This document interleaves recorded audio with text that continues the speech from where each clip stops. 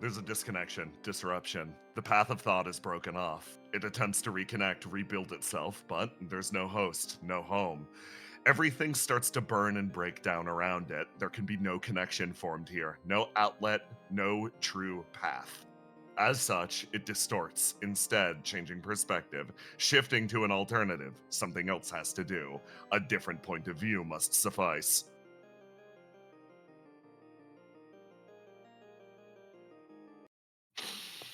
And it does. Ticking back the clock slightly, a person's body quietly breaks down and burns. Whisper, we meet the scene through your eyes. You stare straight ahead as Satyr in front of you almost undergoes a rapid process of decomposition. The fact that he was able to keep himself together for most of the ball is quite impressive. But you can tell during this aftermath period, the body won't hold. His simulacrum is breaking down. Now, God, the GM is tempted to go on at length about the complications of inhabiting a simulacrum, but it basically boils down to two different forms of incompatibility: rejection and degradation. Rejection means you can't even pilot the simulacrum to begin with, your flame is too dissimilar. Degradation means high points of tension eventually cause the flame to burst out from the inside. You are witnessing the latter as Satyr's body almost decompresses, venting small amounts of flame outwards. Seems like that's the limit for me. Oh, Okay. are you okay? Does it hurt? No, it's weird. It's weird, but no, it's fine. I guess I'm ditching this thing. You guys good on your side of the mission? You got your crates set aside? Yeah, I believe Sam's already working on. Okay. Yeah, we should be good. Good. On that Awesome. front. Are you Okay. ready to get your body back? Yeah. Weird request. I need to sort of unseat myself from this body a little bit. This is kind of a little morbid. Mine, like, okay. Just You like have to kill you.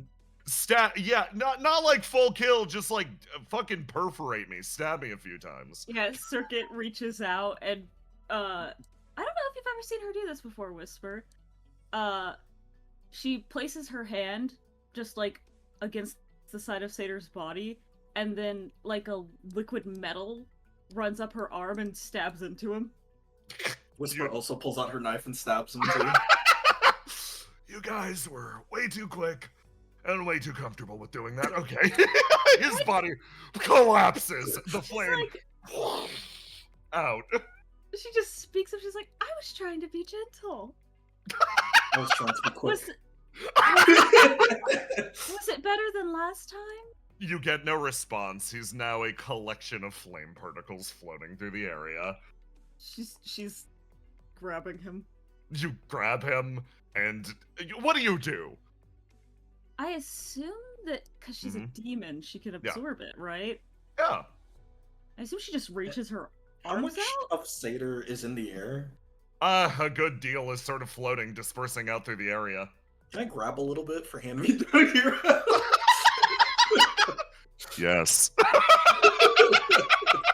Doesn't need all of it, right? Wait, hold on. Wait, whoa. My Discord crashed. What did you say? He said, It's gonna take a little bit. Just grab a handful. hey, all I'm gonna do is Circuit looks over to you and goes, "I'm doing that." And her, like, entire demeanor shifts. It's just ambient flame, isn't it? No.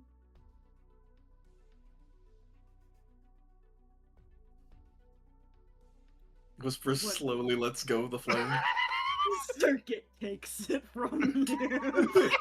You let go of the tiny little bit that you had. As much as like could occupy the space of a quarter, your hands release. The pulse sort of travels out towards you, and then you watch as Circuit eats it. Circuit, like, what are you doing with that? She opens her jaw, and you watch as the flame moves its way inwards, disappearing inside of her head. And she calms down immediately as soon as you let it go. If you had been like, oh yeah, I just think it would be good to have a backup, she would have been like, okay, well you can, it's fine, put it in this jar or something. But you could tell that she was like immediately a little hostile. Our perspective moves forward as we catch up with the present moment. To describe what just happened, Basil tucked down, threw her spear with all of her might over at this tower off in the distance. It did stick into the side of it and caused distortions to ripple out through the area. You feel the ambient pain cascading on all sides around you as the nerve tower reacts. I need a roll to die from everyone. Okay. Yes. May I have stand still? Yes. Yeah, Can absolutely. I unlock yeah. my dice? My luck yeah. dice. Yeah. Unlock your shit. Unless it's wounded, then it stays wounded. But I just anything didn't know locked, if you can get rolls back. to die unlocked locked dice still. They do, yes. Okay, just making sure. Good. Okay. Should I roll for the mantis? What the fuck you got a -4? I gave up stand stop to 4 He gave people. up a part of stand up. Listen. Okay. So you raise your arms. Mantis is fine. I'm just gonna add the Mantis to Argos's inventory. Let's worry about one fewer things. Because this is going to be a chaotic fight. You can deploy the Mantis at any point if you have any relevant ideas. Otherwise, it's going to be sitting in your backpack. Okay. A static pulse travels out through the area. Argos, the big man next to you vanishes. Basil, the guy next to you vanishes. But this guy stays. Oh, what a guy. Then just hold on. I think that's it. Yeah, I think that's the total consequence of this. Okay. Yeah. You almost feel a wash of static move out through the area like a wave as 2 people vanish immediately from your number, lost to who the fuck knows where. Then you watch as, flaring almost from these pillars, these sensory organs as you know them. Doink. Doink. There. Up here. And then over here. These different shapes almost come to life and start to flicker with the same amount of energy. I'm not going to make you run your ass all the way up to the nerve tower side of the battlefield if you want. Just tell me, are you staying back amidst this formation, or are you running over to the nerve tower? I'll let you all start at the starting line, the edge over there. I can handle it. Can I make a Okay. roll to do to like kind of see what the consequences of the actions are? Yeah, sure, absolutely. Yeah, I wanted to see if I could roll to listen to see if I could tell where those people went. Add Yeah. 1d6 as a Oh, bonus scam. for to your action from 2d6 to your Argos treble helping you out. Okay. Gate of logic. So 20, 2d6. 2d6. Alright, 29. Since somewhere else within the building is the first cue for where did they go. Yeah. Secondary. This structure is still connected to the nerve tower. Having it at your back is definitely a threat. Just as these beings up ahead of you spawned from the different connected organs, you get the feeling having this shit behind you presents some sort of a difficulty. With that roll, with a 29, I will give you that Ace's ESP. The nerve tower itself seems semi-conscious and has an intention of using this structure immediately around you in the foreseeable future. You can tell it means harm to you, but anything beyond that is difficult to determine. Alright, I'm gonna stay back and watch this this area behind in case anything happens. You guys move on ahead. Okay, Trouble gestures that Forecast she's up. gonna stay back with Ace. okay. Throwing them forwards. Basil. Yeah, she's gonna go forwards. Oh, yeah, okay. Throw you up. Oh, you want to be over there? Okay, perfect. Yeah. Ace back there. This guy over here turns, looks over at you, Argos, and actually runs up. Who the fuck Before the is fight this begins guy? proper, he runs over and he's like, you've got those briefcases from the reflection hall, right? You ready for one? Yeah, toss me one. What shall I pick? I pick out the best one for him. Give me a roll to do. Okay. Well, Actually, you've got somebody a for fine this. one. Somebody almost springs out of non-existence next to you and goes, connect a wire to him. Okay. You send a wire over and you get a connection, and the first thing that you realize is this guy has barely any flame in his body whatsoever. It's damn near next to nothing. And that's sort of when you start to put two and two together about who or what this person in front of you is.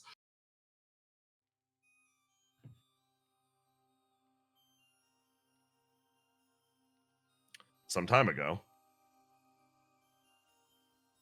during the timeline of Act 1,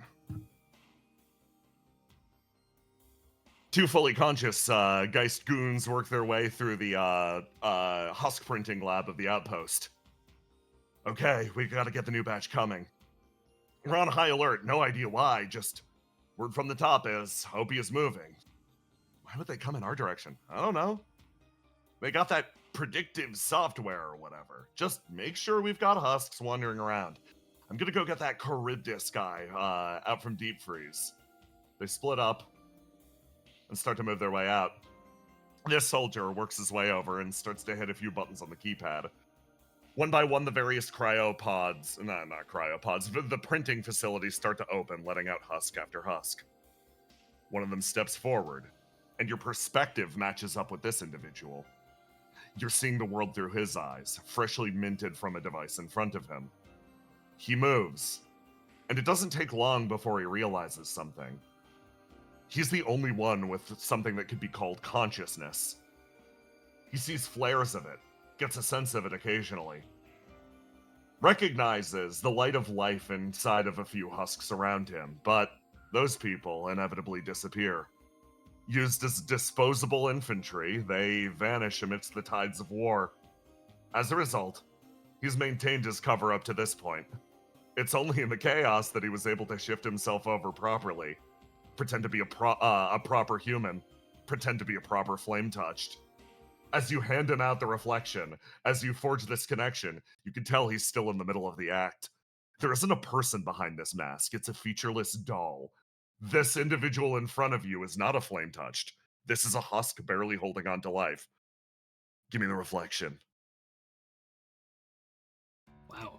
It's a good thing Argos is locked into his mental fortitude stat, because that's a lot that can't be dealt with right now. Argos is gonna hand him a reflection that hopefully won't be too tough on his weak flame. Oh boy. Fate Weaver looks over at you and then looks back. Based on what happened with Riddle, I think we know exactly the type of reflection to give to a person like this. One that can encourage or otherwise propagate the flame. A wise decision. She floats away as you hand him the reflection.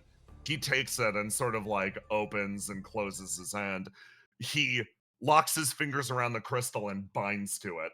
You said one that's good for his weak flame? Yep. Wonderful. He locks in and binds to Galvanogenesis as light and lightning start to build around his body, and he sort of nods and then starts to move up. Okay, wonderful. We resolved that very fast. He's joining everybody else up here. So front line up there, back line back here. Okay, we're gonna handle the front of everybody first. So I need everybody up front to roll to die for me. Oh, sorry, I gotta drop Husk on the screen.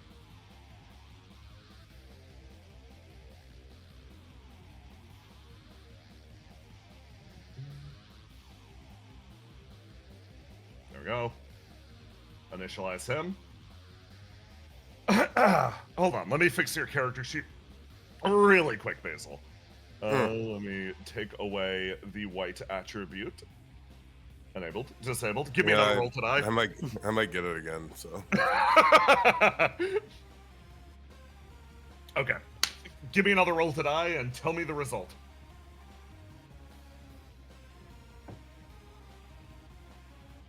Oh, it's still got white. Huh? No, the white. Yeah. Sorry, the white is my pink. Oh God! Oh my God! Yeah, you're so right. I nerfed the one stat I really shouldn't have. Let me get rid of this one. Which one should I be removing? Yellow. It's the yellow. Right. Okay, there you go. Okay. Give me a new roll to die. 22. Okay, 22, tied with Willow.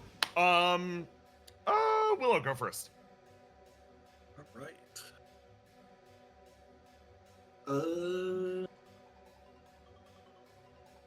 So Ace saw that this tower is gonna try something first.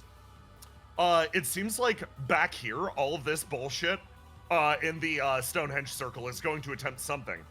This figure that hangs in the air in front of you, yeah, possesses you great malice.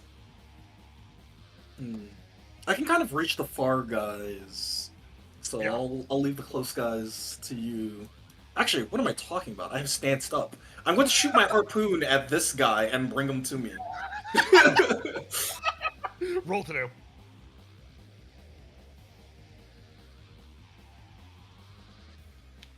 $27. Okay. Which one? Tag him again. The one on the right. The one on the right. Oh God. Okay. Yep, that's in range. Boom! He flies bodily backwards. It attaches and you yank him into the space next to you. Who next? I'm going to. Oh, you get an extra turn. Yeah, my extra turn. So, yeah, I've done my mistakes. So carry on. All right, so that was the harpoon. I'm going to use the. Let's go gambling. I'm gonna go use the great sword.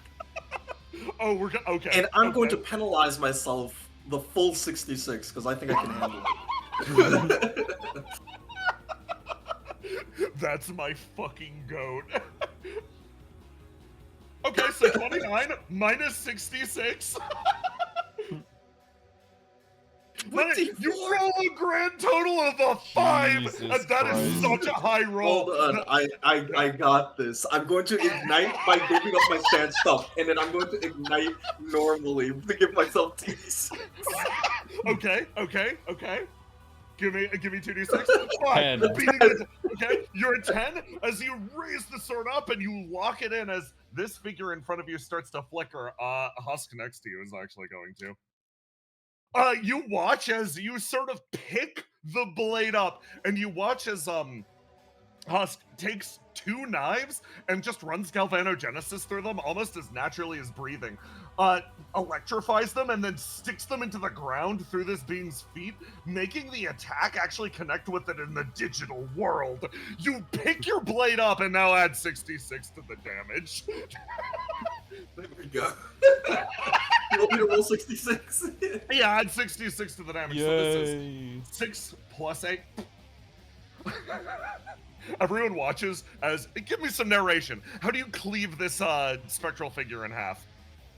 Willow, after shooting the harpoon and dragging this guy over, Willow summons the greatsword and uses the momentum of this guy flying towards her to just stand still as he flies straight through the greatsword. Oh, its peak, it splits in half and splatters across the ground. Husk turns around and takes his fingers, jams them into the base of his mask, cracks it open. You see a jawline form as he causes damage to his own shape.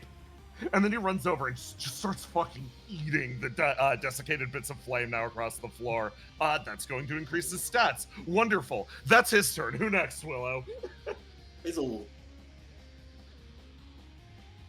Me? Yeah. I'm gonna throw a lance. Bring it back. Who at? This guy right here. Okay, very good. Okay, that will trigger at the end of the turn. Next, who up? Well, that's cast or the enemies. Let's let the enemies go. Okay, so here's what they do. The one on the ground, I'll reveal his mechanic. That would have been self-destruct, hypercharge the self-detonate at the end of the turn, dealing 99 damage to all creatures within 20. Good He was one just to gonna blow kill. himself the fuck up. So this one over here.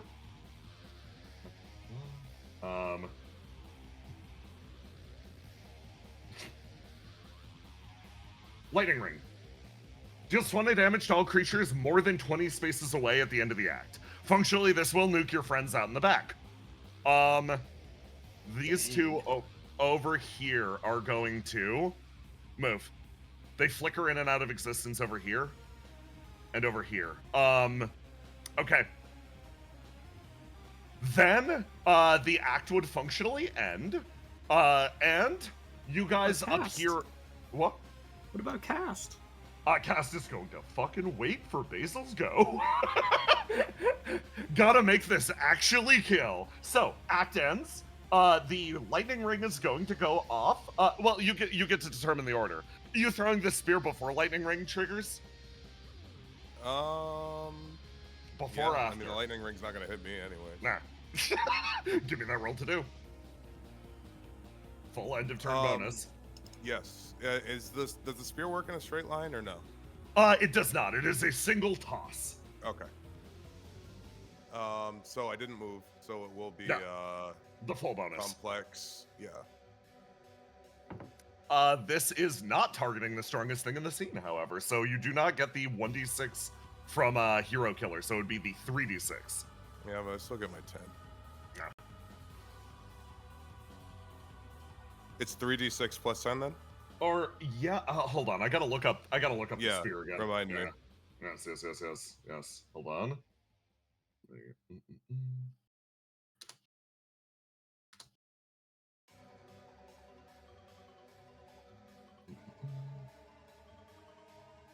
Where did I put this?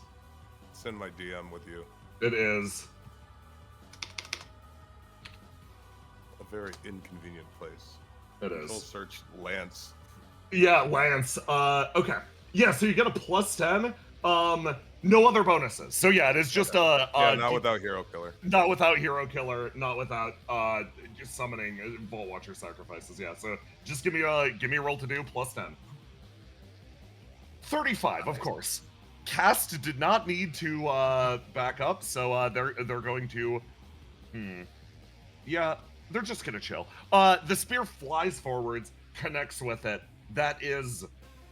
It brings it low as the attack strikes into the center of this being, and it sort of sticks there. Your spear launching, flying back, you regain it. Yeah. Jay, I'm going to ignite now. Yeah. Because I have a reflection now for the first time. Yes. I'm going to unleash that many orbs at that same target. Okay, so in that case, we're gonna fire off some orbs. I don't have a full kit for your reflection yet, so we're gonna be rolling with the old one. It's old. Yep. You fire off. That would be 5 orbs. So they'd go, boom, boom. This 5 is orbs plus 1d6, if I remember correctly. Yeah, roll me some dice. And that is now exhausted. Yep. So that is not, you gotta spend a turn recovering if you want that back. Okay, 7. Yep. Okay. I'll grab an orb. We will use the yellow orb for this because I cannot find the pink one. We go 1, 2, 3, 4, 5, 6, 7. They travel in a straight line, impacting this creature, and that pings for 1, 2, 3, 4. Gone. 3 more continue on traveling. Okay, that happens. Lightning Ring does not trigger. Now we go over to the people down on the south side of the map. Everybody roll to die for me. All right. That includes you, Argos, as well. You're in this I ring. am everybody. Okay. Shift. Treble, you get the first go. Tell me, who are you going to? Are you going to take the first turn, or are you going to let whatever ambiguous enemy might be present go? I'm gonna let the enemy go first, and I'm going to because it's clear that this machine is organized in a very specific way. Yeah. In a very specific shape. I'm going to be listening for any surges of flame or activity, so that I can call it out to the others. Wonderful news. Give me a. I think that will be your action for your turn if you're okay with that. Yeah, it's fine with me. Give me a roll to do. Okay. These different devices back here start to resonate with the dissonant flames of different CEOs. They start to emulate them through the various pillars. As a result, they are going to initialize during this turn code yellow in this pillar. Functionally, Flame is focusing around this area to buff every enemy on the map. As this starts to activate, she's going to call out she's going to call out what's happening, the way that the flame is manifesting, where, and what it seems to be doing. Okay, wonderful. You share this information with everybody else. Who's up next? Are you letting the enemy go?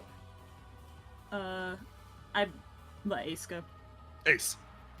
Okay, so just asking. So all these cubes are connected via these wires? Yes. So I can just assume potentially destroying the wires would disable the tower itself, making the mechanics not work? That's a... if you give me a roll... Yeah. Do you want to let me go first so I can scan them? Yeah. That's a very good way to go about this. Yeah. I use my free scan on this pillar to see if the wires are indeed. The wires have a significantly lower HP total than the pillar. You can disable the mechanic by destroying the pillar itself. The wires are significantly easier to cut through. Yes, indeed. Can confirm. Okay. Let me just finish out then. Yeah, finish up your turn. Mm-hmm. I'll go over here and use Fate Weaver's wires that I believe I get 50 feet of razor sharp wire in a line. You do, yes. Wait. Yep, that'll cut you through 2 of them.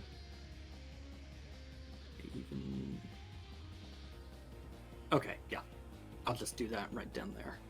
Line attack, give me a roll to do.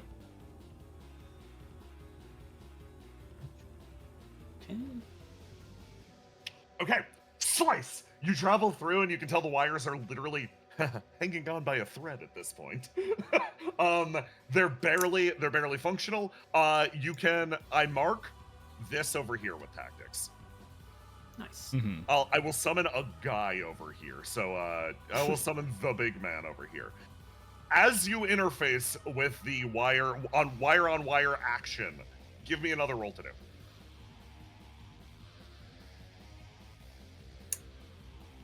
You manage to interface with the actually with this nerve tower itself, and you do sense a lot of similarities with the one that you worked on for a week plus.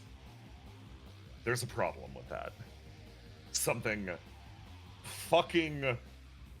that sort of like recalls itself to the back of your mind as you remember stability, all of the effort the 2 of you put in, burning down the tower.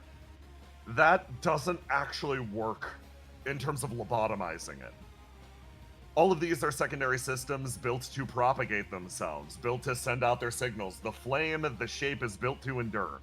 You might be able to turn off some of it, particularly in the immediate, but unless that tower itself is actually disabled, this problem will remain. It will continue. That's the info you got. Okay. And also, breaking the tower, which was your first impulse back in the day, does not solve the issue. Yeah. Okay, now Ace. Okay, so let's see. Let me do some math. I'm going to spend 10 HP and 10 burn. Okay. So 85. By the way, all my uses of logic has accrued me 70 burn. Love to see it. I've been keeping track, don't worry. To teleport over here. And then I'm going to use my movement action to stomp. Okay. So that's going to be 2d6, right? Okay. Yeah, 2d6. Yep. 2d6. 8. Beat a 10. 8, still hanging on. Still hanging on. Okay. They've got the wires have 10 HP, the pillars have 99. Okay, then I'm going to just spend 10 HP again, 10 HP and 10 burn again. So I'm gonna reduce myself to 75, down to 60. Because I honestly, the one that's double speed isn't much of an issue. Because double speed is just movement, not action, right? Hey, aloha. Yeah. As you register that thought, give me a roll to do. Okay. Keep your gate of logic. 19. The reason, the intention behind this, your ESP would pick up on it specifically. They've got this ability.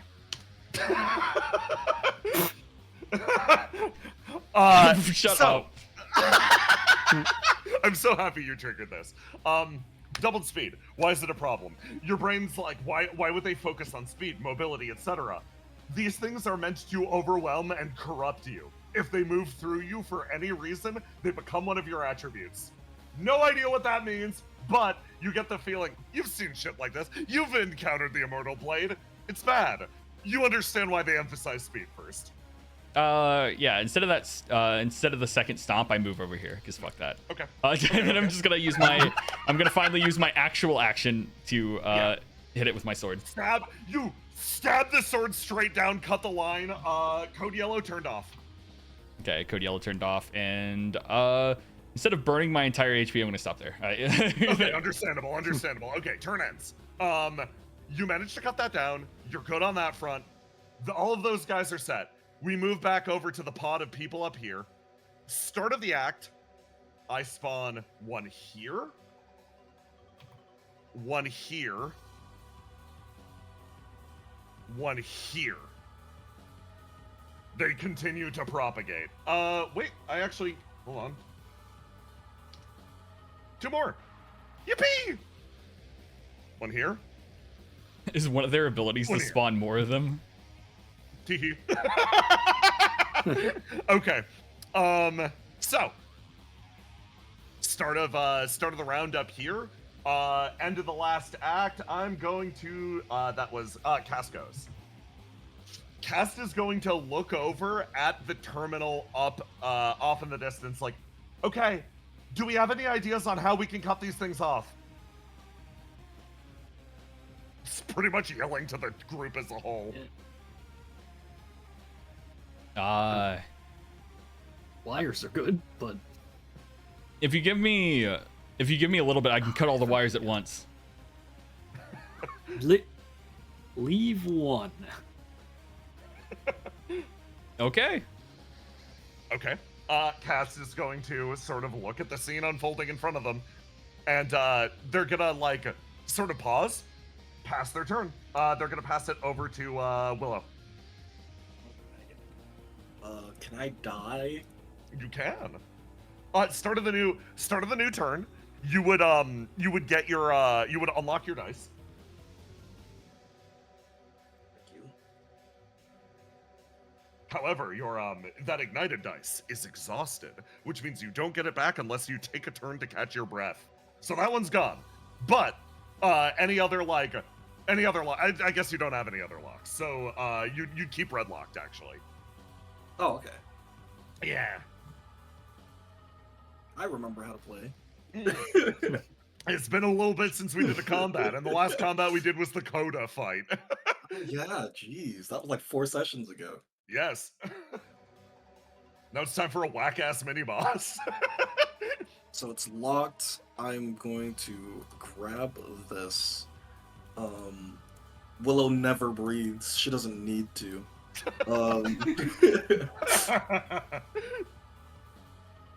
Okay, I'm blind. The perfect one.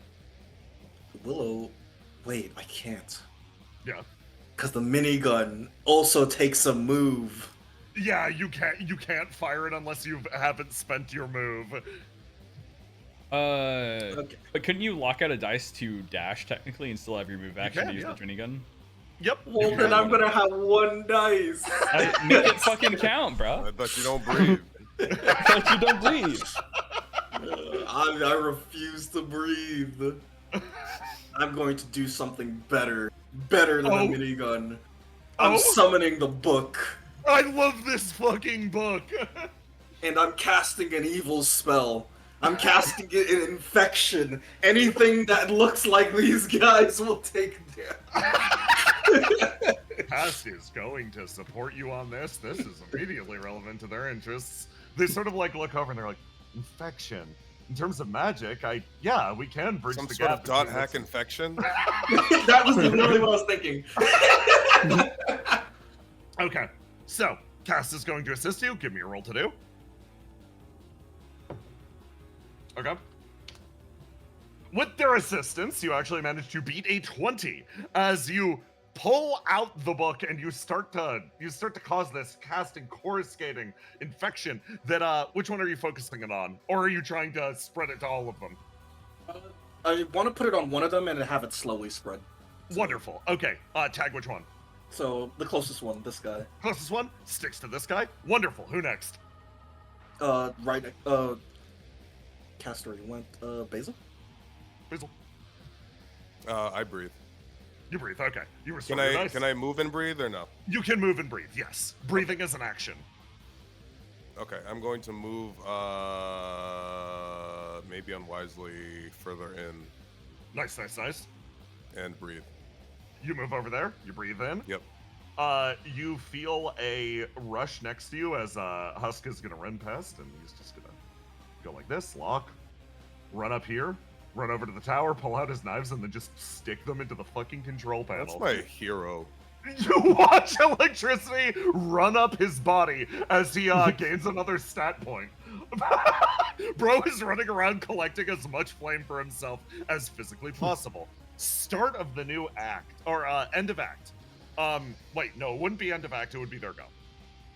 Let me Also, those go. balls move. Yes, the balls, balls move during your turn.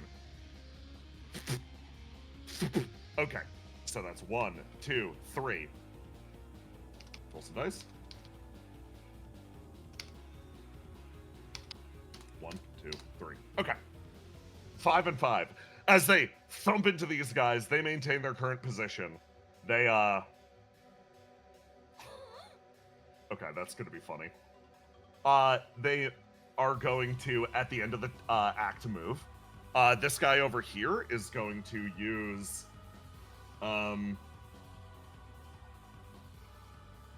targeting you, Basil.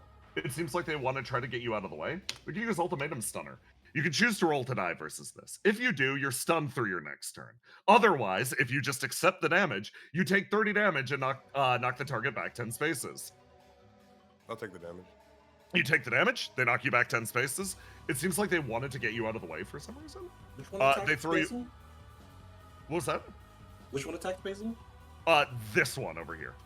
Damn. Okay, never mind. Slightly out of range. Yeah. This one is going to aim down at you, Willow, and do the same thing. Do you want to roll to die versus this and accept the stun, or are you going to take 30 damage and take the 10 space knockback? Oh, You've got 2 dice. I want to accept the stun. Now I'll just just take 30 damage and You get take knocked 30 back damage 10. and you get knocked back 10. You enter the other character scene. I'm gonna Boom. I'm going to lock out actually Oh, yeah? and summon my shield.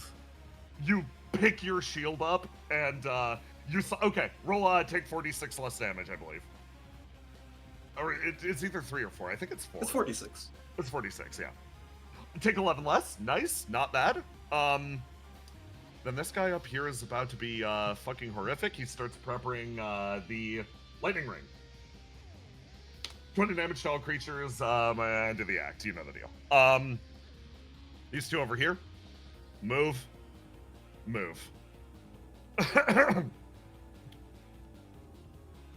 End of act. Tiny, you said you infected this one, correct? Yes. Moves over here and possesses cast. This one moves over here and possesses cast. They both, the infection passes directly to cast. They are going to be doing internal war inside of their brain right now. Cast is still, seems to be in control. You hear them let out a grunt of pain, and there is a distortion through the area as the comms seem to go absolutely wild. Next, you guys down here. Starting with who ended off last, Ace. Yeah. Who goes first? Okay, who goes first? You can choose yourself. So our goal is to leave one of the cables intact, right? Yeah. Just transparently, I'm trying to gain enough burn in order to use Adalasker Overlord next turn. Yeah. In which case, I can nuke everything on the map. Yeah. So objective. Don't worry about the cable thing. Yeah. Okay. My priorities have changed. Yeah. So objective survive one more turn, and I can at least solve first phase of this encounter. So I'm gonna have Willow go, so she can run up. Yeah. Willow, it's your go again. Okay. Let me know if this is an illegal action. Yeah. If I can move lockout to move again, and then use my action to breathe. Oh, yeah, you absolutely can. Yeah. That is like the functional equivalent of fully sprinting around a corner and then going cartoon style. Okay, tell me where you're moving. Move, lockout, move. Actually, one more. And then I breathe. Unlock my dice. Okay, yep, that's within 20 spaces. Wonderful. Yeah, you make it inside the lightning ring. Nicely done. You rush in and manage to accomplish that. Who up next from the bottom quadrant? I'm going to Trouble. Okay. Treble is going to focus on trying to help Cast out. Understandable. Treble's going to summon an ESP circle around Cast. Okay. And try to create a flame resonance.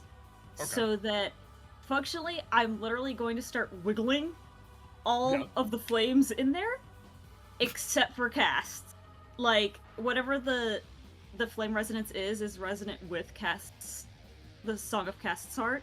So it's functionally a space where Cast's being amplified and everything else is getting vibrated out of them. I see the vision. This will help fight back against them, but might not. Yeah, give me a roll to do. Let's see. Yeah, it's one of those things of I'm just trying to make it easier for Cast. Easier, yeah. Boop. Boop. Send it back. Wonderful. 33. Okay. I'll get rid of one of them. You manage to expel the foul spirit, and it floats and flies away. I'll remove one of the attributes. Okay, who next? You can have the enemy go. Me. Or or Argos. Or, I just wanted okay, to. I just Argos. want to know where the enemy goes. Yeah. Yeah. At least have the enemy go before me. Thumbs up. Yeah. Argos. Okay, me? Yeah. Okay. I am going to use my through line. Yeah. With Fate Weaver to zip closer, so I'm in Okay. range. Ignite. And then use shoot a wire at Cast and use Dream Exchange. To try and Fight. just to see what happens. I'm gonna try and fight whether my consciousness goes to Cast, because technically Cast isn't unconscious. Yeah, but you're fighting this thing. I get the vision. You're fighting this thing in cyberspace. Yeah. Give me a roll to do. I'm diving in. Okay. Yeah. Into my Raventail. Really cool Yes. Mind Palace combat, but it just Yeah. looks like both of you are just standing there. Literally, yes.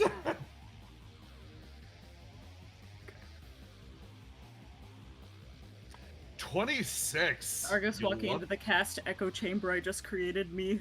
Peace sign my bad brew. No, that's fine. That's fine. okay. The cast, I love the sound of this. the cast side is radically amplified as you send out a wire, you connect it up, you connect to them, and you do get a corrupted vision of a flame, overwhelming discordant flame. We are going to pick up with that with the end of the act actions. Next, one of them goes. Yeah. They're going to spawn over on this side and do code blue. Maximize rolls to die. Oh, Their jeez. defenses skyrocket as you see this one just manifest out of nowhere, almost appear, and it seems like he's doing this to back up the cyber warfare that's about to occur. Ace. Yeah. Okay. I'm just trying to do math in my head. It's fucking awful. That's fine. Yeah. I'm just gonna let's see. Movement. I can just there's and then Big ass fucking arena. Yeah. Then I'm gonna lock out my red. 1, 2, 3, 4, 5, 6. God. Yeah, it is big as shit. Blue. Lock out. 1, 2, 3, 4, 5, 6. Oh my god, it's still not close enough. Let's see. Is there any Atalasker shit that increases my movement? I do not think so. I can teleport, but then that puts me outside of threshold though. Because basically I'm at 70 burn right now, which means if I activate 3 seals to get to 90, it would double actually, and I would gain 60 burn instead of 30 burn. And die instantly. Yeah, pretty much. So I locked out all that stuff for almost nothing. But that's fine. Hey, listen, you walked your way halfway across the arena. Yeah, that's fine. You guys will have to deal with the rolls to die. It's fine. Okay. Survival Maximized rolls to die. Yeah, So, I'll use my action to just breathe, regain my shit. understandable. You, as all these people over here. Okay, first thing, I'm about to be fucking mad annoying. Everyone on the map outside of 20. 20 damage. Argos, you barely made it inside. That is treble, ace. Yes, just treble and ace. Take 20 damage. Yes. Would you consider Trouble and Ace behind me? I would, actually. And then reduce it by 4d6. Oh my fucking god, my goat. Nice. Willow, tell me how you raise your shield to parry a literal ring of lightning. Ace, take 5 damage. Treble, take 1. Willow sees the ring go out, and she literally, Captain America style, throws the shield and blocks the ring. As the magnetism kind of, or the electricity kind of electrolyzes the shield and magnetizes it back to her hand. Okay. With that, you engage in your battle in cyberspace. This How much damage this did you say we take? I take? 0. Because you made it Oh, I'm exactly within 20 spaces. Oh, okay. You literally walked to 20 spaces. Okay. Perfect positioning. Literally perfect. Okay, fight in cyberspace time. So, Argos, what is your goal here? You chase this guy. Into the... Am I in cyberspace or in casts? You're in the digital world. Here's the thing that you realize as you engage with this person. Why did they possess Cast? Why did they aim for them? It's because Cast is hooked up to the entire OPIA network. Oh. They're trying to propagate themselves through all of OPIA's systems as well, trying to turn your home base into a place that they can propagate further. There is no goal. Possessing Cast and winning this fight, entirely secondary. What they are trying to do is trying to disappear into your systems. You managed to catch them at the very edge where electricity and flame meet. Okay, yeah. I thought they just targeted the hottest one on the battlefield. Yeah. I mean, yes. So They didn't on. target like Husk, bro. Husk, who's kind of killing it though. Husk's jaw is literally hanging off of his face. I didn't stutter. I can see it. Okay. Argos is going to summon his cyber gun from Cyber Single-Handed Yeah. Savior. Yeah. A pistol and load it with one of the soul color bullets. Oh, okay. Yeah, we're pulling out he the big has. guns for this. Okay. And maybe since this is cyberspace, Cast is the VR wizard who can make magic from digital space. Your mind is, your imagination is your, Yeah, you yeah. know, 3D models or whatever. I'm going to use the wall Okay. and try to Create inflict a a firewall? firewall. You are such a clever son of a bitch. Okay. So It in this is case, red and level 9. I will let you roll, not against this guy. This guy's maximized roll to die. Instead, you are going to create a physical obstruction that he has to pass in order to access Opia, meaning he will have to roll to do versus whatever your result is. So, roll good. Can he get a bonus from what Trouble did? Like a help action, basically?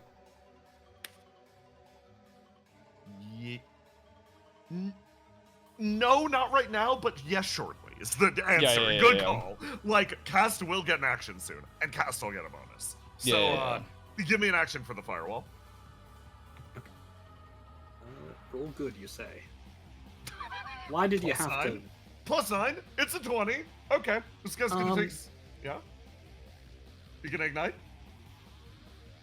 Are we in cast right now in some way? You know In some better way, than yes. us, bro. I mean, this is what it feels like. This spacescape. There's an old man there. It's there's ghosts. No judgment. Since I hit cast with Tactics. yeah, with Dream, they have tactics. Can I pop that. tactics to add 3d6 to this? I think you could make an excuse for that. Yeah, give me a roll.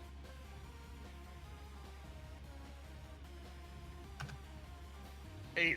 Okay. 8 plus 9, 20. So we're looking at a 27. Can you do 27? Yes. You could. Have you ignited? You can always ignite. Yeah, I'll ignite for it. Spend your resources. Yeah, it won't go bad. It won't go bad. No, You won't get dot hack infected. You won't get dot hack infected. Maybe you'll be a dot hack infection. Oh! Hold on. No, you'd only for an ignite. You'd only add a 1d6 bonus. That Oh, reroll. nice. Put that aside. That crit 20. I do not see it. Take it away. damn. I'm sorry. almost you rolled fell good for it. once. Sorry. We only take these 6s here. Yeah, please, Take please. your bad money elsewhere. Okay, he's That's also more like igniting. it. Fuck! You actually do beat him. Got him. I was so ready to just be like, yeah, he ignites too and goes through. No, you stop him. After all this bullshit, you spend everything and you keep him from spreading further into Opia's systems. He pauses. He's present. The attributes added to cast instead of going anywhere else. Good fucking work. I can't Back wait to over. find the VR programs. No. God, no. Okay, that's the end of act shit. Your guys' squad up top, I'm counting Argos as a part of your guys' team, and Treble and Ace as part of the team back here. So, we're gonna do, first up, last turn would have been, technically, Willow. Willow, My turn. Okay. your Yeah. turn. I'm gonna roll the die. And also, even though they have maximized roll to die, don't they only have 2d6? They do, yes. Okay. It's still a pretty big bonus, but, like, It's not unbeatable. it's not unbeatable, yeah. All right. Willow looks at these 3 in front of her, No. and she goes, "Eeny, meeny, miny, mo." Throws it to one of the random 3. Yeah. And I'm going to. She pulls out the explosives from Help Yourself. Yeah. As the explosive flies through the air, I'm gonna hit you with the greatest bullshit imaginable. I'm ready. Please hit me with it. I'm gonna hit Keyhole and make him 2 realities where she shows the other 2. Take the damage penalty, and I will allow it. Okay, so that is a it's alternate world viewing, I think. Yeah. Or is that a I- Miracle Man? No, yeah, Miracle Manifestation is a reroll. Alternate world viewing. So Yes. the cost begins at 5 HP and increases based on size and significance. Size and significance. It's gonna be 10 a pop, so 20 damage. Okay. I love Willow. This is the exact kind of bullshit I love. It's my favorite. This is the kind of shit I think is so hype.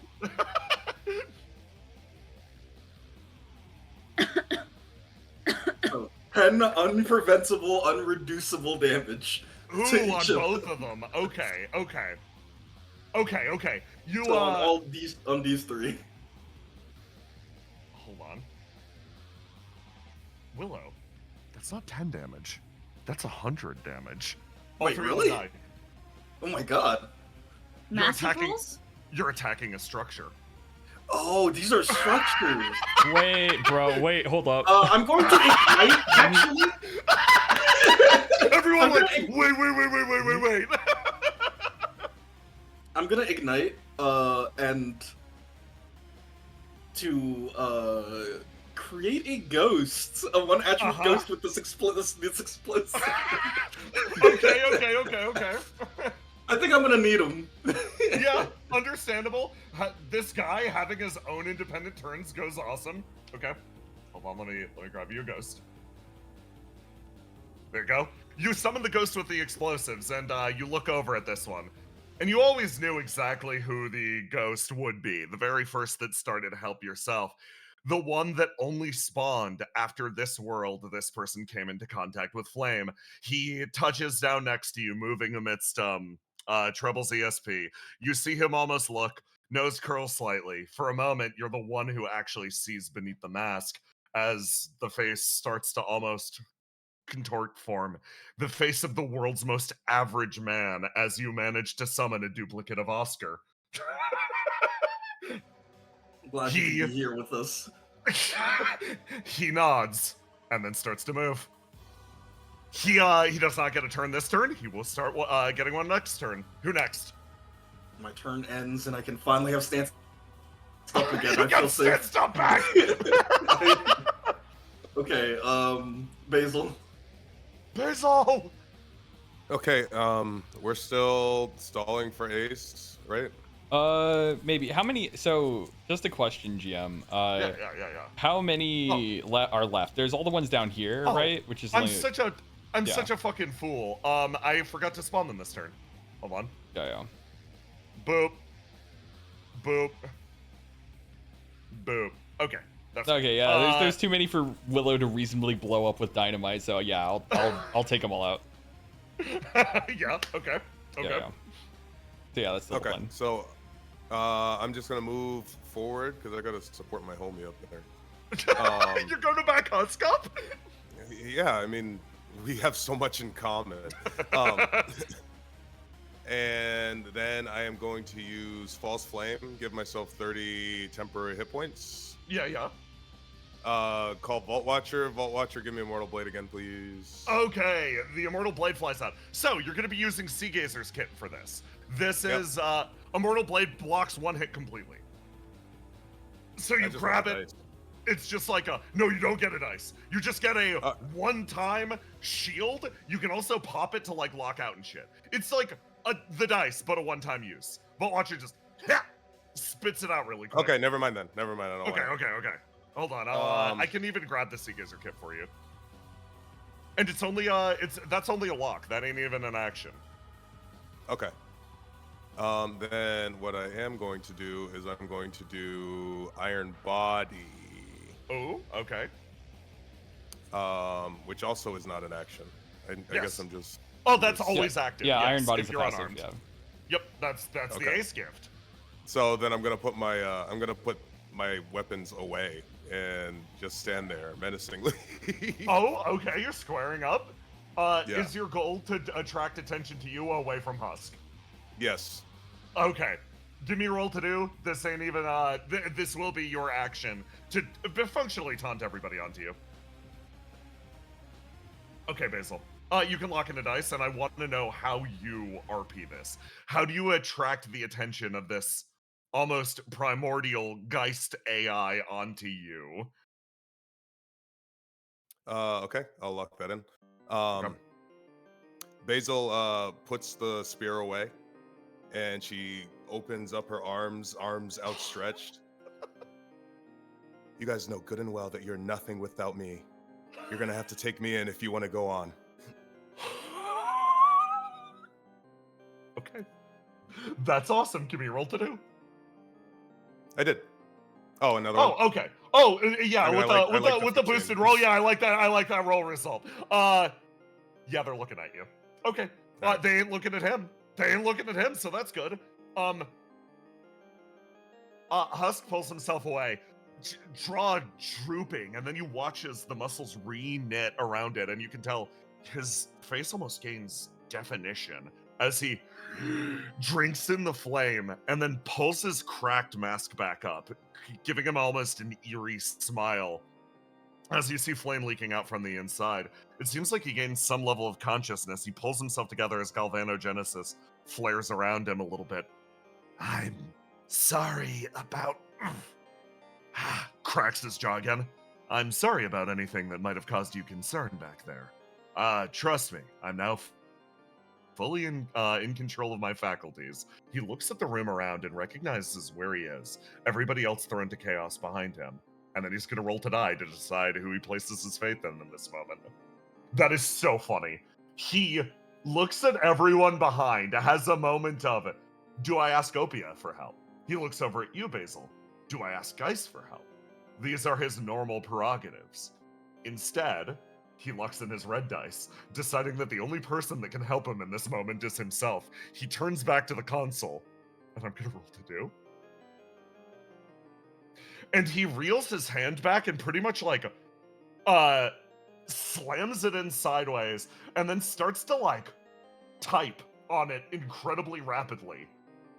You sort of look at him do this, the violence leaving his body in this moment as you sort of like have this recognition. You've seen husks all around the Geist building operating different machinery that they have no idea the functionality of.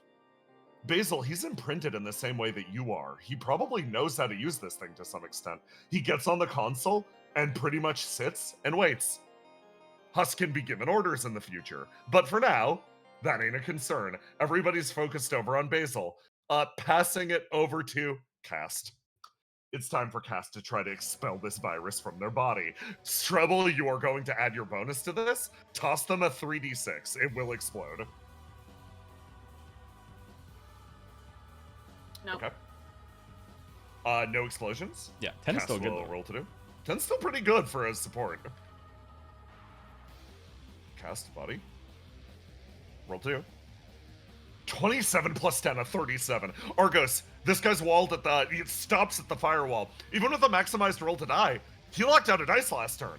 He gets fucking booted, ejected from Cast as, Cast almost, like, looks over at them.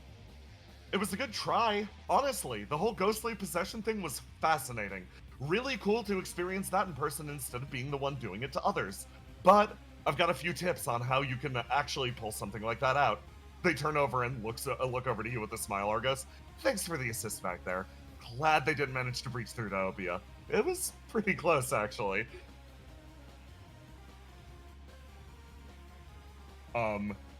Next. Jackson, you were also muted. I assume you had witty banter with your SO. You know, it's probably better that one didn't get through. Oh God. Yes, I didn't pick it up on the mic. Can you put it louder? Willow. The two that have been ejected from Cast's body have degraded almost entirely. The infection is spread. Man, is Expel unethical? Next, Cast would pass it over to Argos. Okay. You have left Cast's Mind Palace, I assume. Yeah, I guess. What do you mean, yeah, I guess? Yeah, I guess I gotta do the fight. I mean, can I Yeah? Yeah. breathe while I'm in there? Yeah, absolutely. You're gonna spend your action just getting your shit back? Yeah. Okay. You can still move, also. You can move and breathe. Yeah, it's so cozy in here. I guess I'll move up somewhere with the gang. Okay. fucking your public display of affection, linking with your significant other, and then huffing their scent to recover your dice. Nobody saw succeeds. Nobody. True.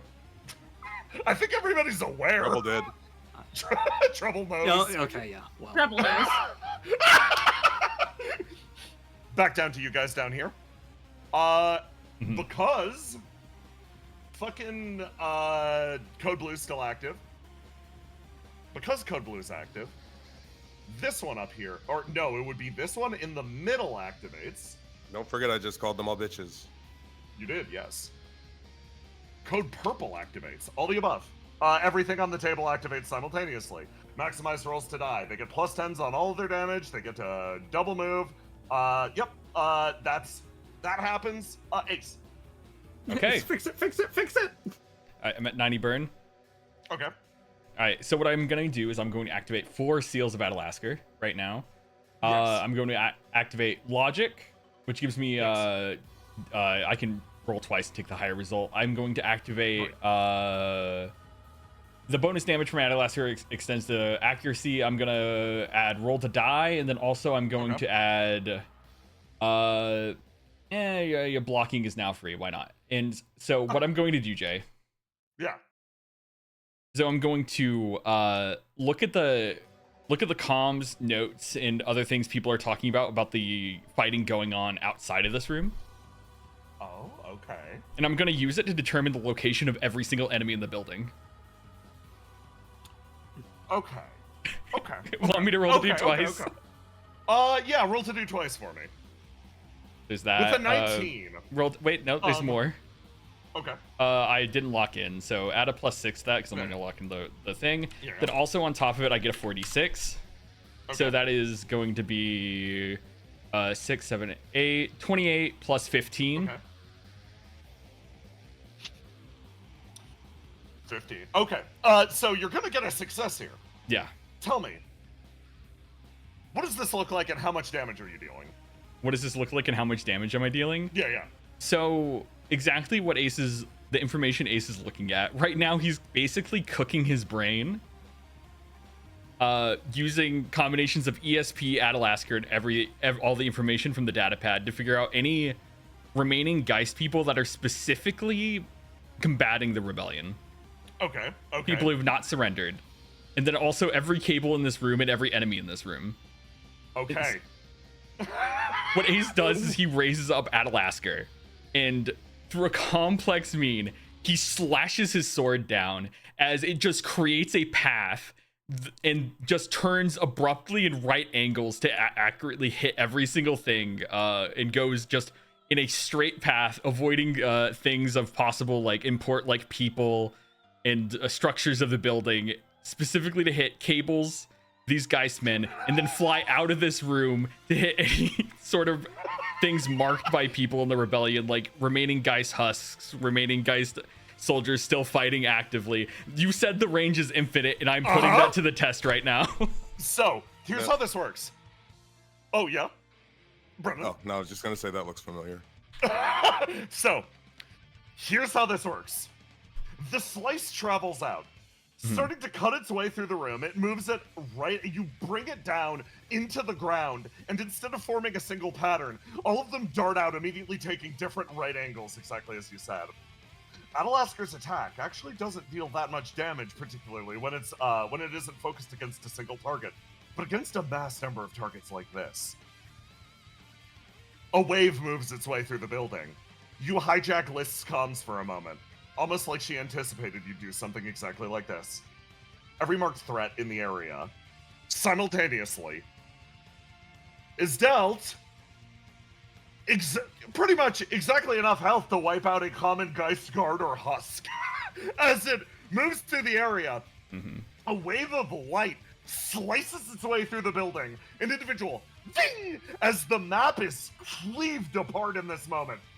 The attacks travel around and around and around, cut after cut, moving their way through the building as you make your way back over here to the nerve tower. Damage radiates outwards.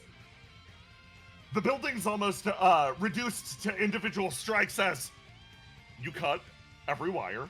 1, 2. These ones are already gone. You sweep your way through. These guys with their infection are at low enough HP. They both pop. The strike travels through and actually manages to hit these guys over here. They take damage, but maintain their form. And then all around the tower, Husk actually looks down as shing! The different connections traveling to different areas of the room, one by one, start to get cut.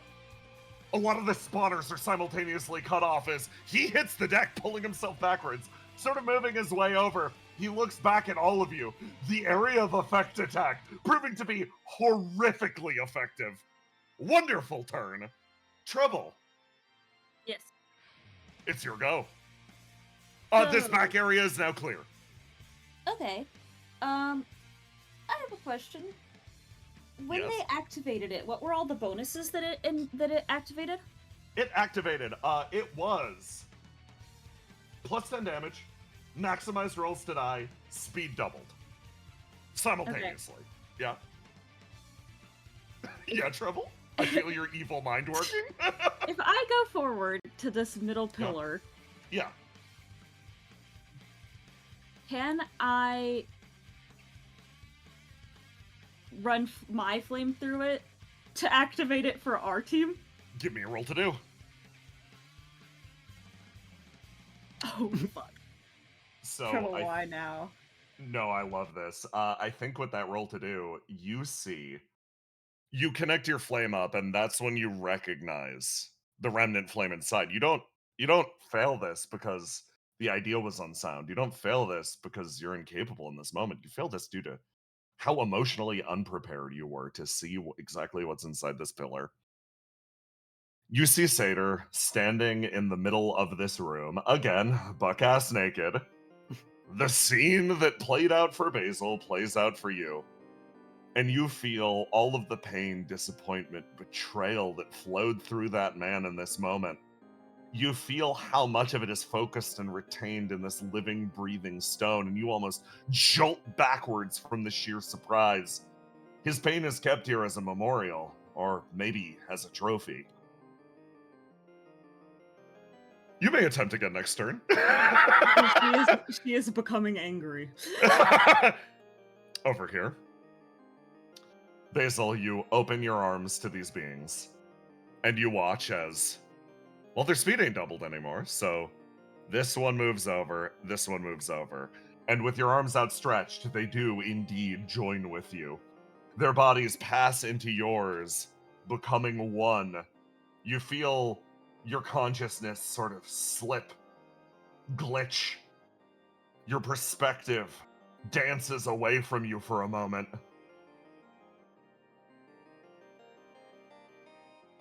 You feel yourself in an alleyway, crouched over someone, wringing the life from their neck. You feel how real, how absolutely sudden this nightmare feels as it jolts through over your body. Your consciousness snaps back too, but you're shaking. That person, the person you are right now, you feel she's fading. Whatever presence they are, it's driving you out of your own head. You let out a silent scream as your mouth unhinges. It feels like you're losing your mind. And that is where we're gonna call our first break. Yay. Good turn, everybody! Yay! Love it. You love to see it. I have Circuit over there who's like the abnormal about Satyr. And then I have Treble on this side who's just like, this is someone I care about very deeply. So I'm like, yeah, I get to be pissed off about what happened. Dual wielding. Dual wielding. Hello, chat. If you haven't already, make sure to you support the Sentiment TTRPG Patreon, so Jake can spend his money on this or burger. There's no in between. So, Are you advocating for burger? yeah, I'm pro. Fuck. I'm pro burger. You're pro burger? Yeah, of course, dude. Shit. Why wouldn't I be? I'm friends with you. Oh my god. I can tell I did not get enough sleep. I think you're My doing fine. body's just like. Oh wait, fuck! I need to drink a monster. I forgot. Yeah. It's time to unleash the beast. Dude. What color is it? He went that nuts with that Alaska and didn't even unleash the fucking beast. What color is it? Oh, you know, Yeah, Brennan. no. You don't know. have to tell me. You know. So mean to Whisper for not letting her have an Traitor. itty bitty piece of your friend's soul. Friend is a very specific word you've used there. You think Circuit would let anyone at all have a little piece of Satyr soul other than her? Absolutely not. Okay. Unforgivable sin. Unforgivable sin. Being a woman and touching Satyr in front of Circuit.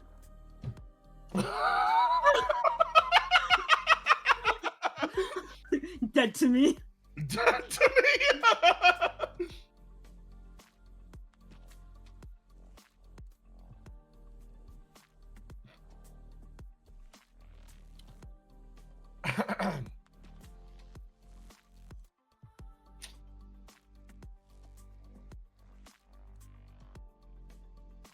She's just gonna borrow it. So true.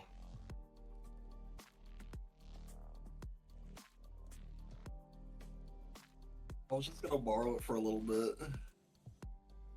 Just want to see what it could do. Circuit is just giving her the stare. That's how you get the ultra kill and rage mechanic on Circuit. Yeah. Yeah. What's to worry about Ace and Satyr? They're just sauna friends. I'm back. Welcome back. Thanks.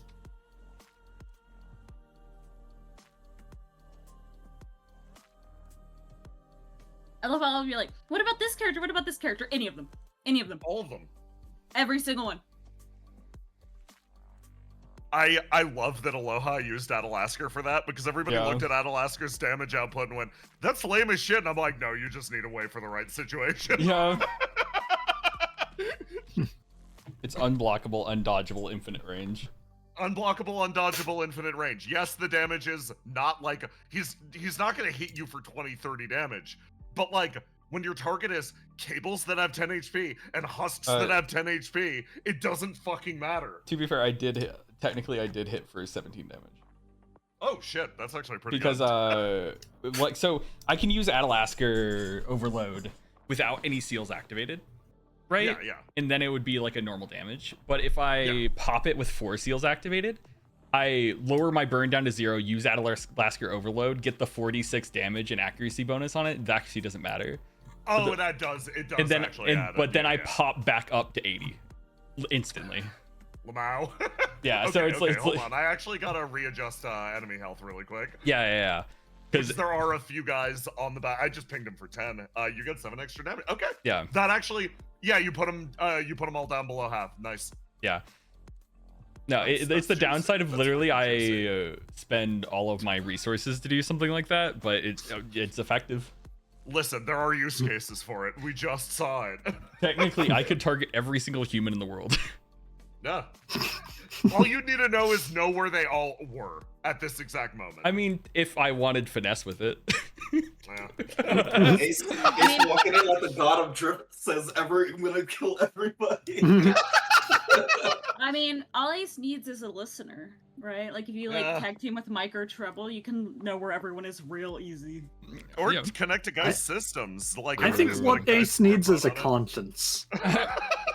Hey, he's had this. Ace has a conscience. He's been able to do this like most of Act 3 and hasn't. Oh, Yeah. No, Yeah. Argos is proud of Ace. He's proud of him. He genuinely did it to so based on the way that you phrased it, Literally, I'm You- only targeting active like people marked by list. yeah, pretty much. Like because Okay, what we were doing is we were going through the building, right, and marking Yeah. like people who Uh-huh. surrendered everything. Like I intentionally did that to make it norm in the brain so that I could do this later. Okay, I'm gonna roll for list to see how how bad the casualties are and how aggressive she is with her marking. Yeah. And the answer is not that aggressive. You did not wind up with one of the stats where she's like, yeah, when Ace drops the bomb, I want everybody in this building gone. No, it was very surgical, actually. Yeah. Um, Because the downside of doing this is that the only way I get Adalasker Overload back is if it's a next session it comes back, or I lower my burn to 0, then lower it further, and then it recharges. Yep. So by adding the extra damage of it, then I love that sword so much. yeah. So I'm gonna have to lower burn if I want to use it again this session. Yep. Okay. Okay. Is everybody here? Everybody present? I'm here. Everybody good? I mean, I am, but Okay. Then Tiny, are you here? Yes. That's perfect because because you're perfect. because you're perfect. True. While this is happening, Whisper, you're sitting inside a fucking crate. You just hear a rumble. Circuit starts tweaking out and hyperventilating at some point. Yeah. Right. Circuit is actively hyperventilating. I'm hearing someone panicking. Are you okay? Let's see. Circuit. Okay, wrong circuit. Hold on. Oh yeah, it's linked to the wrong one. Hold on, circuit body. It's circuit. No, it's Mantis? circuit Mantis. There Yep. you go. Okay. I renamed it so we would know. Rules off There you of go. the sheet. Oh, okay. Okay. Yeah.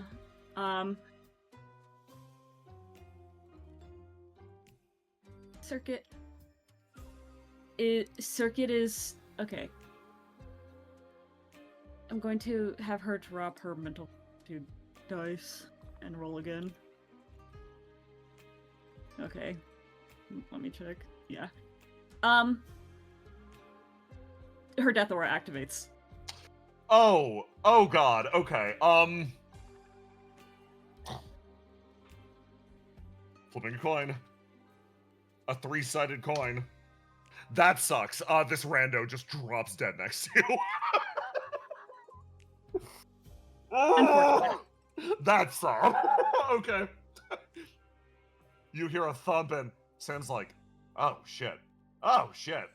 I mean that's one way to clear him out, I guess. This is way You just over. hear her. You just hear her eventually after she is still panicking and she goes. She manages to choke out. They put Celis back in the machine. You hear a sort of like a call from next to you from Visionary's box. Oh, okay. Can't say that's entirely unexpected. Okay, that's a problem, I guess. Is the crew up there handling it? Yes, it seems like it. We'll have to put She's- our trust in them. She's like freaking out. She's like,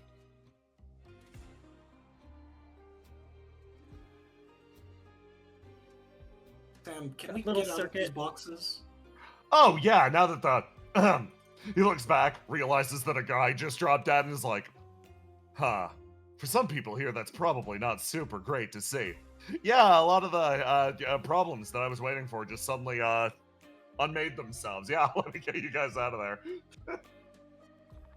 He makes his way around and starts to sort of pop shit open. Visionary hops out, opens your crate. she's Sam breaks you out. she's freaking out. Oh. Sophia sort of looks over. Well, okay. Don't lose focus. We're here for a reason. He hasn't called you for help, right? It's He promised to call you for help if he needed it. And he hasn't. So, trust that. she sort of nods and grabs onto Visionary's shoulder and pulls herself out of the thing, but she's like clearly sort of leaning on him for support because she's a little like wobbly. You sort of like see Theo yanked up. She sort of frowns over at Sam. Sam, like, what? You see her expression settle a little bit more. What's up? She sort of fluffs up her cheeks. You good? You good for the mission, Circuit? You want to stay back? Just give me a minute. She sort of like takes her hands and like sort of puts her hands up to her face and starts trying to calm herself down. We had to go down the hallway to get there. She sort of shakes her head. Ah, that had to be pretty painful for you. Okay. Well, that's fine. I'll be good, I just...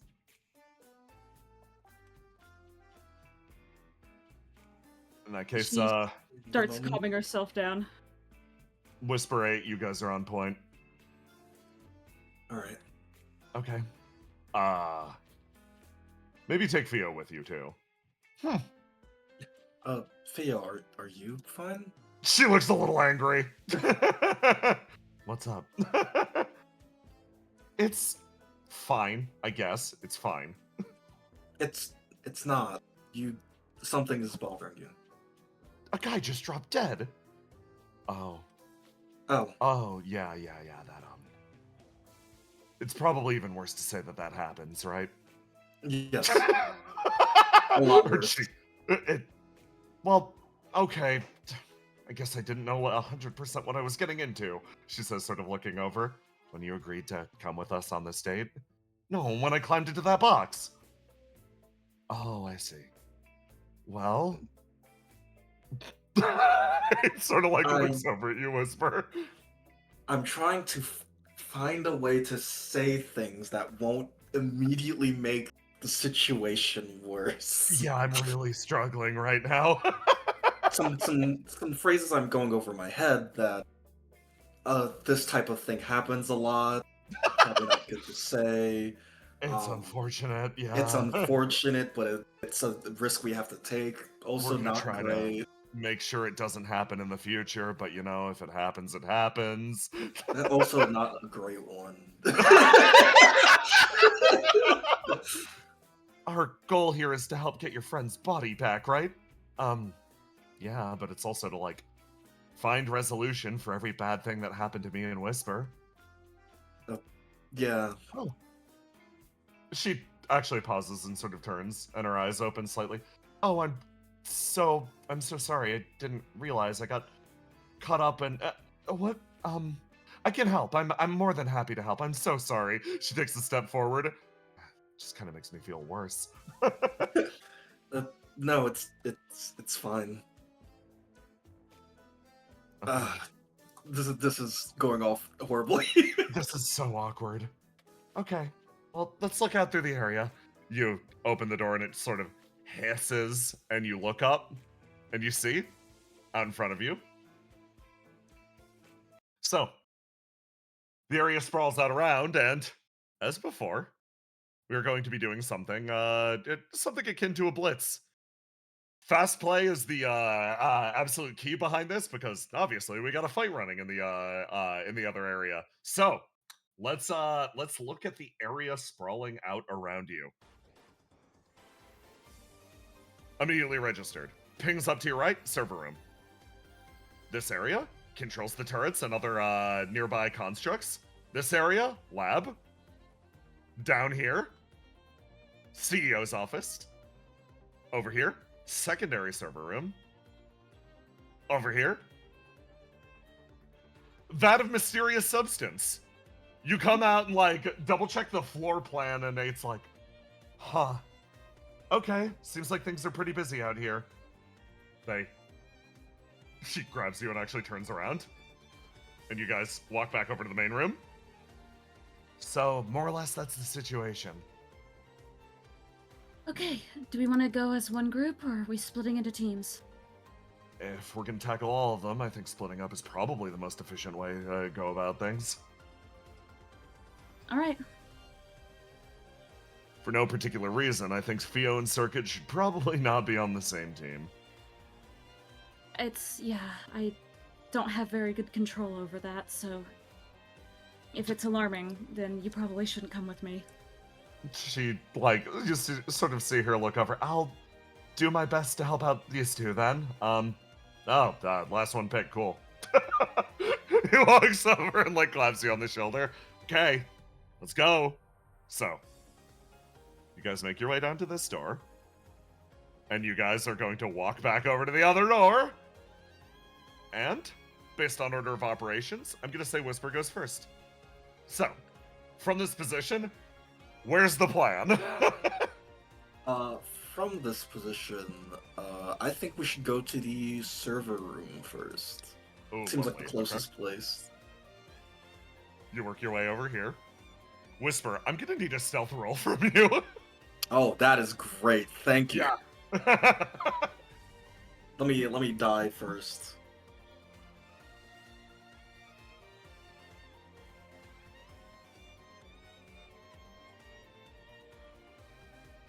Plus 2d6 on all stealth. Oh dear fucking god. You slip by like a shadow. You see these turrets that would melt you in an instant sort of remain completely unused as you make your way to this fork. And then you sort of, okay, so there's two paths up to the server room. Right now you're on a lower platform. You can climb up over here in this area that this guy's patrolling, or go directly below the room and try to find a way up from beneath. What's your course of action? Let me see if I have something in hand-me-down hero real quick that I can get through. I think I got something. All right, we'll go. Yeah? We'll go to the right. We go to the right, directly beneath the server room? Okay. Nice. And I'm gonna pull out Subjugate's toolkit. Oh, I see. Very smart. Very discreet, she says, smiling. Thank you. I'm gonna break through some of the paneling. I can... Whisper pulls out, like, some basic tools to start ripping through the paneling. Well, it's kind of high up. Okay, here's how we're gonna do things. 8, pick me up, and then I'll pick Whisper up. Okay. You create a 3-person pattern up. It's gonna be really compromising if we get caught here, but I think we'll be okay. Whisper, give me another roll to do. Alright. Lovely. Okay, 28. You guys managed to basically find your way into a vent, and you pull Theo up, and you start to pull 8 up exactly as you hear a guy, like, sort of like making his way down from this room. He works his way over, and you barely yank 8 up into the vent, the 3 of you disappearing and coming out through this wall. And I'm going to slowly sneak by and knock this guy out. Yeah, let's knock.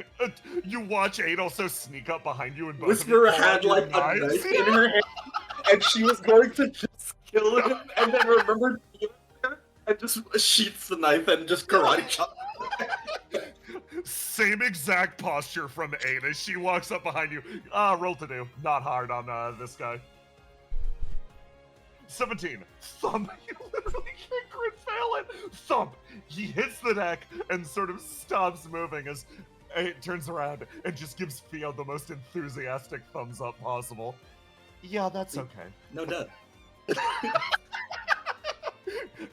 You guys rush over, and I go over to Circuit. Okay. Send hands you a water bottle. Oh, thank you. That much you were sweating earlier, you probably sweat out like half your body. Do demons sweat? Yes. Weird, okay. Well, it's still me. Yeah. It's based Yeah, on it's- my body. Yeah, you're also like partially made out of liquid metal. It's just weird that metal can sweat. Well, how do you know I don't sweat metal? Shit, do you? I don't know. Wait, what direction are we going? Sort of turns. Okay, Roma, where are you headed? Well, the others are on this side, she says, pointing back behind them. So we should probably cover the other side, right? Visionary looks over at you. Yeah, if you believe that's what's right. Any way you can think of to support your boy? Which boy? You know, the one that's in the machine? Oh, from here? Yeah. What's this top? Because probably in the very top room, right? Or the server room they're already in. I could probably, or maybe this one that we're heading towards. Those are probably Yeah. the best access points for me to get into the demiurge system. Okay. Want to head towards there? Yeah, sure. They start to move. Okay. You guys are going to make it to this corner. You turn it. You sort of, you round it. Do me a favor, move Circuit one more time. I was moving her and she disappeared for me. Thank you. You rush your way over. Guy in the hallway in front of you. How do you proceed? Do you guys want to handle this, or do you want me to handle it? Yeah, I got it. Sam's just gonna climb up and over, aim down. He pulls out his grudge book, squints at this guy. Oh yeah, I know this dude actually. My king. Fucker rear-ended my car, tore the bumper right off. Take this, you son of a bitch. The power of his grudge book ignites, and he just pulls out he doesn't even like load his gun. He just throws the book open and snaps his finger, and the guy just falls over. There we go. So we're team cool with killing, right? I mean, Yeah. She says it's like a little disappointed, but yes. Sick. Okay, that makes my job so much easier. He sort of rounds the corner. So we dropping down from here or going straight across? probably dropping down. Okay. I mean, it's a CEO's office. It might be easier for me to get into the system from there. Okay, maybe you stay up, Visionary and I drop down. Yeah, sounds good. They run their way forwards. Visionary like double checks. He looks back over. You sure you're good? Yep. We're on a mission. I don't have a chance. I can't really afford not to be. You can take it slowly. We've got to. Ah! You hear him. Fuck me. Okay, yeah, lock in, I guess. He runs his way over and leaps, landing down below as you make your way up to the door. I drop my swing. I roll to die. I lock in my death or a stat. That would ping for how much damage? Plus 5? 19. 9? Or, oh god, yeah, it is your just total roll to die as thump through the wall, another guy dies. Nice. Down here. These two make their way forwards. They do get a chance to counterattack. Okay, that's actually a pretty decent counterattack. Oh, Visionary or Sam?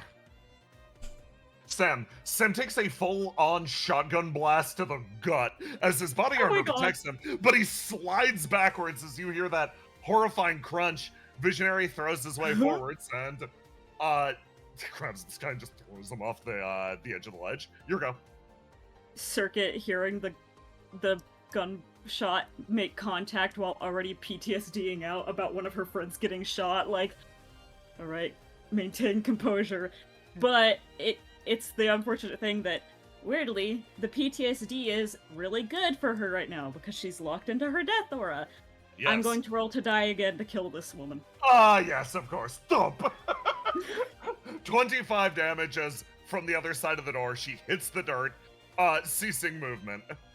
And I lock in my mental fortitude stat and stop PTSDing out, and I'm going to walk into this room if the door is unlocked. You open the door and in silence sort of trudge your way in. Down here, these two, fight continues. I roll for my boy.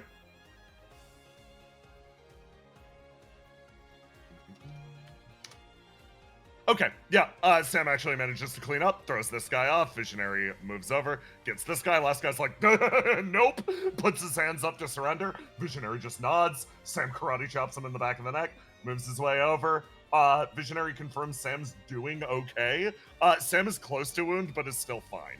You make your way into the room, and I go over to other squad up here. Abe moves her way over. I heard a lot of gunfire. You know what? That's fine. That's probably fine. They can handle.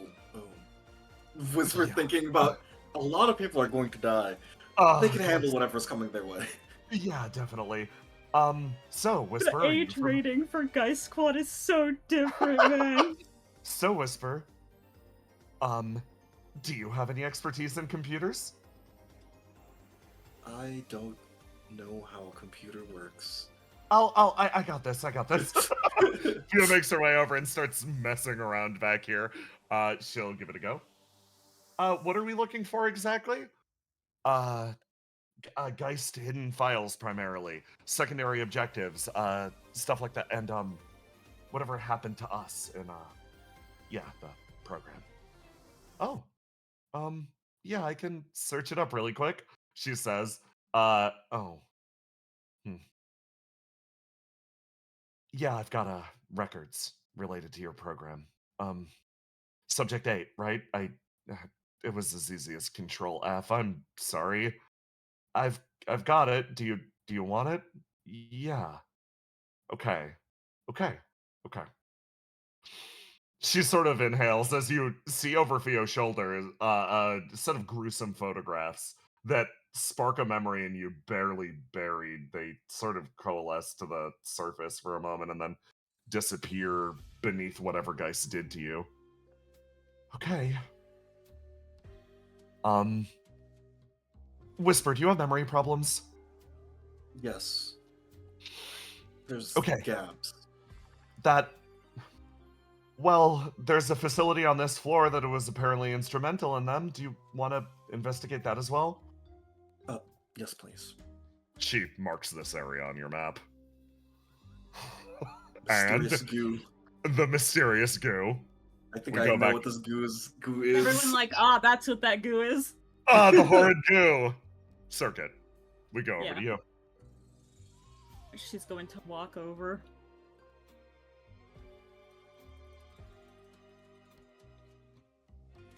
And try to access this computer. What CEO's office is this? So, this is not, I actually sort of misspoke. This is an upper manager's office, but this is Okay. a manager for this level of the labs. This is a hidden lab beneath even the hidden labs on the upper floor. You're pretty much like 3-4 floors deep. This is a top secret area, and as a result, you search through different manifests, etc. The big thing that you find here, the big thing that's located in this office, the order that was passed along, this person next to you. She got an order a little while ago from, you. To transport a body. Sator's body? Through this door on the map. Okay.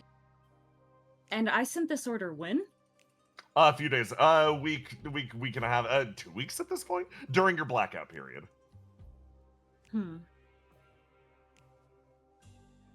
She's going to look to see if there were any other orders from her. From you, give me a roll to do. Gosh darn it. You're still having a bad time, and something unfortunate happens. You fry the system as a result of it.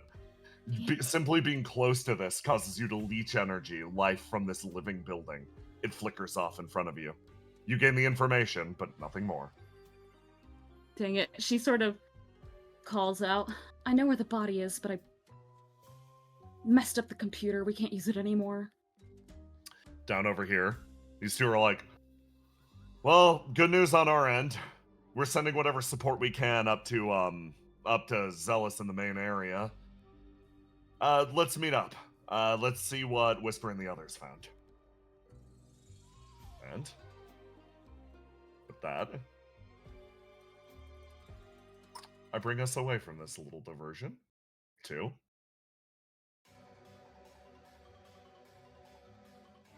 no.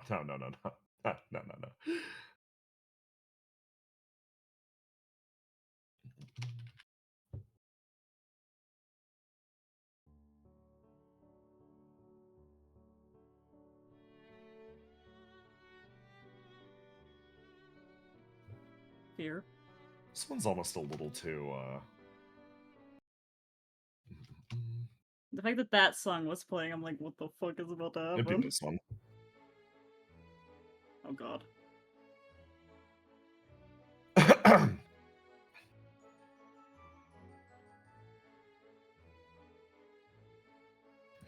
Basil, you sit on your couch in your room.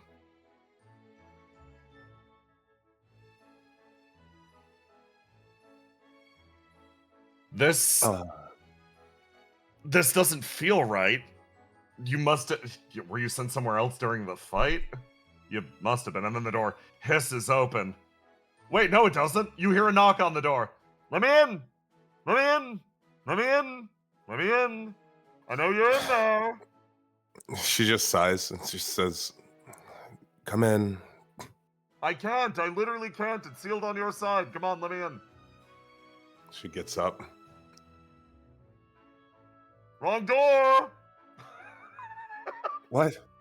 Wrong door. That one. The other one. Oh. Come on. Don't you remember our arrangement? She opens the door.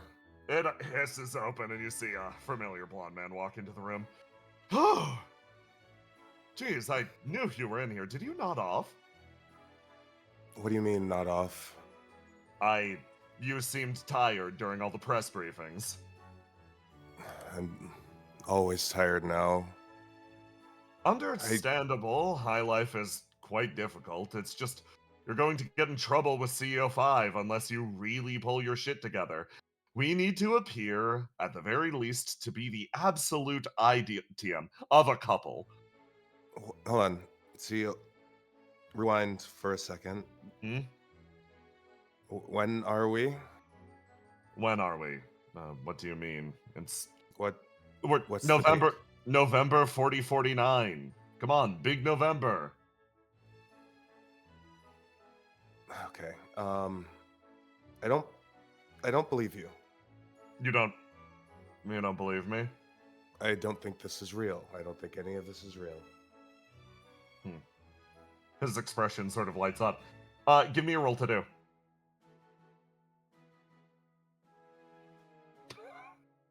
You roll to disbelieve, and you look at the person in front of you, and you apply that logic, and Sable Prince actually leans back in his chair. Very astute. Well, do you know what I am? 3 guesses. I was just in a fight. I let some foreign agents into my body. Yes. Are you one of them? Are you trying to appeal to me? No. I am an unintended consequence of your actions a long time ago. Or, I suppose, my own actions. The best way to put it... Those actions are? Remember when we decided to trade bathrooms? Yes. That was very nice of you. Or It was. The best way to put it is, I'm being completed from data that exists within your own mind. Your flame is literally filling in all the gaps of how Sable Prince should act. Or, in reality, I'm little more than a few fragments collected from bathwater that was supposed to be yours.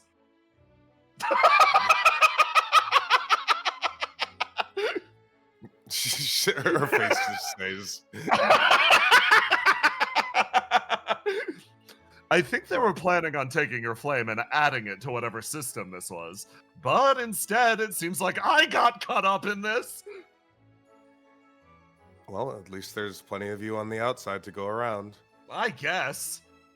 Well, at the very least. Help! Help what? Turn the system off. Stop this forever nightmare. Let my flame disperse back into the environment to return to myself. I don't want to be a bathwater homunculus, Basil. I'm literally working on it. It's not as easy as just throwing one spear. Okay. Also, I've got some baggage attached to this entire operation that Understandable. I'm trying to work my way through. I got it. It's so funny. You communicate with this Sable so much more clearly than the one in the real world. Yeah, that's how I know this isn't real.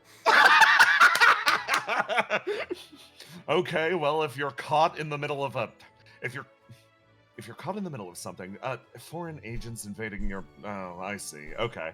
They're trying to forcibly add you to the system. Did you provoke them?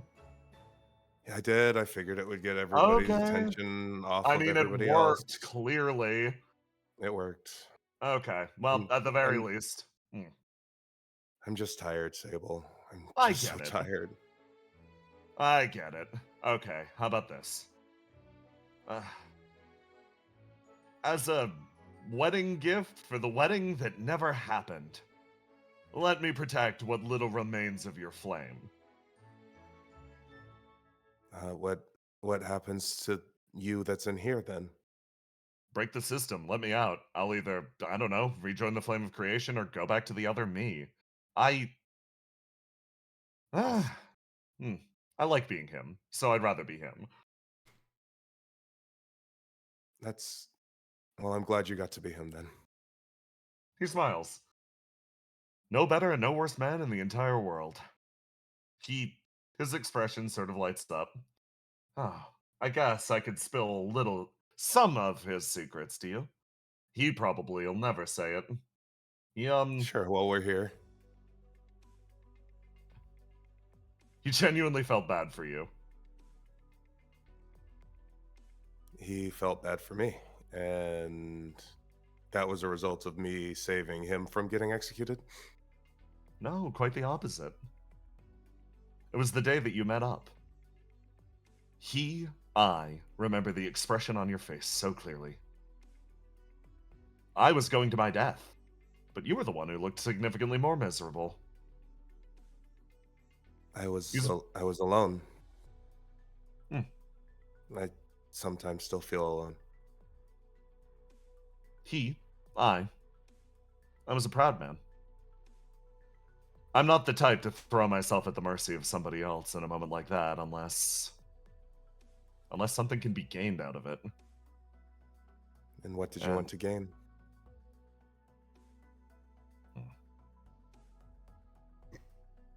I think he'll roll.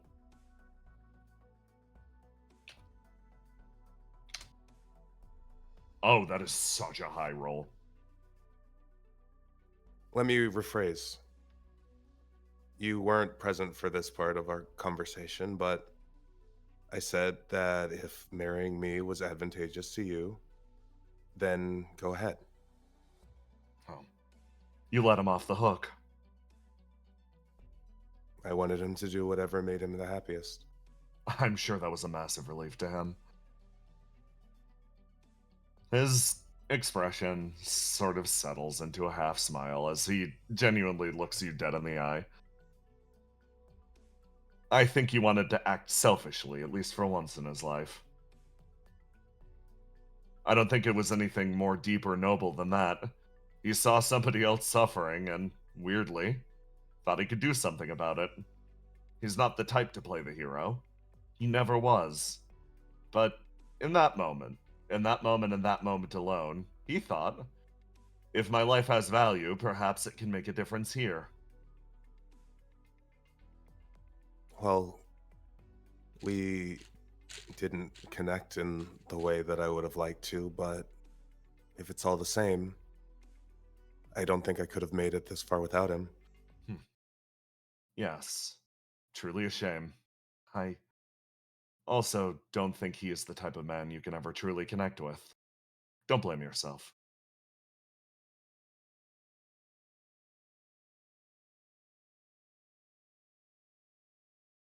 His expression remains steady, and he sort of, sways a little bit. Well, in that case, I can at least do you the honor of, I guess, myself, the me that exists right now, can do myself the honor of actually protecting you, actually making a difference. Let's push all those nasty thoughts out of your head, at least for a second, all right? Okay, I think I'd like that. He places a hand on your forehead, and you feel a different energy from this person. It's wild to say.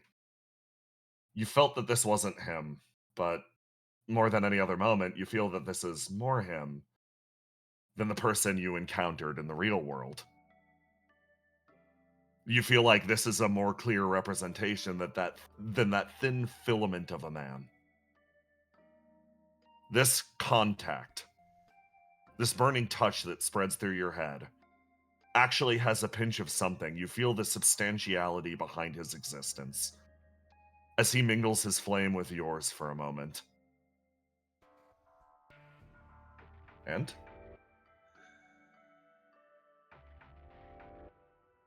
your eyes drift open, Basil, and you feel that presence still in you. I'm going to add another dice to your sheet. This attribute will remain so long as the system is active.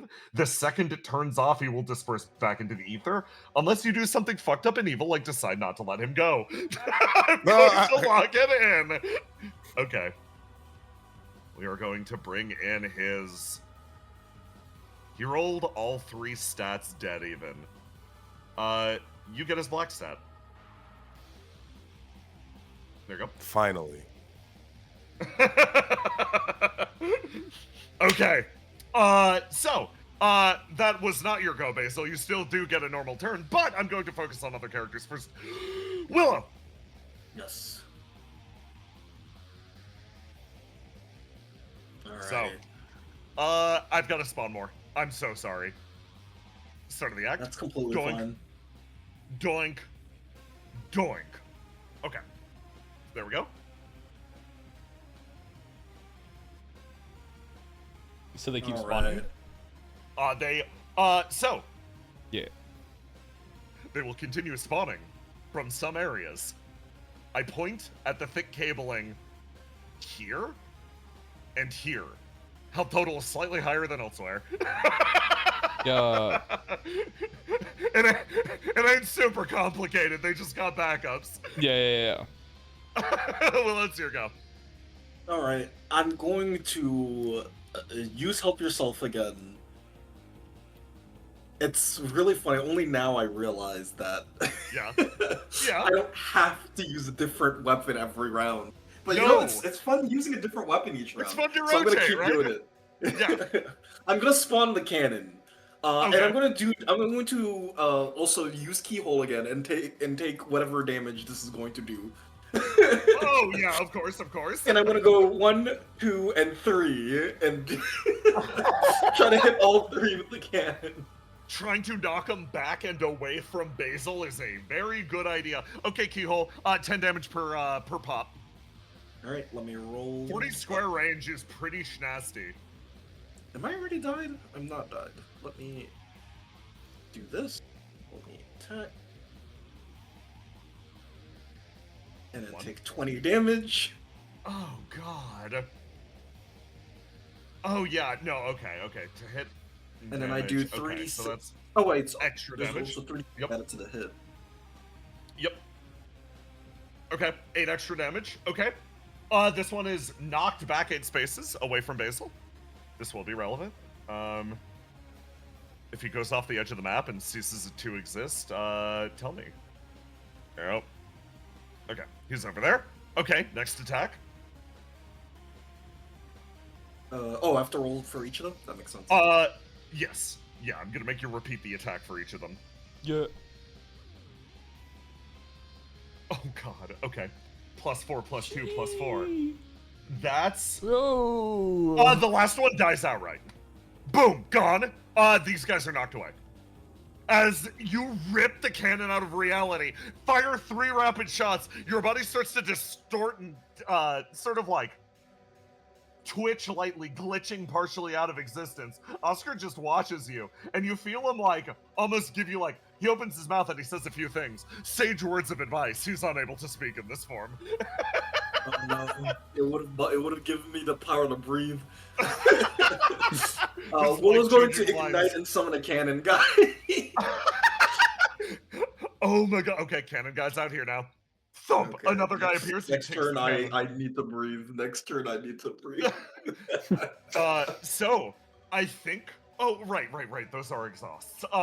So the cool thing, Willow, some of your stuff is locks. Like running is a lock. It comes back at the start of your next turn. You're just temporarily weakened, vulnerable to attack. Summoning an additional weapon and performing an additional attack is a lock, which means it'll come back for free at the start of your next turn. Summoning a dude is an exhaust, so you will need to breathe, yes. And then I cannot move because I need to keep stand stuff. Yeah, Oscar's going to run over and kill this man. The one off in the corner. He's gonna get this guy, blow him up, just literally delete him out of existence. Cannon guy's gonna stay cannoning. Who goes next? Alright, Basil already went, so Argos. Argos. Okay. Let's see. I want to scan. I already scanned the big tower, didn't I? Yes. Last session. But you know what? You did. I'm gonna scan it again. Okay. So that I can. Well, let's see if I succeed. Yeah. Did you roll twice Oh my for god. scans, or am I and crazy? you do. Yeah, roll again. Just to see if you get a crit. Yeah. No. Okay. Worthwhile. What information are you looking for exactly? How exactly it is networked to all of these things? Any potential, like obviously the cables, but Yeah. additional information I can get, and also the classic one of its stats. Yes, of course. Okay. So, how is it networked into these things? Very specific question. These protuberances, my favorite word, you know and you recognize from your fight with the Coda. These are sensory organs meant to convey information to the Coda. The Coda itself, at least where you were, had influence over reality. In the old world, in the old nerve tower, you could consider the Coda a dreamer. And the world was its dream. You know, the world is, again, the world isn't something as fleeting as a VR simulation or a dream. But the Coda can be subconsciously manipulated to shape the world in its image. These nerve towers, this nerve tower was constructed by the city to shape the world as it saw fit. Why would a nerve tower work in the burning world? The burning world is not inside the Coda. The burning world is not joined to it. With the 20, you recognize a different signal.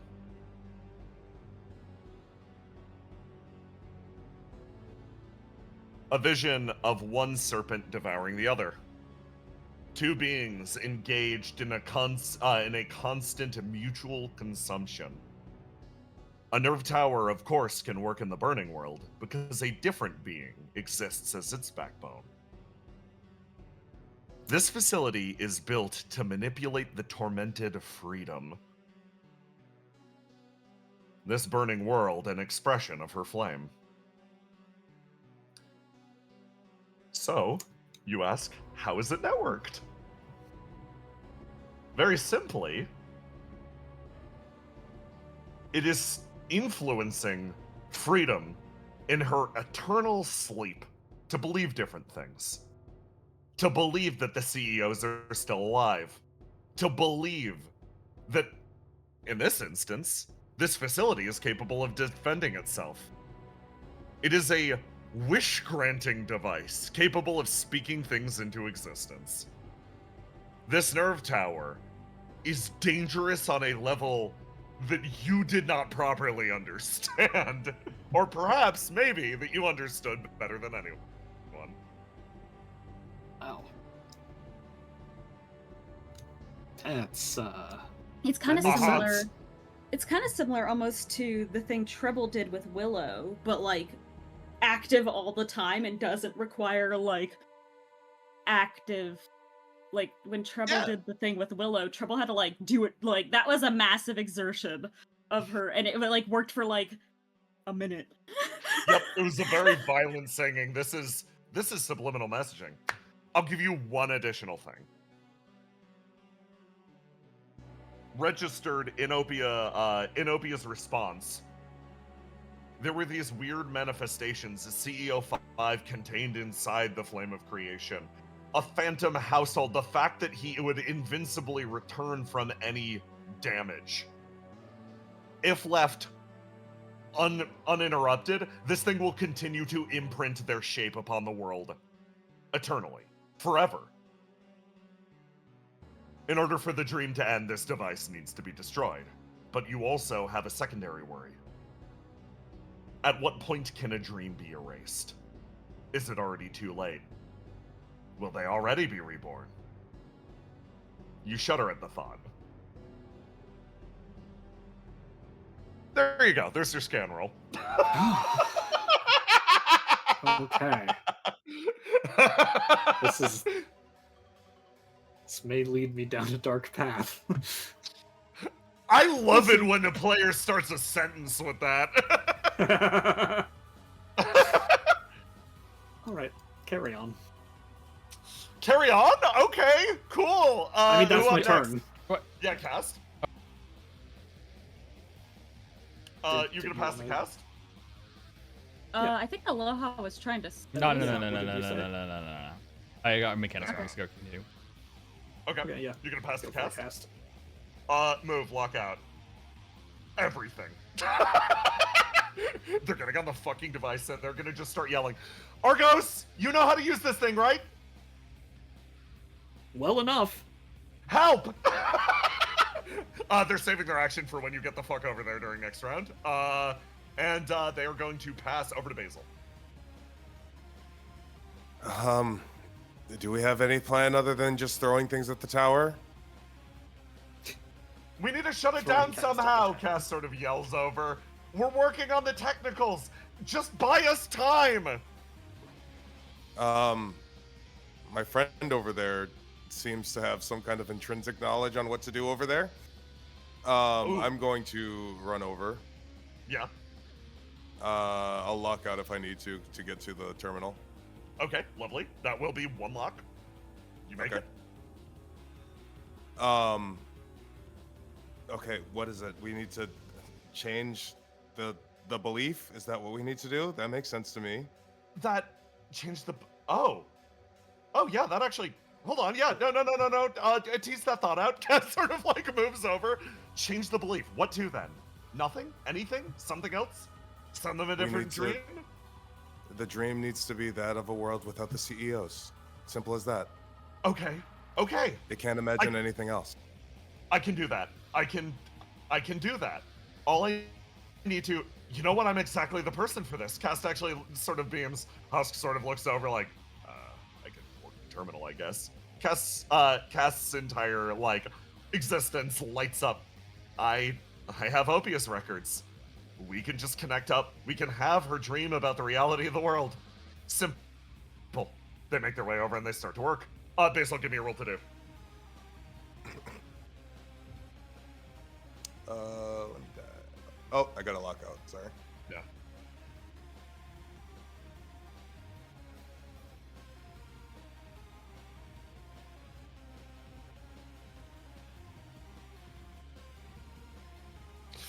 Oh my god, okay. You guys I get to roll work. 18, dog. You do. It's what you do. That will count as functionally this is a number of successes skill check. Our favorite. Normal, beat a 15, 1. 20, beat a 20, hard, 2. 25, 3. 30, 4. You got 4 successes off of that, working away instantly. You are working towards, obviously, success here. Our camera then pivots down to the 2 down here. How are you feeling? While I'm here? Oh, yeah. Yeah. To my Husk friend who is hanging out for dear life. Yeah. Basil reaches into herself. Here, have one Yeah. of my stats. Oh, okay, peek. Okay, he'll take it. He'll take this without questioning. He grabs onto it and just hurriedly eats it. Yeah, he absorbs that and usually his body flares up with energy again. Well done. Okay, you guys down here. All right, you guys down here. Trouble So, is- oh yeah, Trouble go What's your first. plan, Ace? Waiting. Is all this deactivated down here? I cut all the cables, so Seems like it. theoretically I can Yup. just move up to the top. Yeah, you are good down here. Yeah, I'm gonna move Yeah, up to Trouble and help is- them. No. Okay, Treble's going to stay down here. Treble places her hand against this and goes, "Okay, Satyr, Okay. why don't you come with me?" You're gonna try to save the fragment of Satyr that's in here. Lovely. She's Okay. going to try and pull him into her and push herself through this to try to take control of the system again. I hear Circuit kills you for this. Give me a roll to do. Yeah, smile.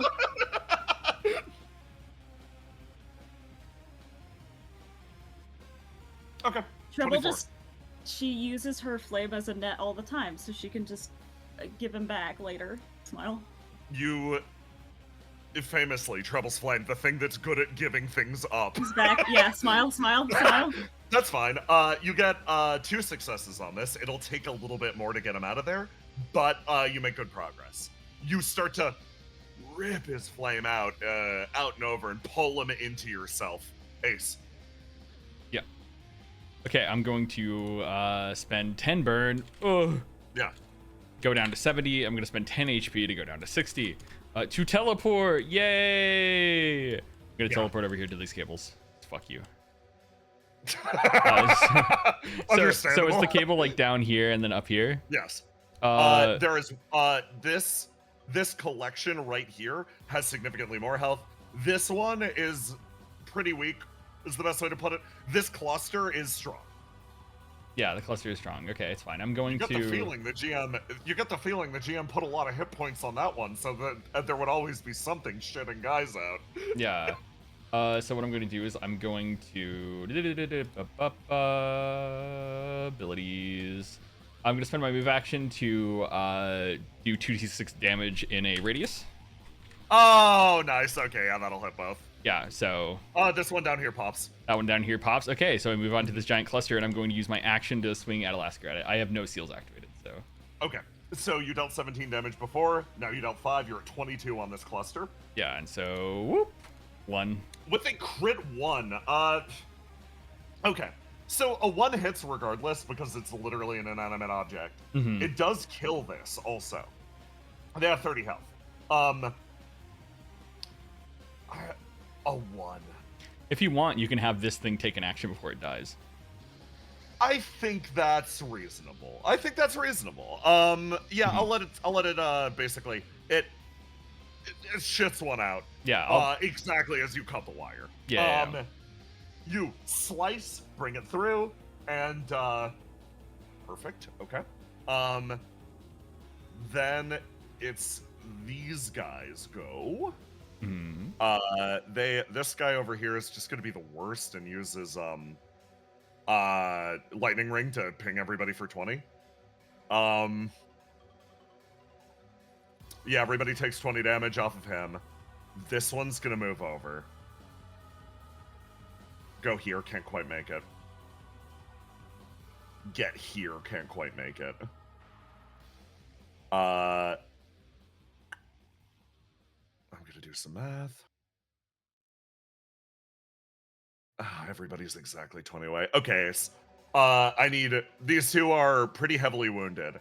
2 attacks coming in on you. You can, this is the ultimatum. You can roll to die versus this, but if you do, you are stunned during the next turn. This is ultimatum stunner. You can choose to roll to die versus this. The DC is pretty low. You're stunned through your next turn, otherwise you take 30 damage and knock back 10. You're taking 2 of these. Okay, 2 of them? So I have to take 60 damage or be stunned next turn. Yeah. I'm just gonna get stunned. Okay, roll to die versus both of them. Okay. Roll to die. Ooh. And everybody on the map take 20. These would be unlocked because Yeah. these were from dashes, so I'm gonna redo that. Roll to die. I'm going to switch 16 to this. beats it. 18, yeah. 18 especially beats it. And give me the neck. Wait, were you locked into yellow? I was locked into yellow, yeah. Does Well, were they? Are they locked into yellow themselves? Yeah. So you know what? Ignore literally everything. I mean, if I clash and win, I take an action, right? Yeah. For the sake of it, I'm just gonna block in yellow because yes. How So long is an act? This is the end of the act right now. and It's so everybody goes once. and so technically I won 2 clashes, so I have 2 Yeah, actions, you get right? 2 actions, you motherfucker. Alright, so all the cables over here are destroyed. Yes. Okay, and there's what is it? This guy over here that's trying to ping us all for 20 damage. Uh-huh. Alright, I'm gonna take 10 damage and take 10 lower my grade by 10.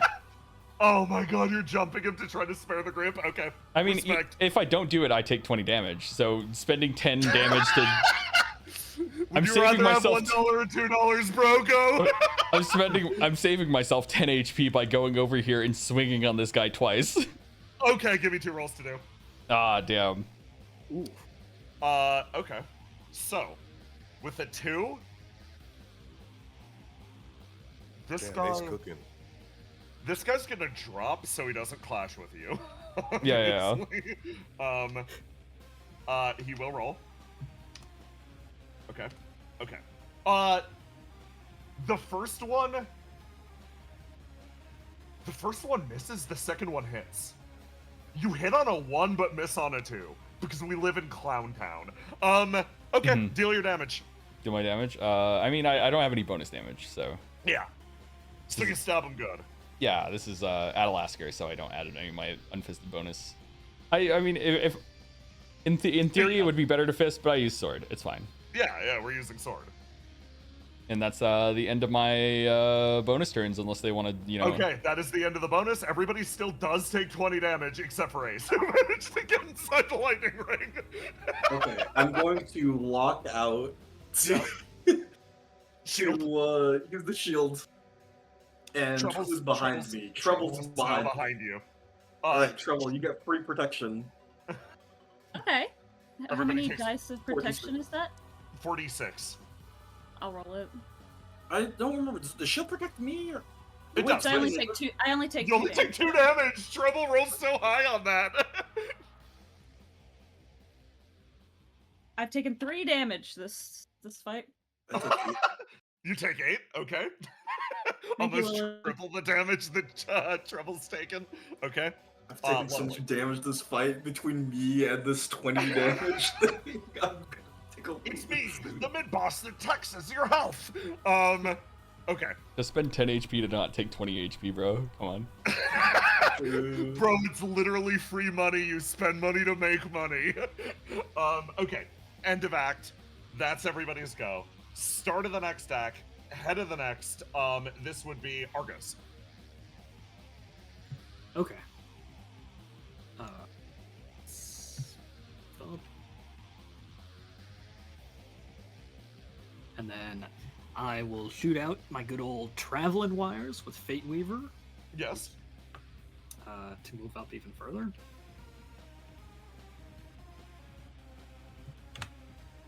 I am going to ignite, so I get another action here where I'll seem to be bunched up at this one keyboard doing that typing like in CSI or whatever. Enhance. Husk is like, I don't know what I'm doing here. Go on.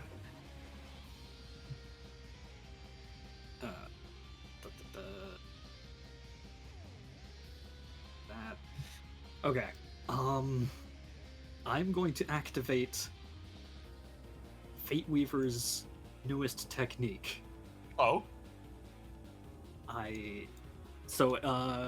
per level of this gift. Yep. So that would just be one person. Wait, no, it's your Fate Weaver's level 5. So 5 Oh! people. Yeah. Hell yeah. Okay. I shoot out wires to cast, Okay. to treble. Okay. Do I count as one of the 5? No. Oh, cool.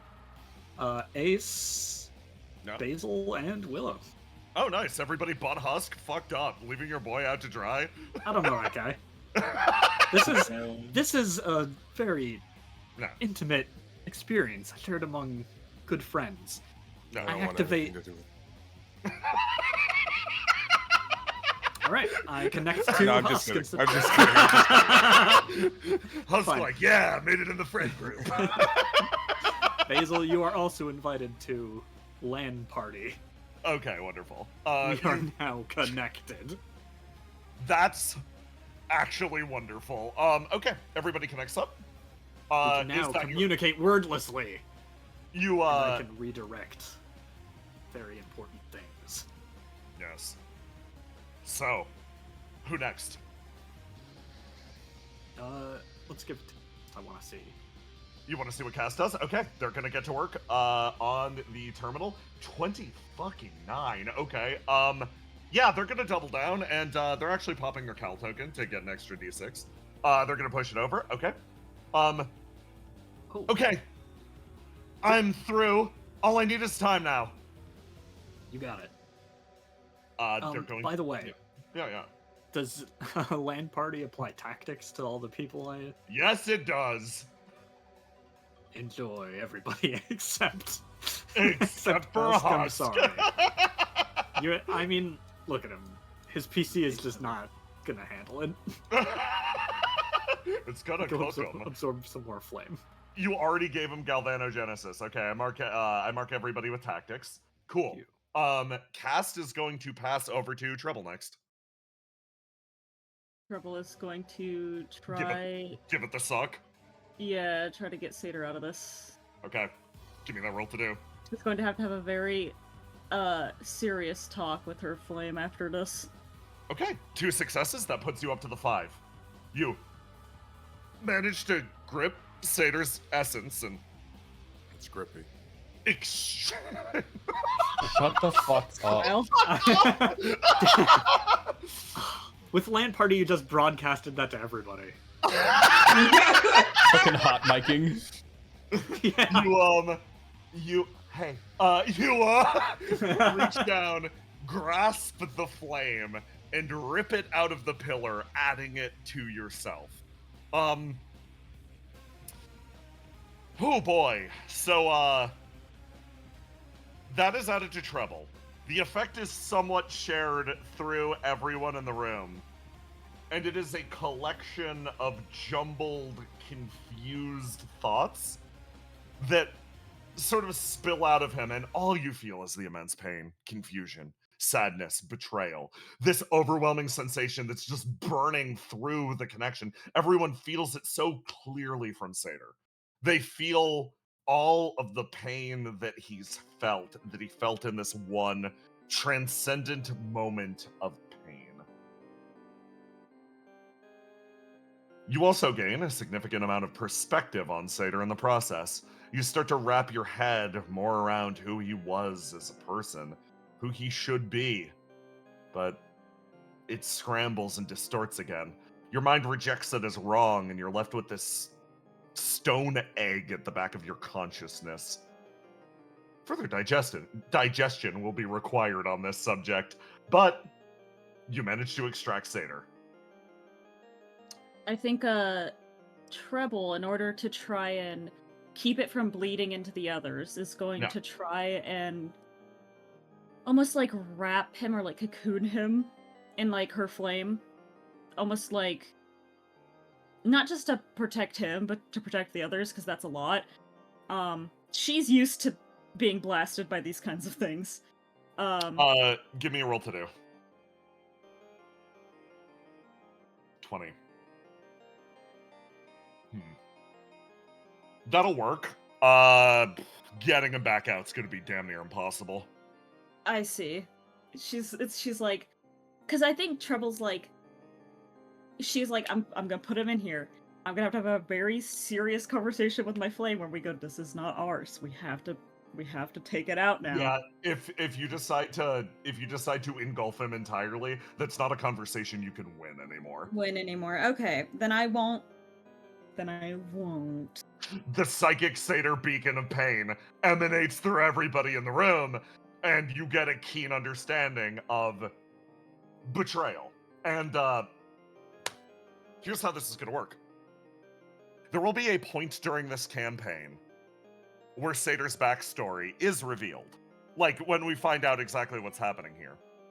With this effect triggering, everyone will understand it in that moment. That is the moment that, in the cutscene, I'll be showing it to the audience. That's the moment that it unfurls in front of all of you and you properly understand the information that you've just gained. For now, you're digesting. So, that's what we're doing. You log this in your flame and you take hold of him. Functionally, you gain a key item, Sator's Lost Soul. Okay. Who next? That who hasn't gone yet? Pretty much everybody. Cast and Argos have. Okay, Ace hasn't gone yet? Ace is not gone yet. Ace's turn. Ace's turn. Okay, so there's another bundle of cables over here. There is, yes. Where's the fattest mass of cables? Right here. Right here. Not all of them are cut. Okay, I'm just gonna Nah. fucking go over there. So let's see. God. Movement matters. Movement matters. Movement matters. He's just running around in the background. I'm gonna running the weed whacker. You know what? Actually, reverse that. Yeah. I know what I'm gonna do. So what I'm gonna do is I'm going to roll the die. I'm gonna lock into my blue, and I'm gonna hit this guy. Okay. Understandable. I was just gonna One ping you guys again. for 20. Love to see it. Oh, I'm pinging you What is guys he- for 20 damage. Is he? What color is he locked in? Is he not locked into blue? He's not. You're not clashing anymore. Okay, yeah. My man. That's my what I was man saying. parries the attack. My because my assumption was it was a 50-50 because obviously if he's not in yellow he has to be in either red or blue, and I was gonna try to eke out a second action, but no. I respect it. You raise your arm, swing the sword down hard, and it catches, and it starts to mouth something at you. The voice, the posture, it feels eerily familiar. You feel a nightmare of CEO5 trying to emerge through the data to spite you specifically. That's fine. I'm going to ignite. Oh, okay. Actually, at first I'm gonna stomp using my movement. Oh, okay, yeah. 2d6, so that's 4 damage, and then also I'm going to. He dies. Yeah. Okay. Cool. You slow health. You managed to hold on barely. Well, that's good enough. That's good enough. All right, my turn there. You send his ass back to real biblical hell that exists exclusively for him. Who next? So it's Cast and Argos went. So Cast and Argos went. okay, so I'm gonna pass it to Willard. Willard. Okay. I'm going to breathe. Unexhausted, you don't breathe. Now that I breathe, now that I breathe, I'm going to lock again. Oh my I god. can't stop doing it. Who are you summoning now? Let me see. I already have cannon out. I have Oscar. explosives out. Who would be useful? I'm scared what Book would do, so I'm not gonna do that. I'm gonna summon Harpoon because they have range. Oh, nice. Actually, no, I have Gun. I'm gonna summon Gun. Summon gun. Summon gun.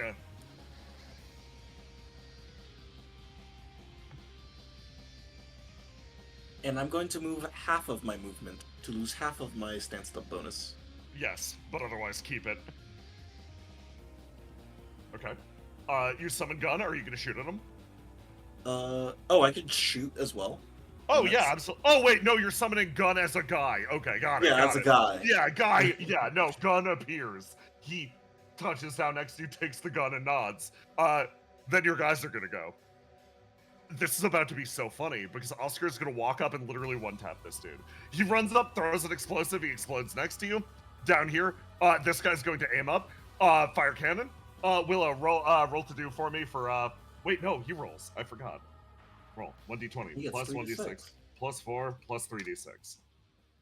With the 7, boom! He only goes back 5 spaces, but he moves his way over in this direction. He'd be right here. That's actually relevant. Okay. Who next, Willow? Basil. If I it think helps- this is the last one. If it helps, they're locked into red right now. Okay. We are buying cast time to interface with this Yes. thing, Upload right? data. Okay. A memory of a ship. Uh-huh. Basil is going to put put a hand on Cast's shoulder. Yeah.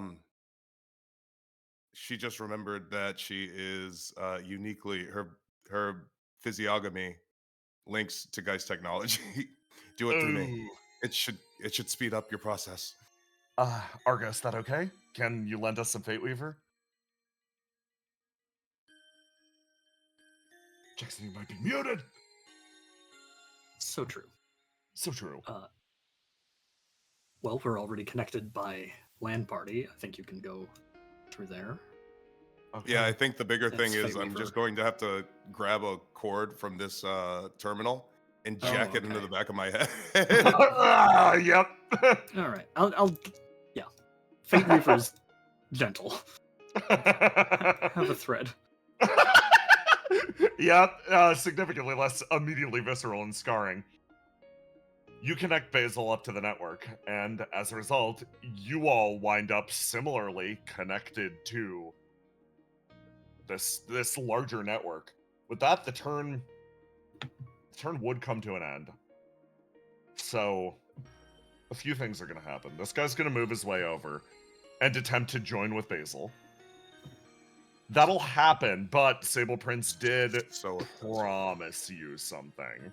So, you all connect, cast data upload, Basil joining in.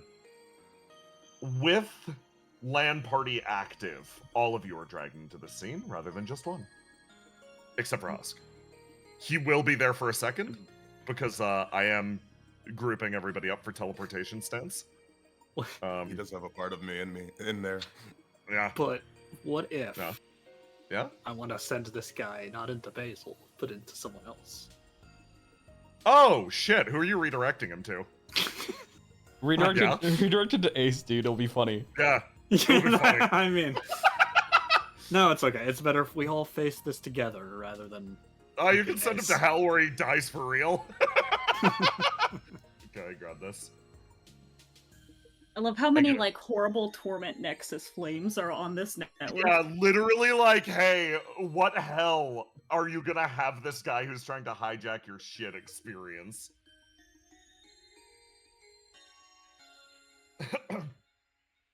So, what you see all together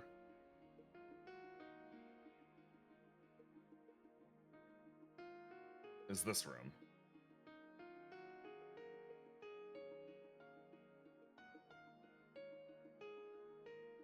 Everybody except for Husk, get the fuck out, is in here together.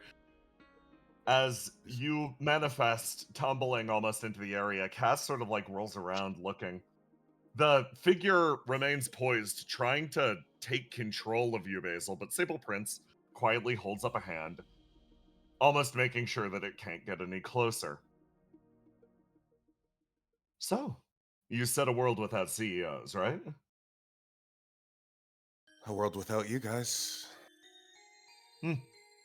Indeed. Is it a world without you as well? I'm afraid that's going to be the case either way. Basil, He sort of smiles. what are you doing? I'm trying to get you through this. You have a rare opportunity, you know? I think I might as well present it.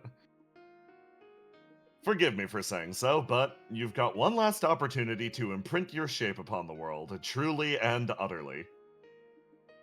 A passing dream that never passes. An eternal you, a way out of your sordid and sad situation. The figure again reels, rallying, Spectre pushing against this vision of Sable Prince. Do you want her to dream about you, Basil? Is there a version of me that can exist without them? No. Well, then I guess that answers your question. A shame. I know. but I came to terms with it a while ago. I wish you could have been a little more selfish. Oh well. In that case, it was a pleasure spending what little time we had together. If you see the other me, no, when you see the other me,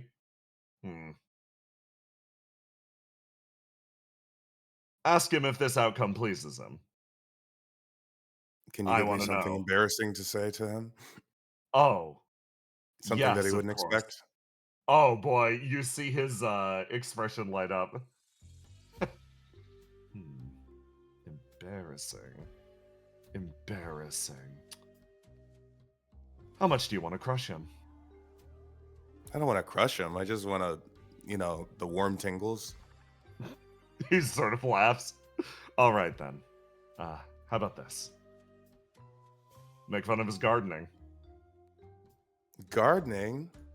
Tell We him. could have really connected. That man, despite his best efforts, was not able to raise even a single flower. You can make fun of him for that. I know it's something that he's deeply, deeply embarrassed about. Everything. You've seen the manor. Everything around that is maintained by professional gardeners. He wants to be able to do things that noblemen can't, so he focuses on stuff like baking and gardening.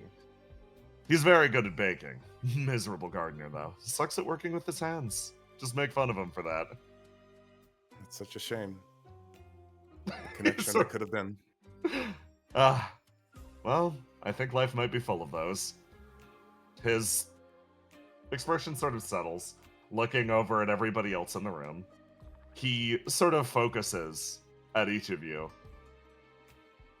almost recognizing you. His demeanor shifts slightly, a little less honest, as you feel that same mask almost reassemble itself in front of his face. OPIA, it was a pleasure. And he looks over. Exulansis nods. Trouble gives them a smile.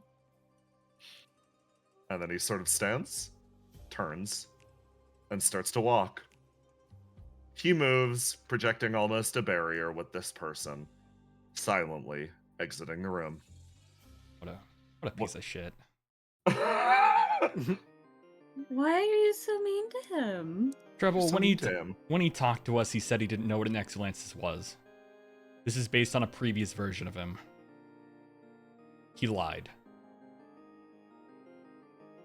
So? You lie all the time.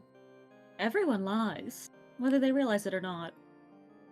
Isn't it based on a previous version of him, according to Basil? No, it's his Also- bathwater. It's him. Also a version of him that's been mingling with the CEOs and all of the things they know for a while. Either way, if he did lie, that's not the end of the world. Why are we covering for Sable Prince? He's a fucking... I didn't see him naked, not even once. Really? Damn shame. Yeah. Anyway. I don't really know the guy, so. He seems nice. Yeah, he was He a is gentleman. Yeah. Big liar, though. Well, the upload's more or less complete, so let's say goodbye to this dream, I guess. Anything you want to do with the room, Basil? No, it's better that nothing's left behind. Okay.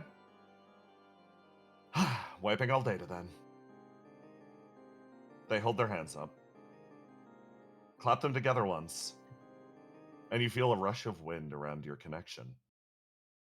They sort of blank and you hear a garble as you feel land party pulled taut fast as Cat's like, oh, I, and then they vanish.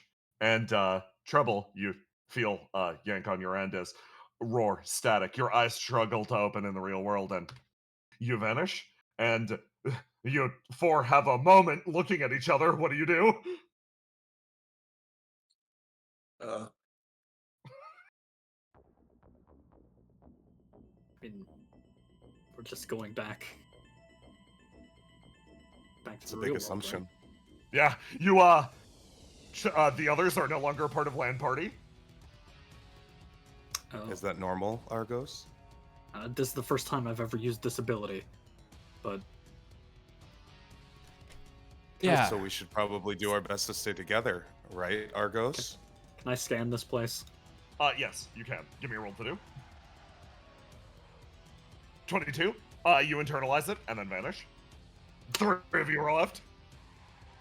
All right, Oh, this take is a little bets. spooky. Who's gonna last longest? Probably Willow. What, She what if grabs I onto know what'll Willow's last hand. longest? Well, it doesn't. Okay, 50-50. It's gonna be me. I mean, I knew my luck had to turn around eventually. As in a rush of wind, you all vanish somewhere else. And that's where we're gonna call our break. Good job beating the mini boss. I've adequately Mini-boss. taxed your health.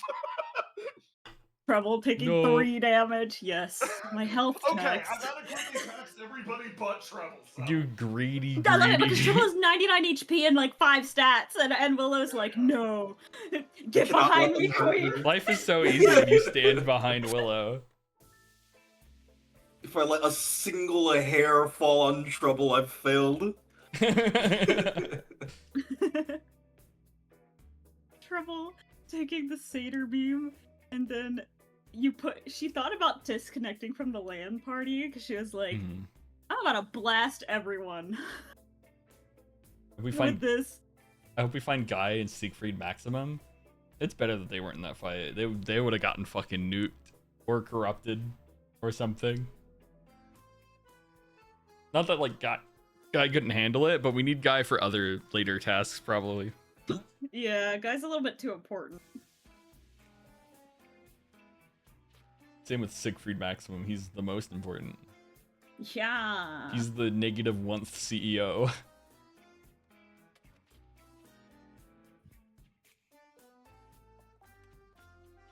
Life is so easy as a beautiful woman. Other people choose to tank for you, even if you have 99 HP. Yeah.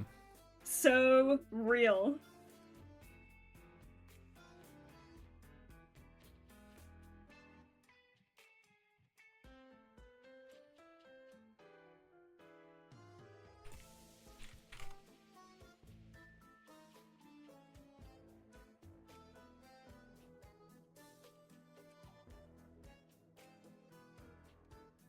How are the gamers doing? You're good. I need to think Gaming. of a question. What's a fun question for the YouTube? What would you make the world dream of? Damn, dude. Yeah, what would you make the world dream of? Waffles. So that would never go away. I haven't had a waffle in a hot second, bruh. I had some whiskey glazed salmon today. Nice. Nice. It was okay. Yesterday I had filet mignon with a red wine sauce. Wow, that's so Yeah. fancy. I'm kind of eating fancy. The salmon was from a restaurant I ate at. The steak was made by my roommate. I had I'm pizza. just thinking about like the most evil thing you can do with making the world dream. Like, what if you're like, I want everyone to go to hell no matter what? Like, for no reason. Let's go. It's like cool because I'd make the world put its hand in cold water. Dude, I had the image of if Argos had land partied that ghost over to Ace, that is the functional equivalent of I want this man to go to hell no matter what. Yeah, it's literally sending him to the furnace to be burnt to death. It's like the Literally fast... like, I'm finally inside that treacherous Ace Seleus. I can finally take control. I love it because it's like Ace is like a furnace, and you just go in and it's the endless torment. Trouble is like sinking into a vat of acid slowly. Literally, you will enter the tar pit that will preserve you forever, which is like genuinely like equivalently, if not more horrifying. Or you could join with a gamer and I don't know about that one. Oh god, dude. Jeez. I forgot. So I really should have sent that guy to Ace. He'll keep messaging. Yeah, Ace's flame is aggressive to any like foreign entity.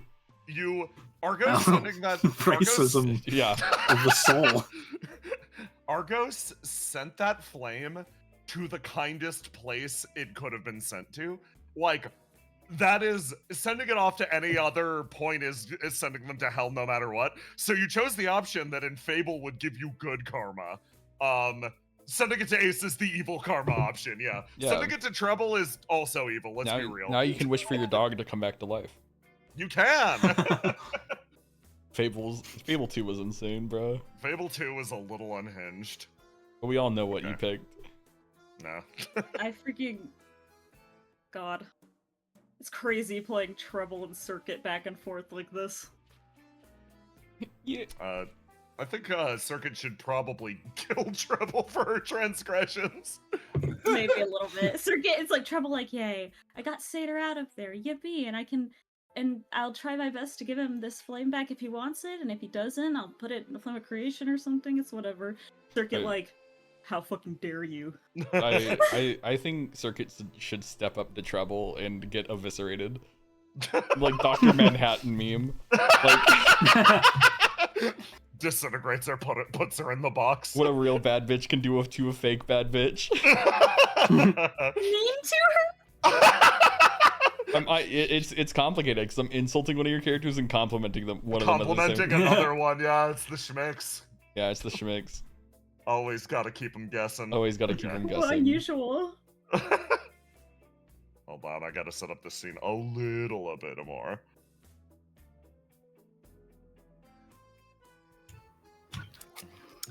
Did you know red, green, and yellow bell peppers are all the same pepper, just at different points in time? Yeah. What? Yeah. It really says a lot about society. It says a lot about me for not knowing that. Yeah. It's called blue shifts, dude. Oh, shit. Okay. Okay, if everybody's ready, I will continue. I'll continue the show.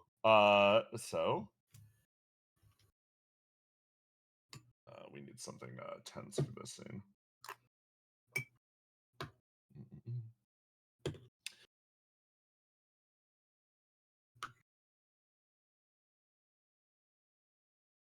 Do something like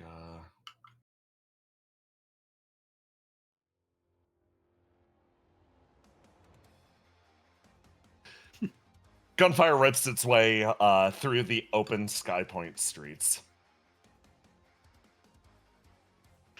After breaching the side of the Ark, you and the rest of the Avitus family managed to make your way forwards just enough to almost secure a beachhead. You were lucky. They weren't at the doors when you arrived. Much better to fight away from the Ark. That way you have a ship to get out on. Downside. These guys aren't listening to you. They aren't even proper members of GEIST. This, you look at it, this is an entourage of one of the higher-ups. This is his personal guard trying to get on your boat and trying to fucking leave. Unfortunately, Nanda, you know that this isn't the only one. The second that they know you have a functional Ark, even if it isn't lifting off, you know that they're going to hide there. This is a bastion for them to get out of the way of the purging flame of the revolution. With the revolution on their heels and you in front, they have no choice but to dig in and try to punch through the lesser threat. That means you. I need you to handle this combat.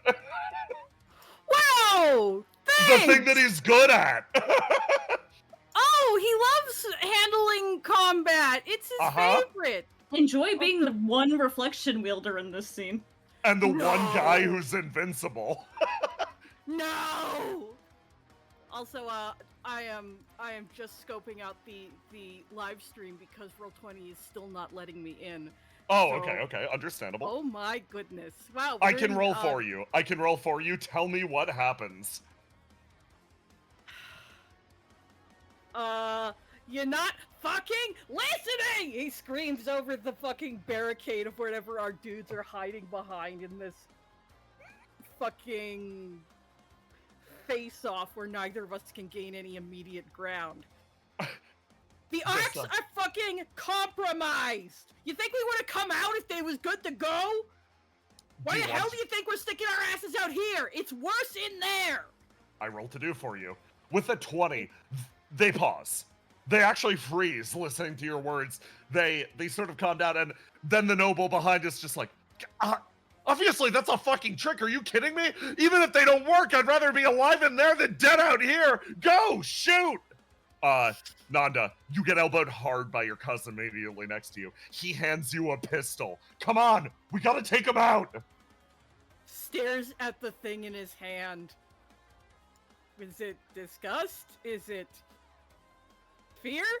Brackets, yes. All of the above.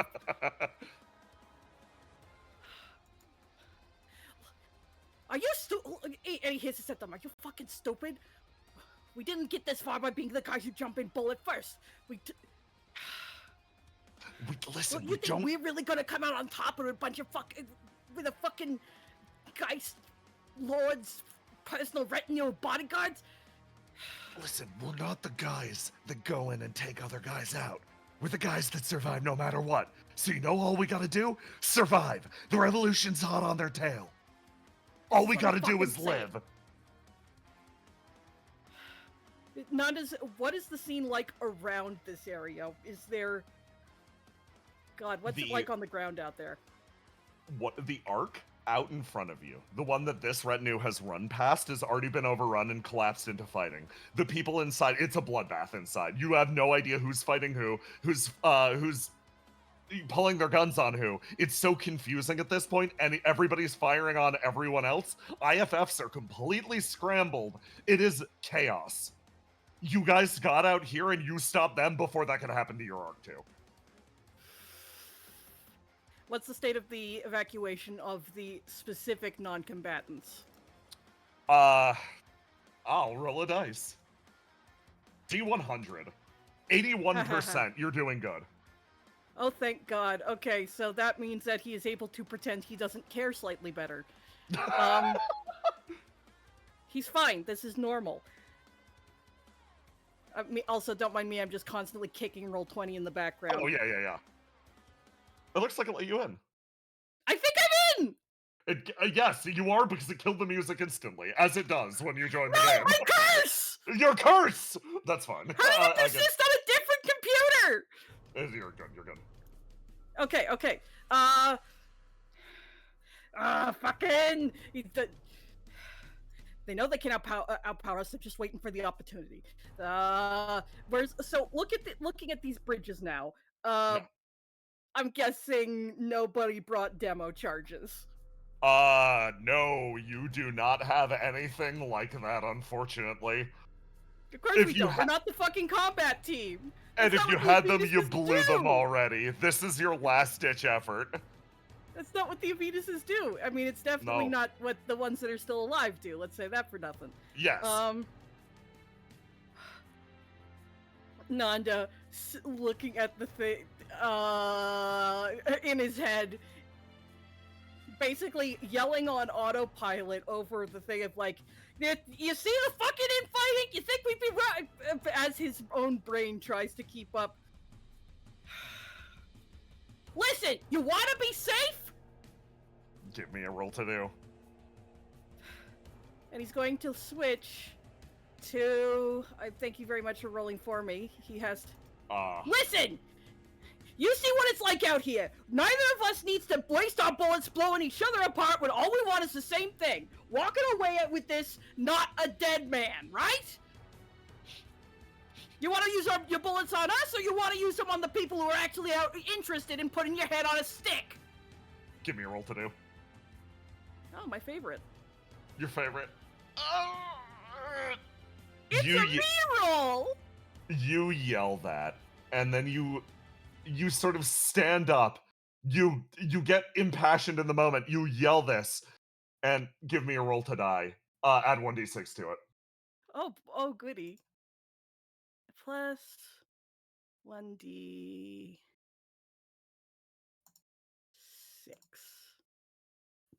15. Could be worse.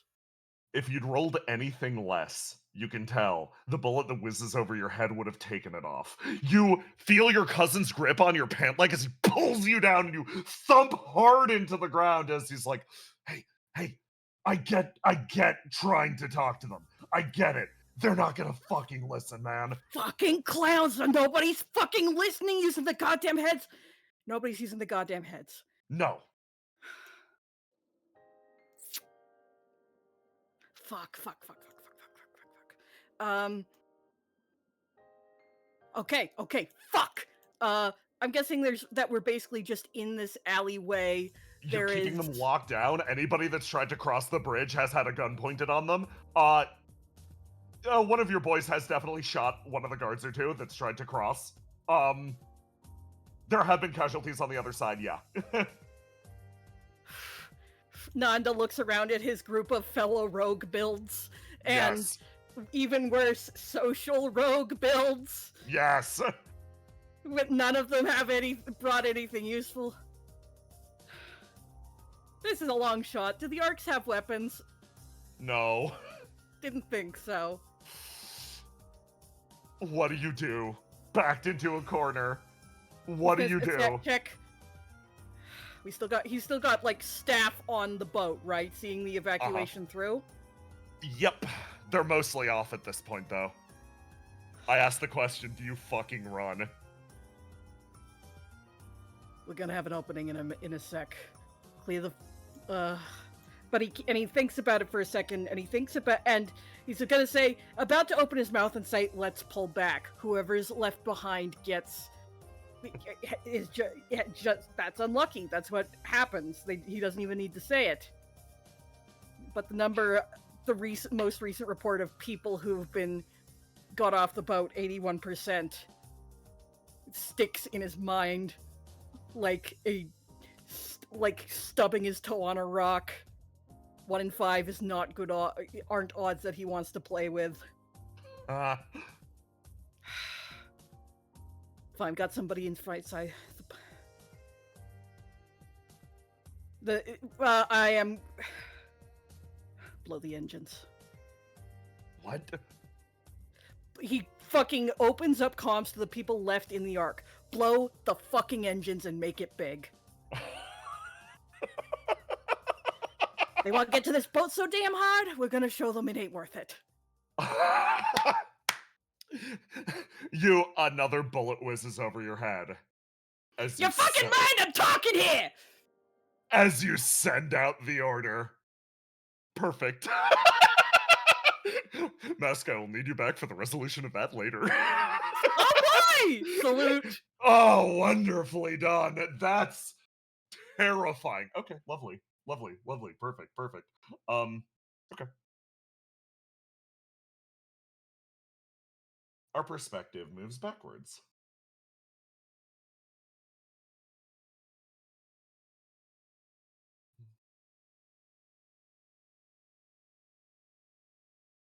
This.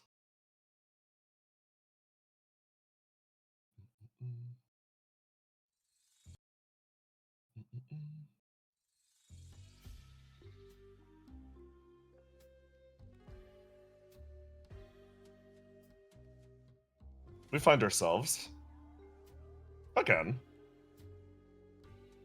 back in a moment almost quietly paused in time.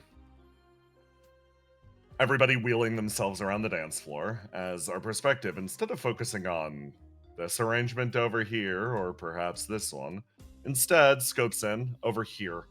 Circuit, you work your way around the dance floor with Satyr. Well, it seemed like you were having fun earlier. Have you been enjoying the dance? The dance as a whole? I guess. I think it's been fine. Like, Were you not having fun? I was. Hanging out with Basil was fun. Trying to dance and failing completely. Yeah, that was actually pretty fun. His expression actually sort of lights up for a second. She The smiles. dance, this building, everything happening here, it's a little stuffy for me, I think. Even if it is mostly people I like.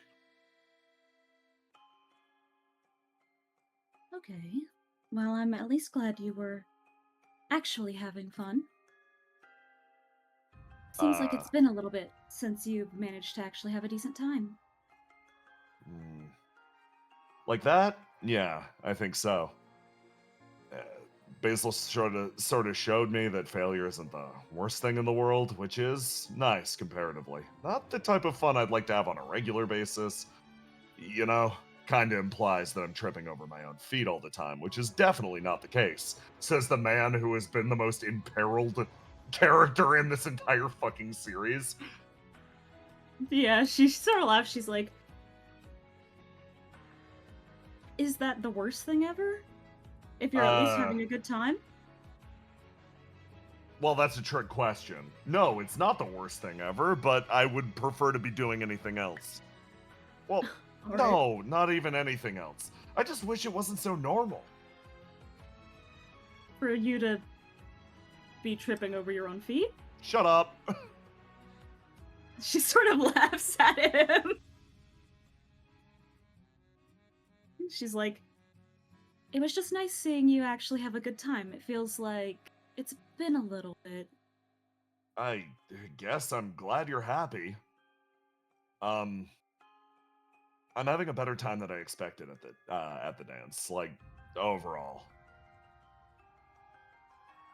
Everything going good with Zealous? So far, yeah. He seems like he's been having a really good time. Oh, that's good? Yeah, that's good. Similarly, I could echo the sentiment right back to you. It's nice to see you having a good time as well. She sort of pauses and she's like,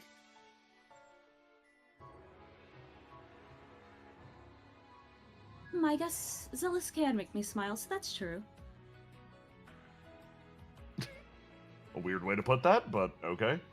Sorry, it just feels like... She sort of tries to think of a way to put it. It feels like we used to be people who smiled all the time. Oh. Not so much anymore? Well, we smile with our faces, but not with our Yeah. hearts. I'm saying you're smiling right now.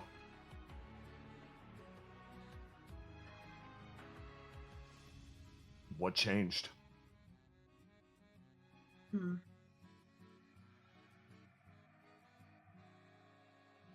I'm not sure exactly. She sort of looks to the side. I know something changed for sure, somewhere between the fear and the dying. Yeah. Understatement of the century. That sort of took a sledgehammer to everything. Yeah. It feels like trying to look past that to see how things used to be is a little hard. So, seeing you actually smile, not just with your face, because you actually smile all the time, is nice.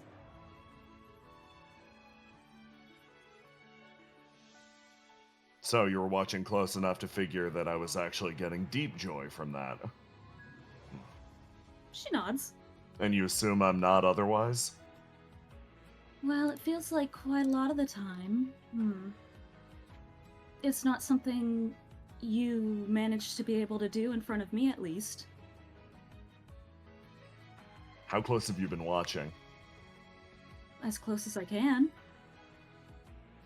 That doesn't answer the question.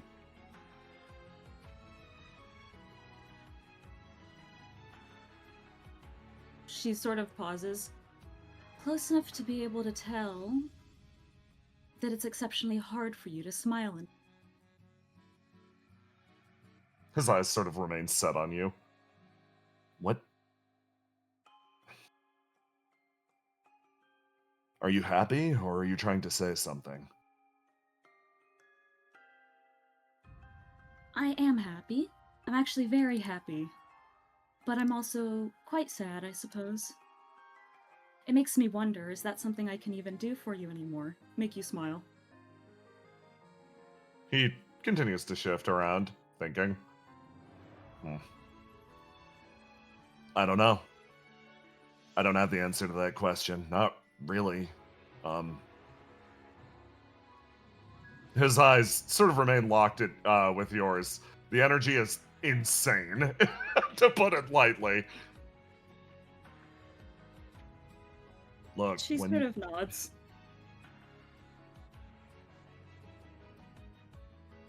when you died, I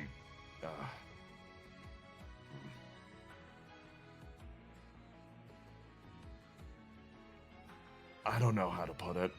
Yeah, everything changed. That's it. That's all I can really say about it. Couldn't call it... Well, I can call it bad. Yeah, it was terrible. It must have been. I just wasn't the same person before and afterwards. She nods. So, if you're asking me to go back and be that guy, I don't know if I'm physically capable of that. I'm not necessarily asking you to go back. I just... She sort of looks to the side.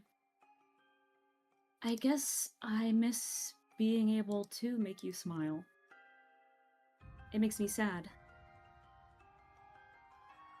I can Is that tell all- when you look at me, it makes you sad.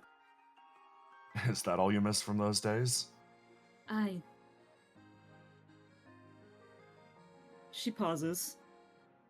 I'm going to be honest, I struggle to remember them. It's like But- there's a thick fog between me and them. But I you can't quite remember... see. But you remember me smiling? She nods. Huh. And I guess it has to be true.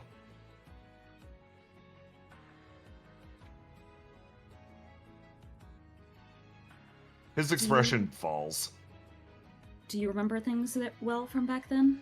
I feel like I get glimpses of it, but it's really hard. His eyes sort of close. Sometimes I think I do, but most of the time, it feels a little out of reach. Almost like it was a dream. She nods.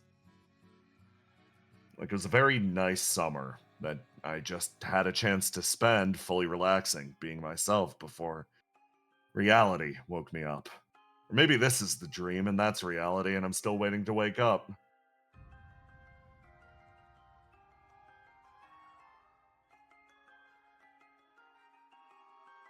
She seems like she's thinking, but also kind of using the fact that they're dancing as an excuse to keep her eyes focused on where they will be going and not on him for a minute. And she's like,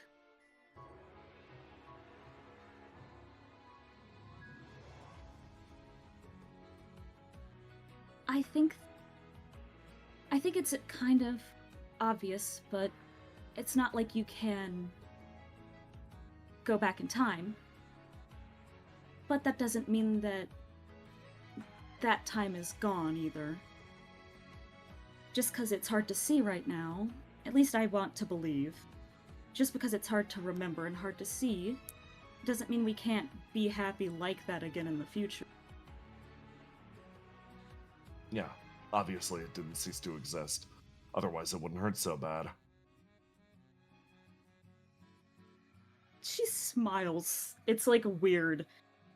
Almost like a self-flagellating smile.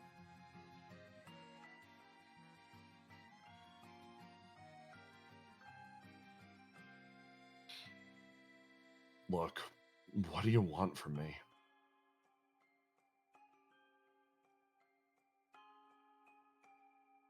I guess I want to be able to spend time with you without actively making your life worse. He closes his eyes, blinks a few times, opens them. Oh.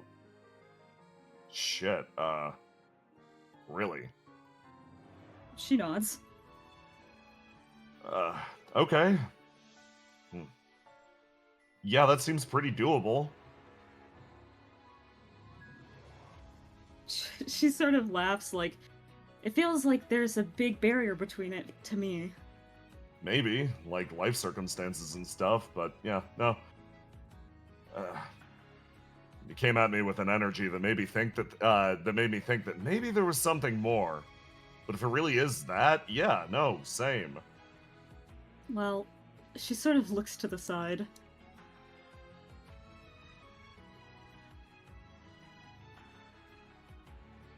Do you really think it's possible? What do you mean? To spend time together without you actively making my life worse? She nods. She's like, it just seems like...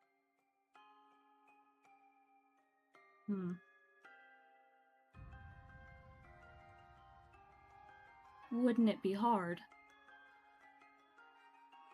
I feel like you're saying more about yourself and what's going on in your own mind than anything else.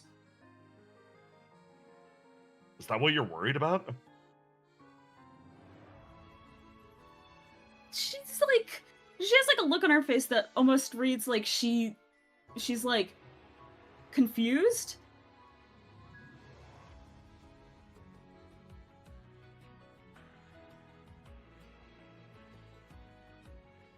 But you seemed so scared. Scared of what? Me. He sort of remains looking. He tilts his head. Maybe a part of me is. I don't know. My head's all screwed up these days.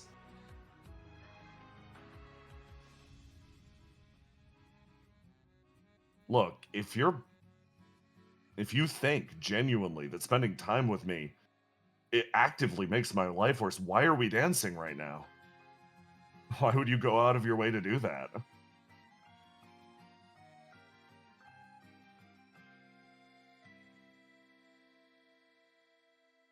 There's a long pause.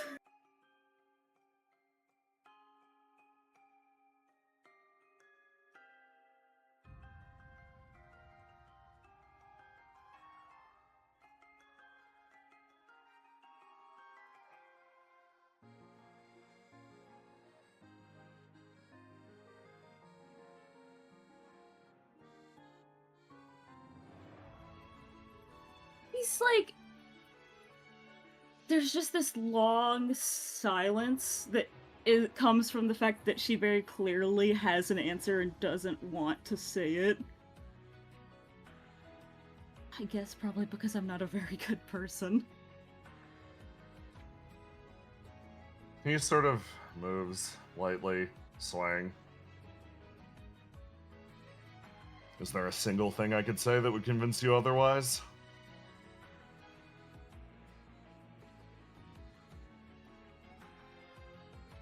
I have no idea.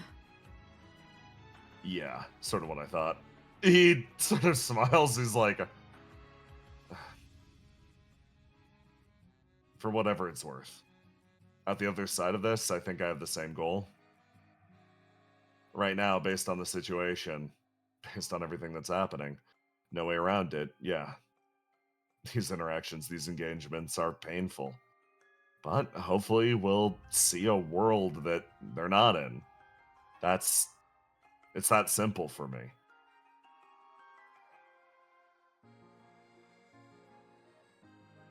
She nods her head and seems like she is content with this answer and is willing to let that be the conclusion of this conversation. Yeah? But it feels like that is something that she has a lot going on in her head.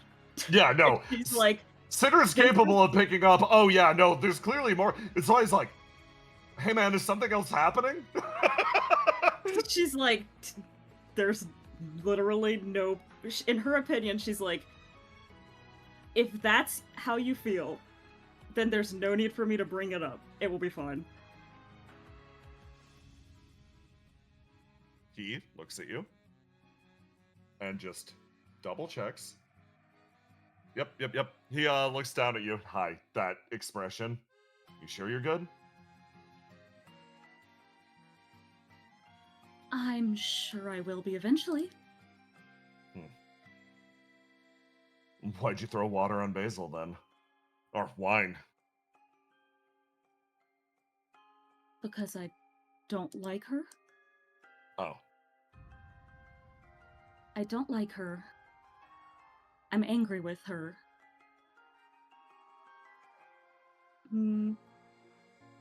She sort of thinks for a minute.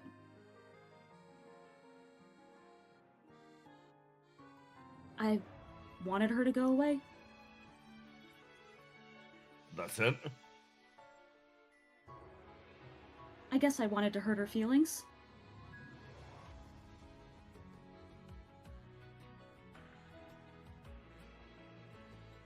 admitting how bad you are isn't an explanation. It just you're leading what judgments I might have based on your actual decision making.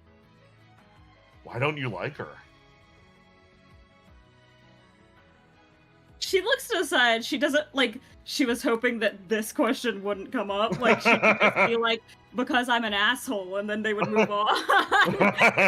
He absolutely called her on that. And she's like, guys. Fine. I don't like her. Well, for a lot of reasons. I don't like...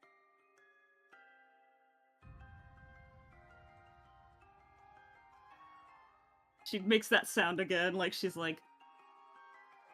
I don't like the way that she treats a lot of people that I care about. I don't like the way that I see what she does and go, oh, I understand where that came from. That's a familiar feeling.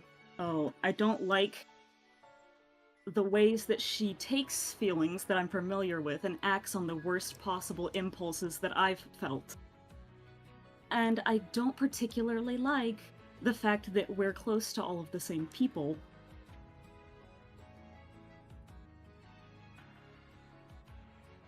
He looks you over. There's more to this, right? There's like a little bit more to this. Something that's going unspoken. And he's able to pick it up, but he decides he's already pressed his luck. He's gotten enough, and he goes, fine. Same as what you said before. I'm happy to leave it there. She looks to the side, and she's like, Thanks. I'm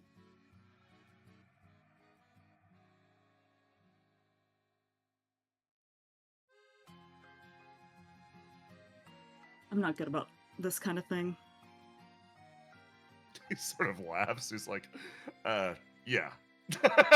Sort of goes back to smiling. He's like, happy at the very least we could dance at least once. Kind of bummed out, actually, when you decided to go with Zealous. What? Really?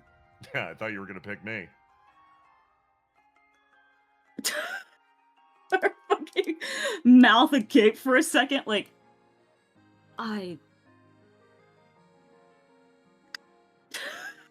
She clicks her tongue and she's like, I did want to go with you, but I didn't think it was fair of me to ask.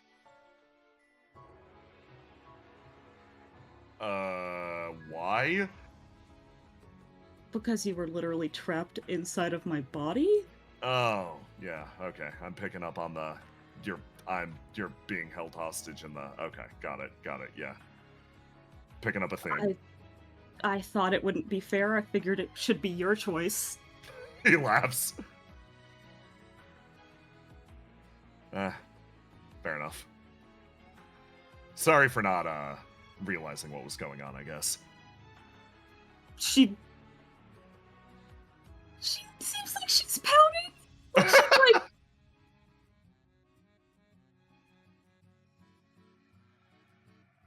Circuit in real time realizing it was like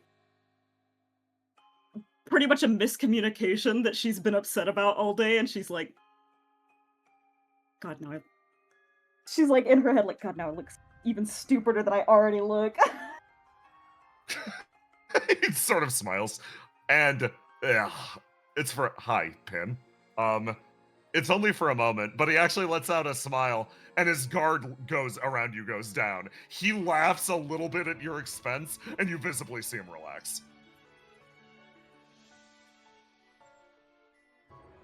Smiles. She's like, actually, it's fine. You see that smile come out, and it's like, oh, okay. Everything might be okay. You sort of grin and actually enjoy the rest of the dance together. Our perspective instead moves to the subject of this conversation, the unintentional subject of this conversation. Moves into the depths of a GEIST lab. Somebody sits in the middle of the floor. Achoo.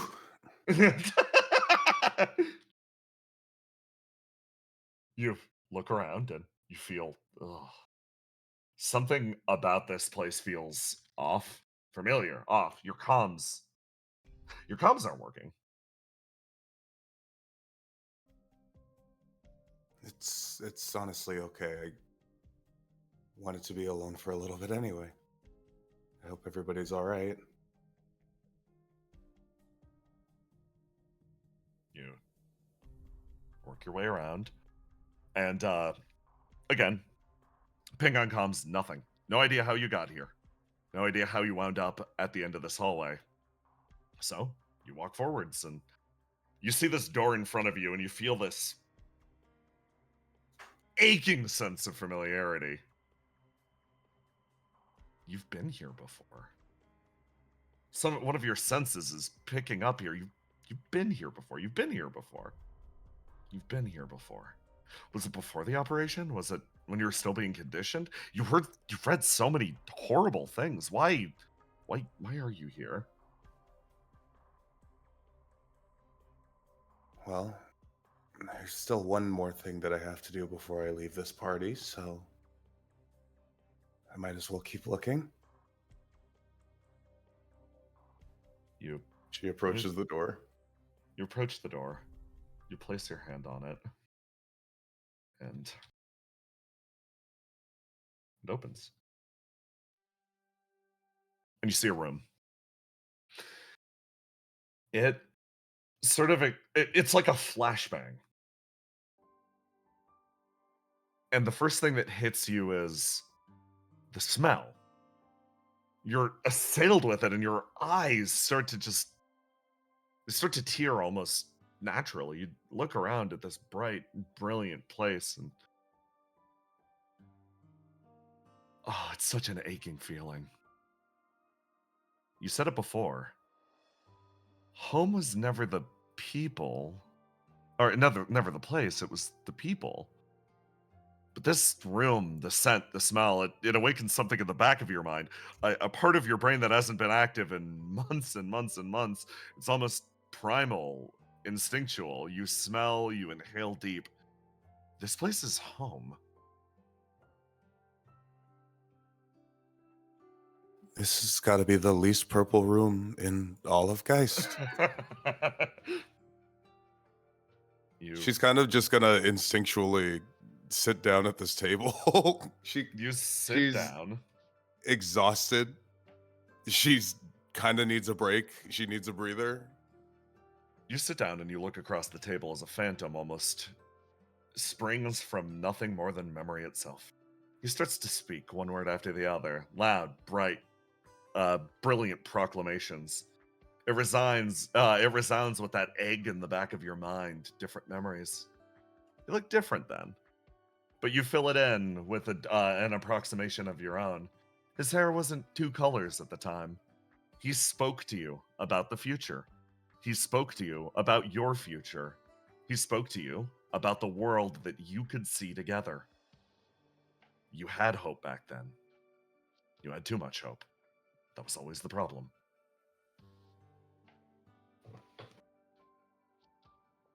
Hope is a vision of the future. That's all it is at the end of the day, right? You turn it over in your head. You stick to that. There's almost a disagreement in the air. The person that you are now and the person that sat in this chair are not the same. You've walked a long, long road to get here. You've lost so much to get here. Considering the person who sat here, she looked at that road with brilliant eyes, unaware of what it would cost her.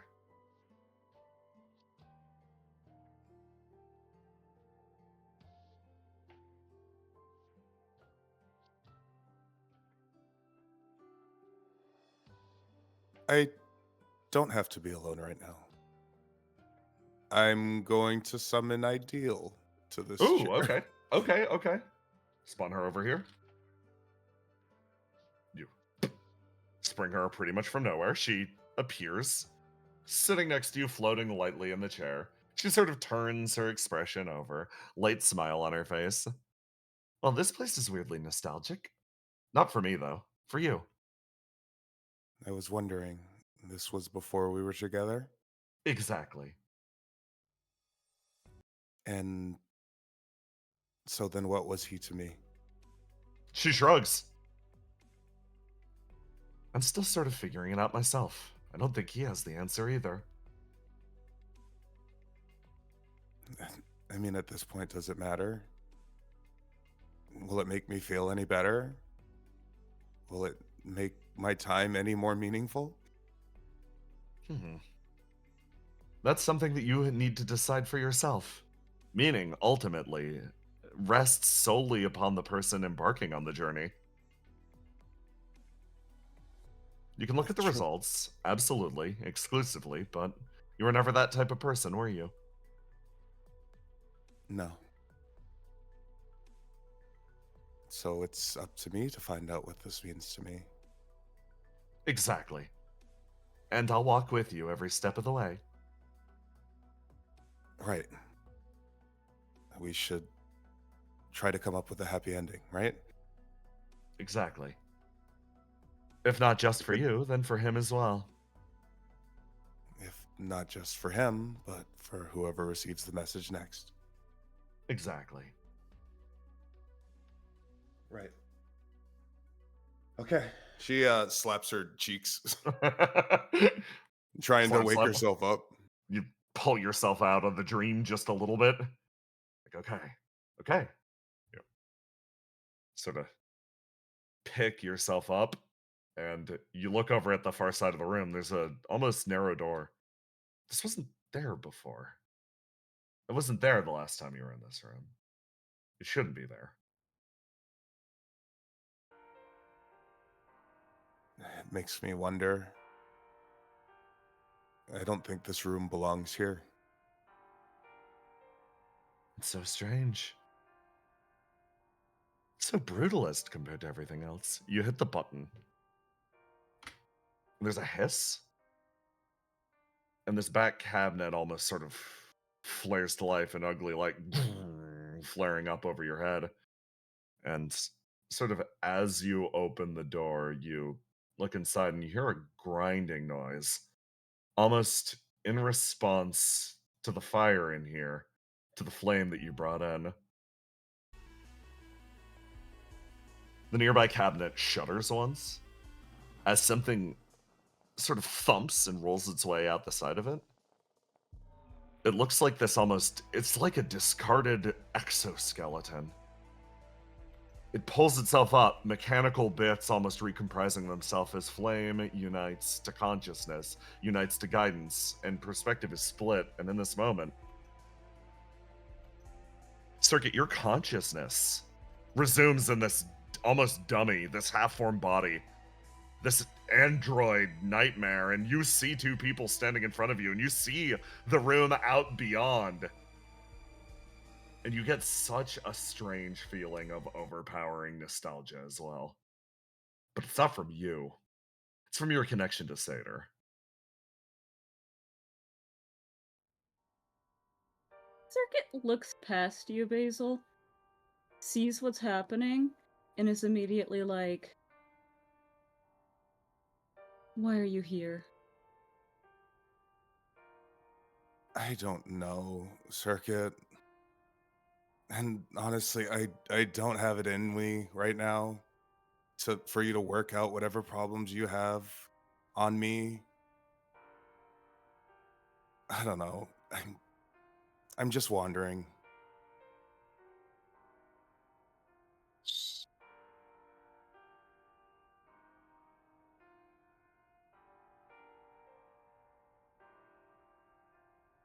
Okay. Let me check some.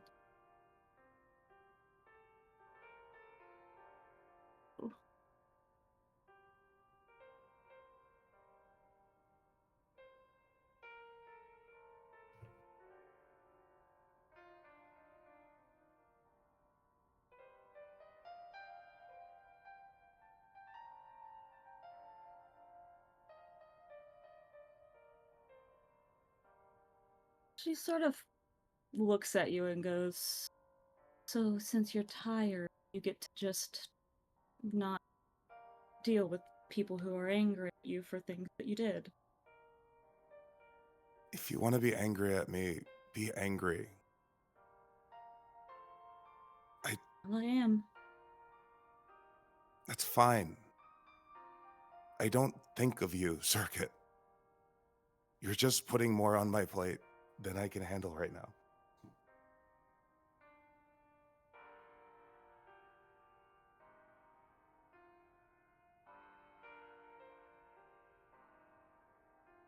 She sort of And like maybe that's not fair to you.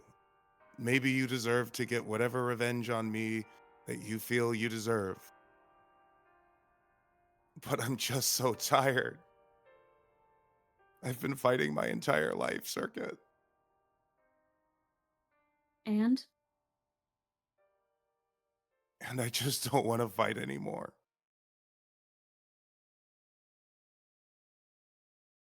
do you think you're the only person who's been fighting their whole life and who's tired? No, I don't. But it doesn't mean that I have to deal with it.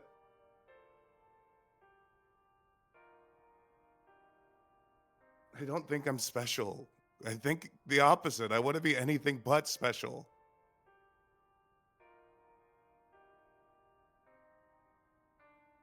She, like, in this, like, mechanical, fucked up body, looks at you, sort of, like, rolls her neck, and is like,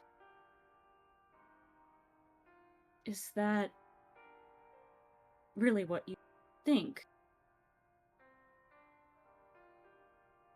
Is that what you tell yourself? What I think that I just wanted to have a normal life. I wanted to have a childhood. I wanted to be a normal girl. That's not what I think, that's what I know.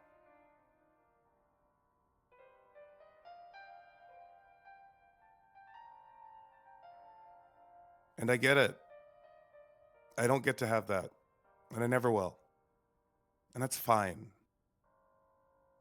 I've come to terms with that. I've come to Have terms you? that there's no Is it going fine? back. It is. Otherwise, what? Otherwise, I'm Otherwise just going to what? sit here and be mad at somebody else, like you. And I don't want to be like you, Circuit. Circuit just watches you with this look on her face. Like she's looking at you, and it's like just this look of disgust every time you open your mouth. And you can tell she's hearing what you're saying, but almost like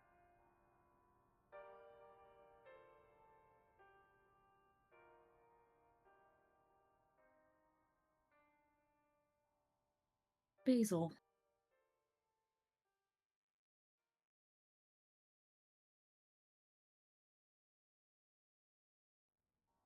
I get it. I don't want to be like you either. But there's something I think you need to know. And that is. That you're lying to and that you, by lying to yourself, are not just hurting yourself, you're hurting everyone around you.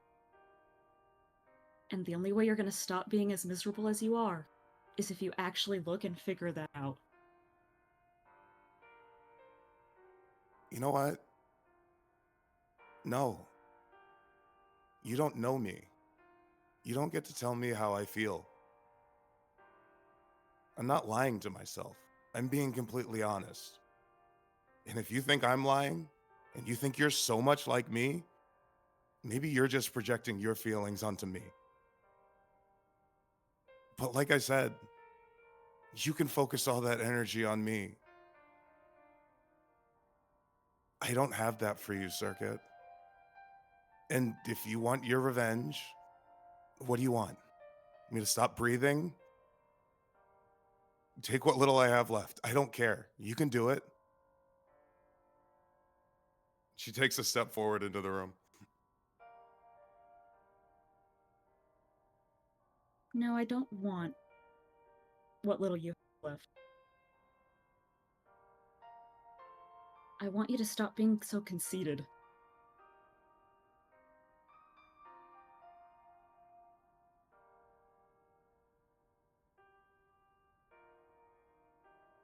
And what if I honestly don't care what you want?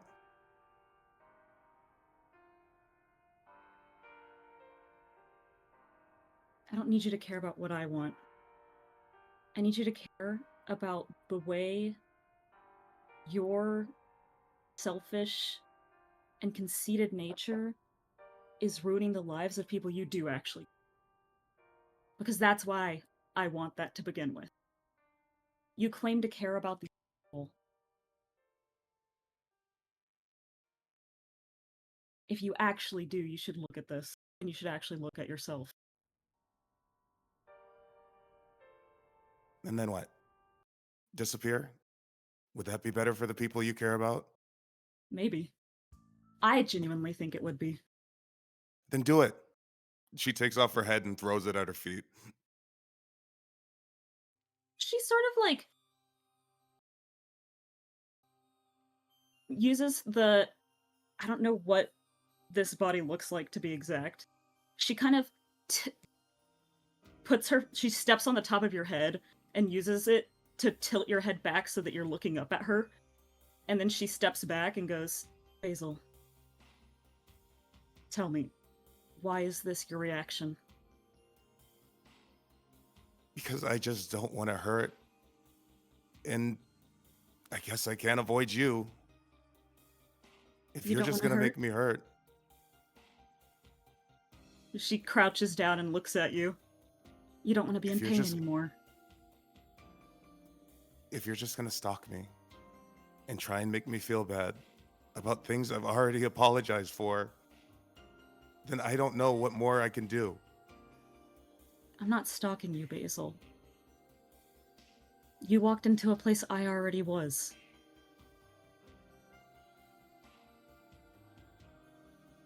Listen to me. You want to stop hurting. That's why you're doing this, right? You want the pain to stop. It's not even that. Yeah? Then I what know is it'll it? all be over soon. I'm just trying to make the most out of it. Why will it all be over soon? She looks at you. What caused that? Me? And why did you do that?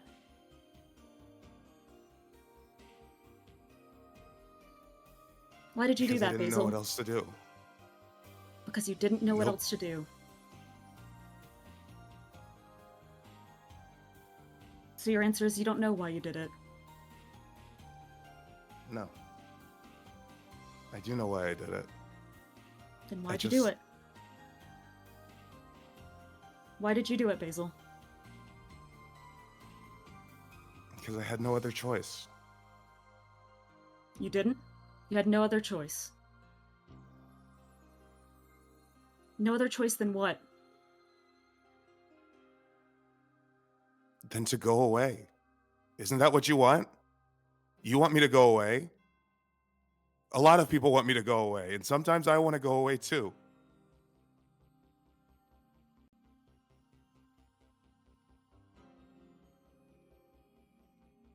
So you had no other choice. Because other people wanted you to go away, or because you wanted to go away? Why did you want to Both. go? Why did you want to go?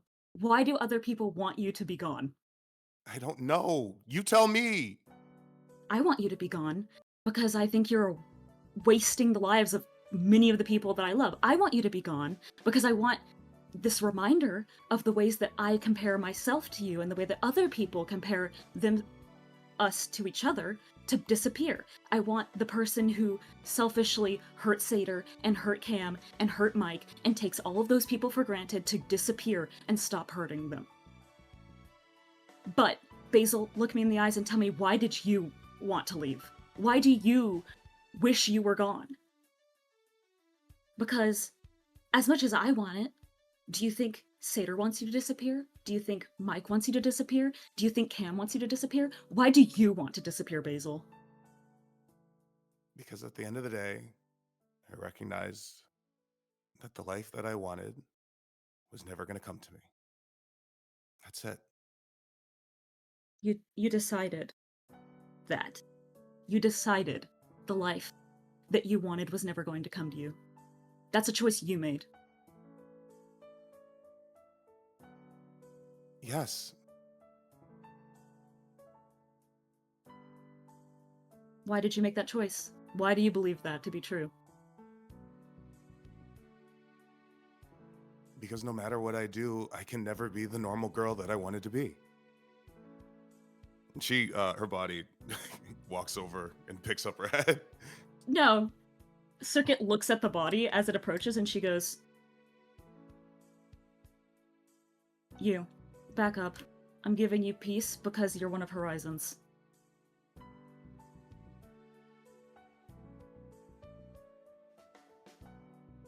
The body's not backing down. There's She a picks moment. up your head by the hair, stands up, forces you to look her in the eye and goes, "Basil,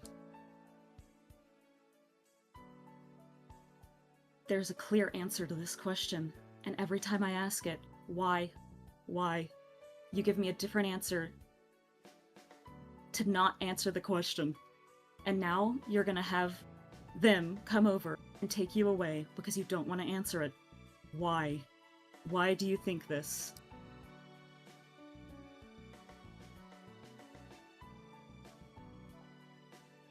Because for the people I care about, I can't envision a future of them happy and me there, okay? Is that what you want to hear? And it hurts, right? Yeah, more than anything. So you decided that the only option you had was to take away all of your other options? You decided that future wasn't possible because you tried a couple of times and it didn't work. I You tried tried a a couple couple of of times and the times. world is ending around me, Circuit. You It's tried not a as couple simple of as that. times and it didn't work. So surely there was no way it would ever happen. So let's give up. Let's give up. Let's throw it all away and hurt everyone who's ever loved us by throwing our life away. Because there's no way it could possibly work, right? It's better to That- just give up and think that, oh, well, if I stop trying, surely it will stop hurting. And then I'll just be able to spend the rest of my time helping them be ready for when I'm not here anymore. Is that And how it will you stop feel? hurting. No, that's what you just described to me. You're making a lot of assumptions about somebody you don't know. Basil, I just sat here and asked you, and I've just repeated all of your answers back to you.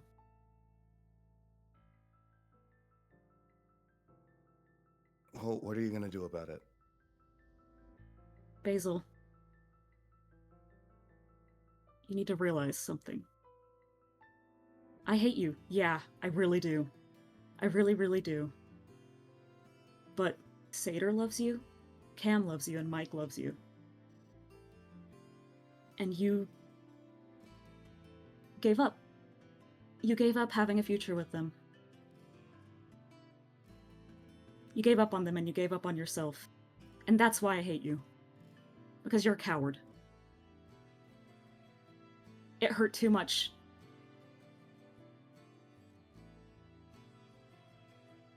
I get it.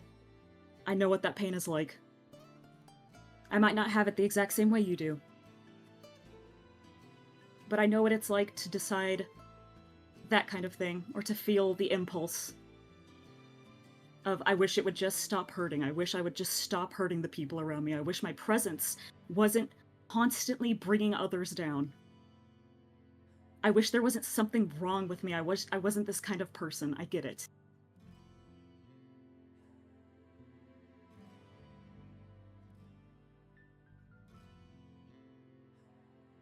You're right. I was a coward. And you can hate me. But no matter what you say, No matter how long you keep me hostage here in this room, I don't have it in me to hate you anymore, Circuit. That's the reason I'm prodding you about this, the reason I'm interrogating you about this, the reason I'm holding you hostage about this. Basil, you have to understand that what you're doing isn't helping them, right? You're not just, oh, well, I've given up and I'm gonna disappear, so I'm gonna spend the rest of my time here helping these people. You have to realize you're not helping them, right? You really do. There's no way you're that dumb. Fine. Then you help them. In my place. I'm not gonna do your work for you. I'm gonna help them because it's something I want to do. I'm not gonna help them because you don't think you can. No, Fine. you won't. Because you're a coward. Ideal finally speaks out. You're taking the moral high ground repeatedly in a conversation when you, just the same as her, decided to leave. You can act better, you can speak a big game, but ultimately, I've watched you. I've watched you from the shadow of this place. You only care about yourself. Circuit's eyes sort of flit over to Ideal. I can stand self exploration. I'm sorry. I have to interject when I see hypocrisy. Her expression lights up. You know what? You're right. I actually appreciate you pointing it out.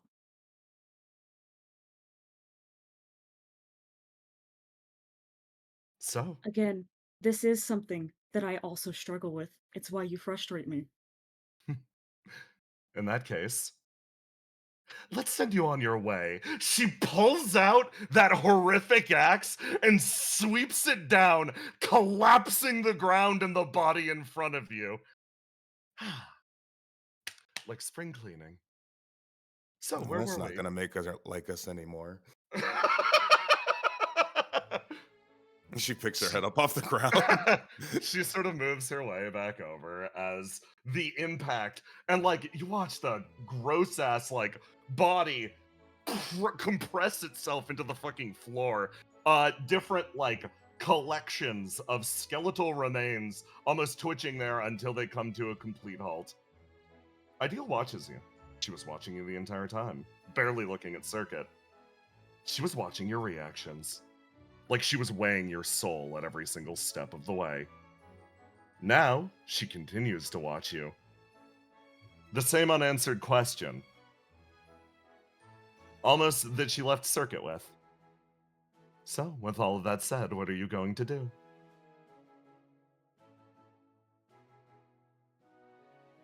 I get what she means. But okay, think of it like this. I'm not so arrogant to think that I could ask her to help people in my place. Hmm. But she's gonna do it anyway. Ideal sort of laughs. So it doesn't matter. She's not gonna not help them to spite me. Hmm. Would that make you happy? What would make me happy is to leave more behind than I was. And Oh. Oh dear. I realized a long time ago that the possibilities between two people are infinite. She So, She quietly lifts you and starts to move. Keep going. so we can multiply what we are in other people, in the people we care about, even in the people that don't like us. It's true. But I think there's something that you said when you were stressed, pushed to the absolute limit there. You Which admitted was, you admitted that you can't imagine a world that would be better off with you in it. So? Yeah. So? Are you going to do anything about that? I think it's the cruelest endeavor that you could probably impart on at this exact stage of the game. But even if it's for selfish spite reasons, I think it's a rather interesting point. I've never heard your heart sing so clearly. Isn't that what we just did? By destroying that node, we destroyed any chance of ever existing again. She laughs. Perhaps for you. Your story will remain with me. After all, I am you and you are me. And you'll be okay without me? You see her expression become significantly more gentle. I will. But I think if there's something that needs to be worked on. She looks around at that place behind her. You were a person meant to be beloved by the world. Let's talk about why you don't feel that way. And try to make... Yes, let's try to make changes so that you can become a person like that. You might be right. I think the only thing I ever wanted was somebody who understands me. And you were always with me from the beginning, right? Or at least the beginning that I remember. The voice whispers in your ear, both comforting and also corrupting, as she whispers over. You always wanted somebody to love you. Truly love you. All of me. All Even of the you. parts that I don't love. Exactly. The smile remains, almost placid, a comfort confusing, still a snake, an adder around the mind. She sweeps you up in her arms and continues on. Your weight feels significantly lessened, but just the same, your body can't stop shaking as you move to a different area.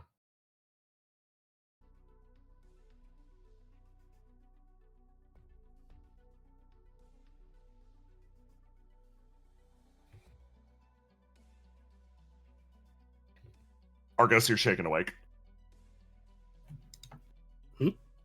Connection like almost reforges as Cass like, hey, you good? I look around. I'm not sure. We're somewhere else.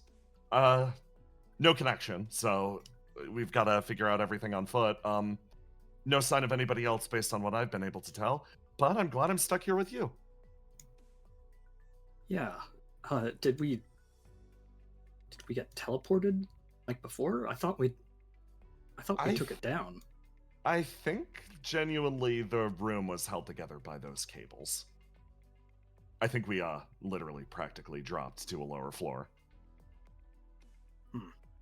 Physical locomotion more than anything else. No idea how we've been shifted to a location like this. Guess it's lucky that transported us together. I can only assume the others are somewhere. I'm gonna try them on comms. You try them on comms, no connection. Let's look around the room. Server room.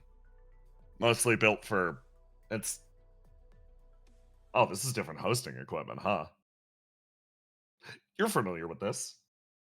Your room back in the, your office has shit like this in the back.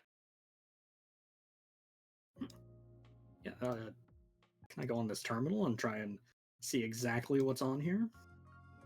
You connect it up. Give me a roll to do.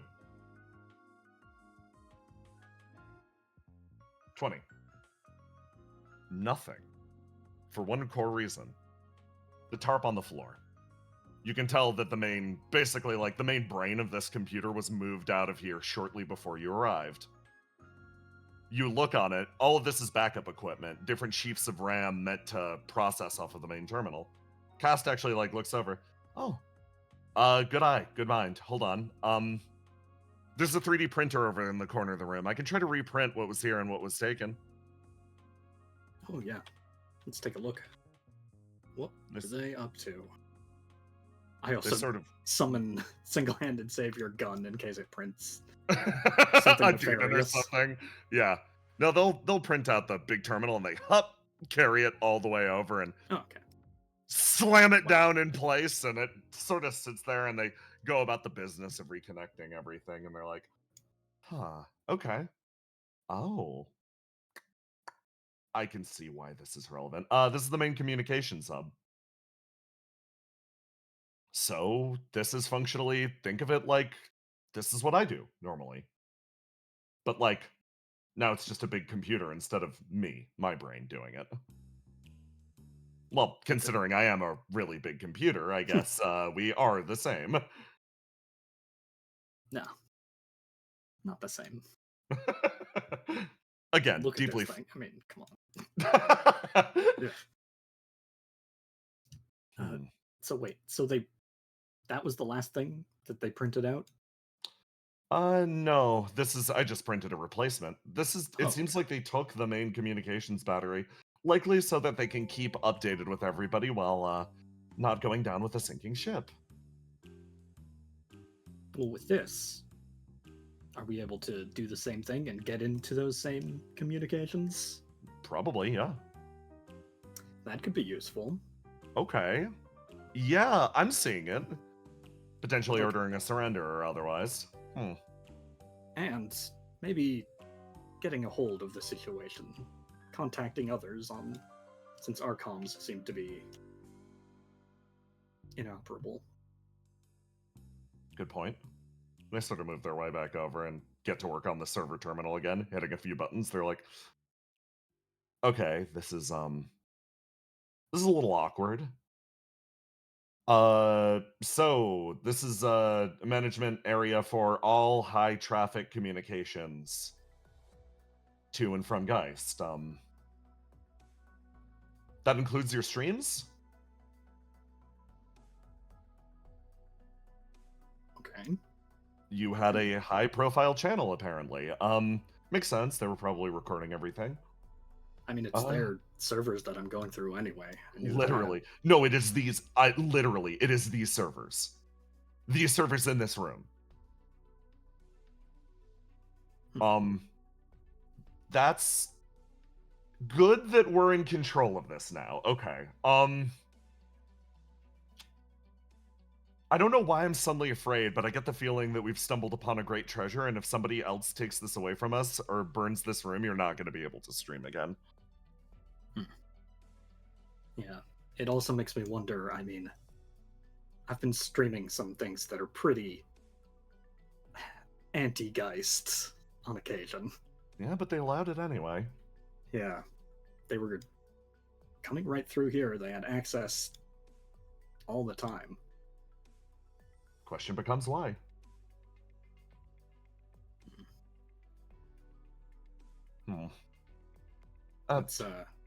Let's set things up and mark this room down, okay? Mm-hmm. I thought it was a little suspicious. Like, it's not just here, right? Like, when we started dating and like we went on stream and how things were smoothed over like really suspiciously fast, I always got the feeling that somebody was looking out for us. I can't help but shake part of it. I don't know. Am I just being like, I don't want to look something really good. I didn't want to question it because obviously it's something really good, but I always thought it smoothed over suspiciously fast. Like, you're clearly super popular and obviously a significant other in your life, and yet again, wow, I'm airing personal baggage when we should be talking about the mission. No, I get it. Yeah. In hindsight, it feels like I was being overly cautious about people's reactions, but I think I had legitimate things to worry about when it came to that stuff. And like, it was bad for a week. It was really bad for a week. Like, obviously I didn't want to say anything to dishearten you or anything then, but Yeah, I was in it for the long haul. I was just ready for that to be forever, and then it just kind of stopped. I want to believe that it's because people got to know you. Maybe they saw a bit of what I see. Okay, this is gonna be a fucking critical decision for cast right now. What dice shows up highest? Chaos instead of law, instead of the rational side. They instead throw themselves more into their chaotic emotional side. Instead of second guessing themselves about, like, yeah, okay.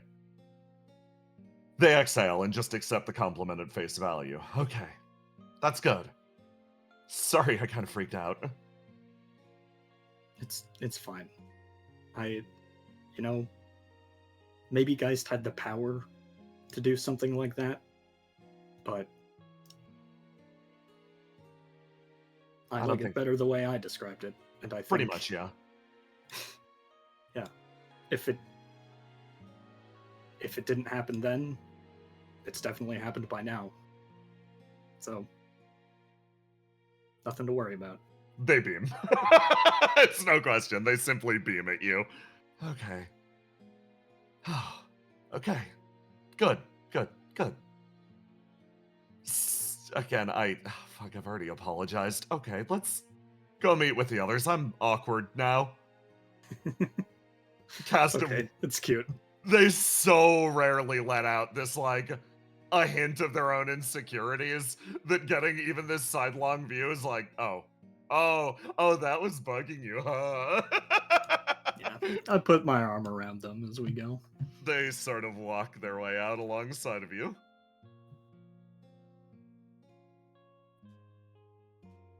As Willow. Your eyes open up in the depths of this place. You smell remnants of flame, not capital F flame, proper noun. Flame, burning flame, fire flame, owl flame. You sort of like adjust the light, and then your little doinkers light up and cast a halo of light around you as you kind of get an understanding for exactly where you are. This dump that's been thrown off to the side with all this burnt, twisted metal. Why are you here?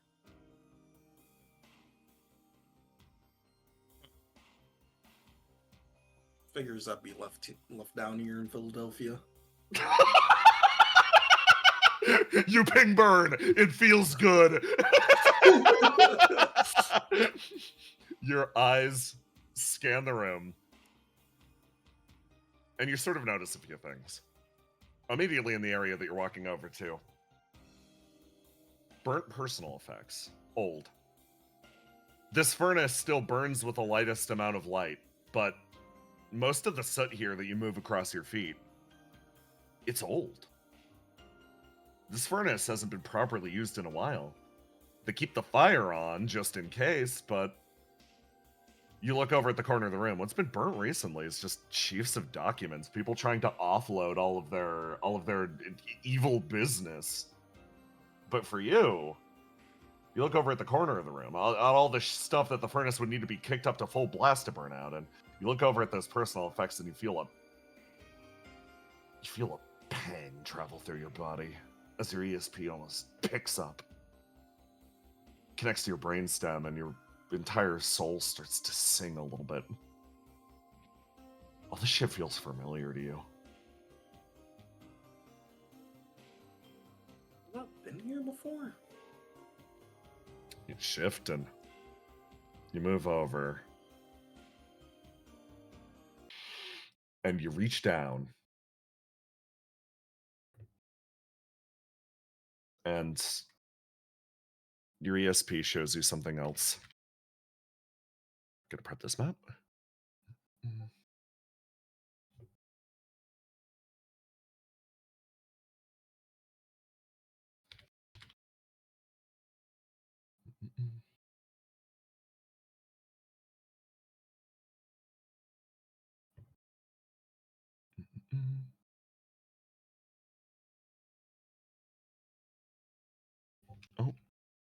grab her.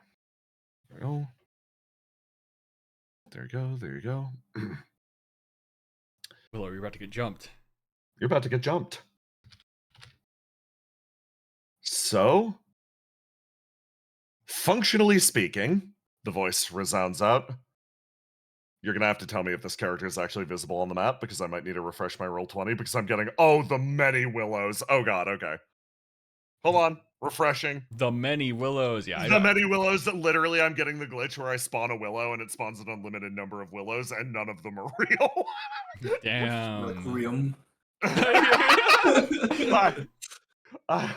is what happens when you overuse Keyhole in the last fight.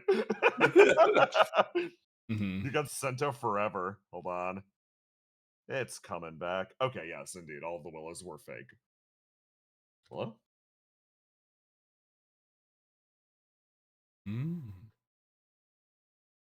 So Willow, Willow. You stand there. Your best friend, the operator, stands behind you and goes, "So you too, huh?" You look like you'd be a Votan player. Disgusting. What are you saying? I don't understand. Yeah, you know Philadelphia, huh? Philly represent, and then he shoots you. Okay. A voice punctures through the silence now that Roll20 has decided to cooperate. Consider it a prototype. First of its kind. The exterior is built on what do I call it? Amniotics? It should have previous life. Amniotic sac. Yeah, kind of, sort of. It's like previous life resistant material. Functionally, it should lower your burn, keep you focused on whatever's happening in front of you. Ruth was not exactly cooperative with the design. She said it made her look too much like a turtle, and I'm kind of bummed out about that still, so I'm happy you're using it.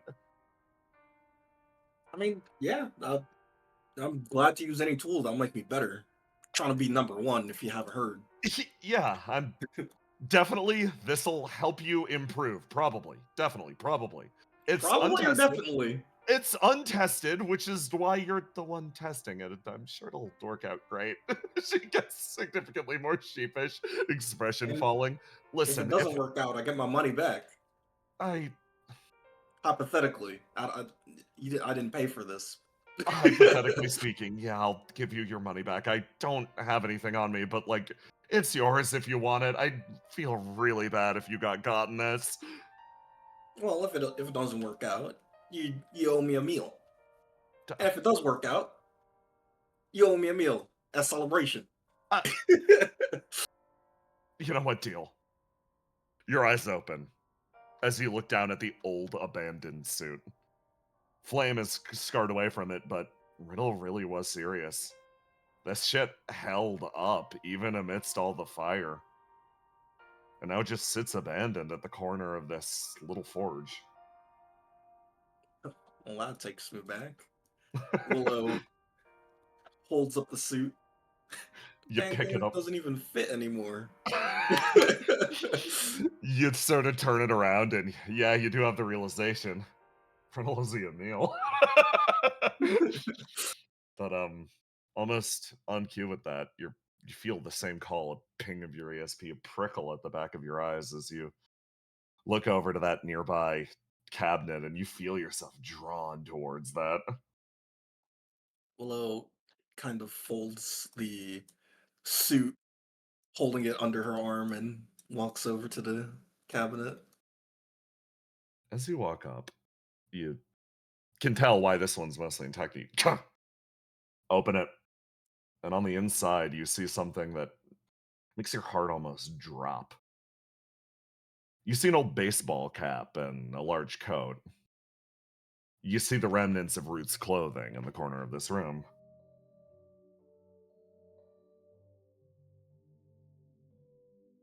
What? Root's clothes here. You reach over and you feel a ping, a connection. You remember that moment that 8 confronted you in the blizzard. She said she met Root's body here. She said that she killed it. You hold that cloth in your hand tight. And your flame responds to it, your ESP picking up something. You know 8 wasn't lying, but she also couldn't have been telling the whole truth.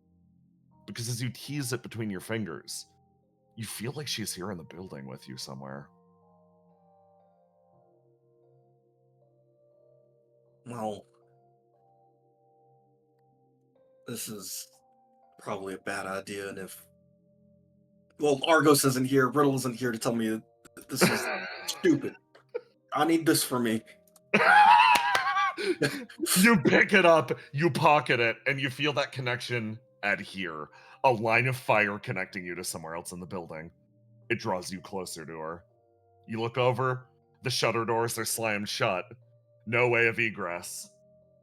But, well, you're Willow. You got the key right here. I think I'd get bored ripping doors open. Honestly, it's kind of fun. You walk your way over and start to rip.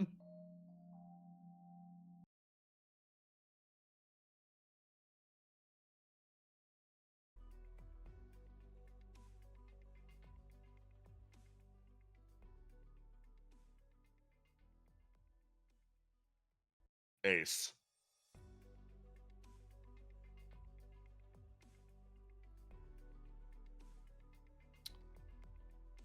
You wound up down here with... dumped pretty much in the middle of nowhere with this guy. This is a little awkward. I'm sorry. Why is it awkward? No reason.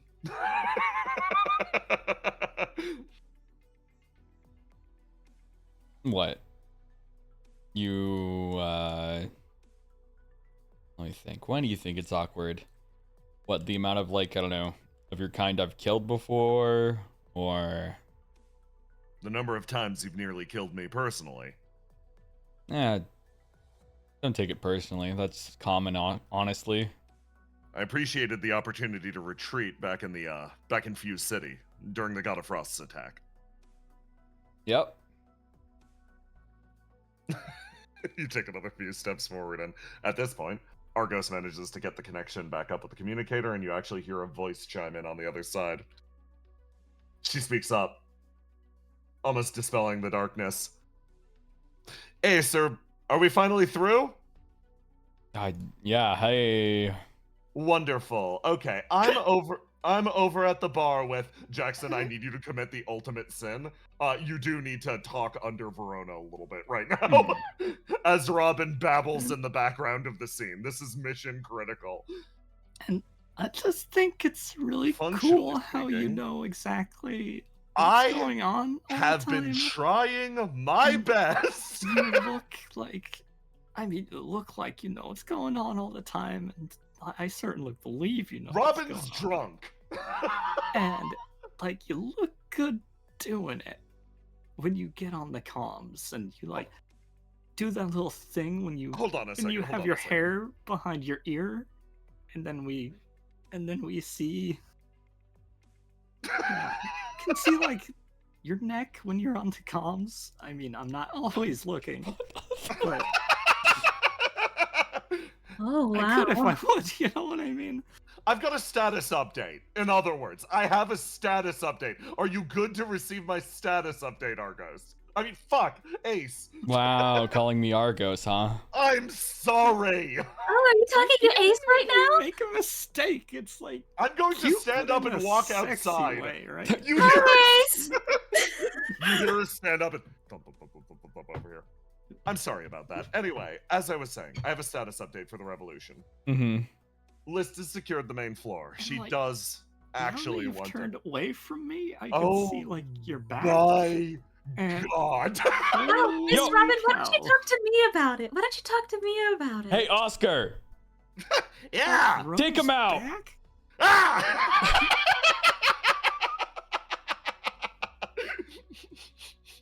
Ah! You back over here. Back over here. Oscar karate chopped her in the back of the neck as Seekers is like, oh my god. Okay. Okay, Robin. Robin had a little too much to drink. So she's not gonna be mission ready, right? Oh no, maybe? Okay, let's Definitely get you back not to your after room, the Queen. Oscar chop. I'm mission ready for whatever mission Verona sends me on. Hey, you did great back there. Double listen, mission. You gotta be ready. Missionary. What? Huh? Huh? I don't Where know did what you this come has to from? do with religion. Once Oh you my god.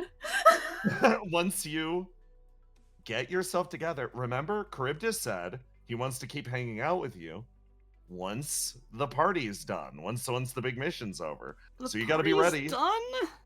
Yeah, once the mission's done. Yeah. So This you is gotta like be. the only party I've been to in years. I I don't want it know, to be I know. over. It's the only party I've ever been to, ever. So that makes two of us. Same. To walk You upstairs. get me. As Gazer gently tucks Robin into bed. Oh my god. Liz does indeed want to speak with you, but Yeah. ultimately, there are a multitude of different concerns. We are securing the building right now. Good job. Yeah. She actually relaxes. Most of Geist is pulling out, back, or retreating into the absolute bowels of that place, which it seems like you guys are situated nearby. It seems like this is turning out relatively clean. Yeah, so this is Whatever. the bowels, huh? Oh, do you not know where you are? Just complicated portal teleportation stuff. I see. Portal teleportation. I don't know, whatever you want to call it. It's funny. We were monitoring things, and it seemed that the moment a large signal went out from Geist, somebody manipulated, there was a large influx of power through the systems where you moved to different places. Fascinating. Yeah, Be don't. careful. Somebody wants you there for some reason. Yeah, I imagined it's some sort of, I don't know, signal. You turn and look directly at the camera. Well, secondary point of status, and I suppose while you're there, I'm sorry, Ace, I'm going to impose on you and make you a shot caller for the moment. Oh, who do I need to shot call? Well, she sort of speaks up.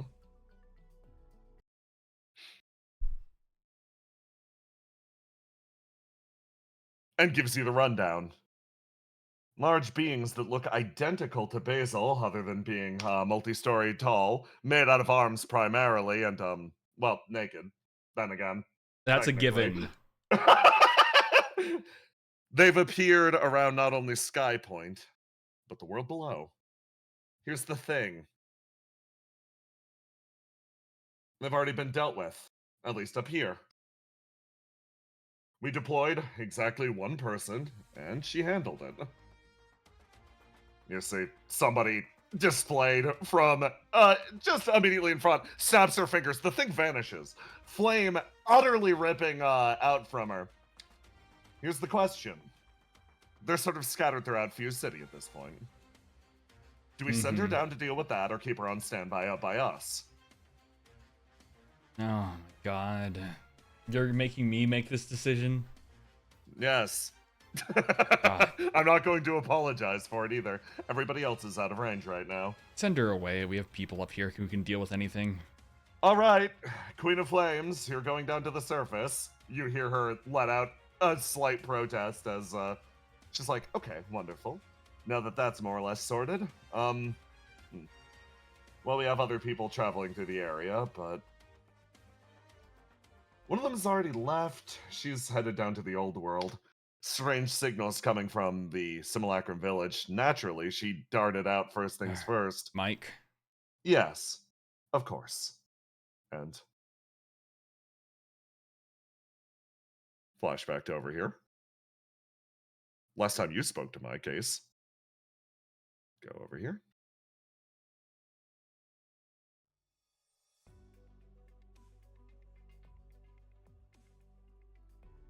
You're helping shovel enough shrimp out of a box to fit Riddle inside. This is disgusting. It's probably one of the most disgusting things you've made me do. What?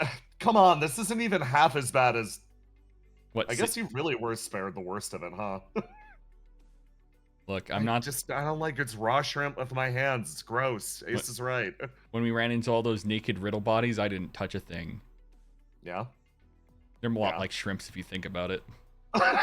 Cool. Then you're packing me in with my kind. Stop complaining. Yeah. The other squads, they didn't even have shrimp in their containers. Why are you getting packed in with yours? So I can hide if it comes down to it. I'm not a stealth guy. I gotta camouflage. Okay, if that's what you want to call it, Riddle, sure. Look, open up. It's the thing. Look, let me put some logic in it to give her an excuse, okay? She's lighter than everyone else, so if they pick up the box and it's light, they'll realize that maybe there's shrimp missing or something, then check. If it's, so smart. Yeah, exactly what I said, but in my voice. If it's weighed down by more shrimp and also Riddle, it will be a normal weight, and people won't be suspicious of it. There you go.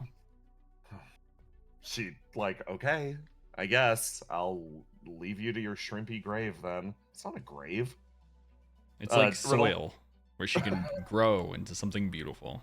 I'm already beautiful, but I could stand to be more beautiful. What about a butterfly that returns to its chrysalis to once again hatch anew? They call that greed. She lounges in the fucking crate of shrimp, sticking her legs out the side. She actually nudges Ace. Did you hear? Willow gave Mike a section of her stanced up. And how does that make you feel, Mike? Better, I guess. It's proof that there are other people, I guess, out here fighting the big fight with me. It reminded me that I wasn't alone. That's good. Riddle weirdly relaxes. I mean, you've seemed kind of out of sorts lately. It's nice to see a little bit of the old you come back. I mean, I'm still me. I'm still me. Just overworked. Just overworked, yeah. The anxiety from doing nothing replaced with the anxiety of doing everything. Shut up. Stop being accurate. Her eyes sort of open again. I guess I kind of miss a time when we were this is so stupid. I've been getting really nostalgic lately for our first layer of the Coda dive when we were all friends and all in it together and all going shoulder to shoulder. I don't know. It reminded me of that. It felt like Willow invited me to be in on that again. Riddle sits up in her box a little bit and starts to laugh a little bit. It's that's kind of funny. That's sweet. Why does it feel like you're making fun of me? Looks over at Ace. I don't know. Why does it feel like we're making fun of you? It feels like you're looking at me like, oh, Mike, you're so naive. I mean, yeah, a little bit. I think that's happening a little bit. I mean, there were good times, but there were also bad times, I guess. Yeah. Plus, let's be real with ourselves. Our relationships have always been rocky at best.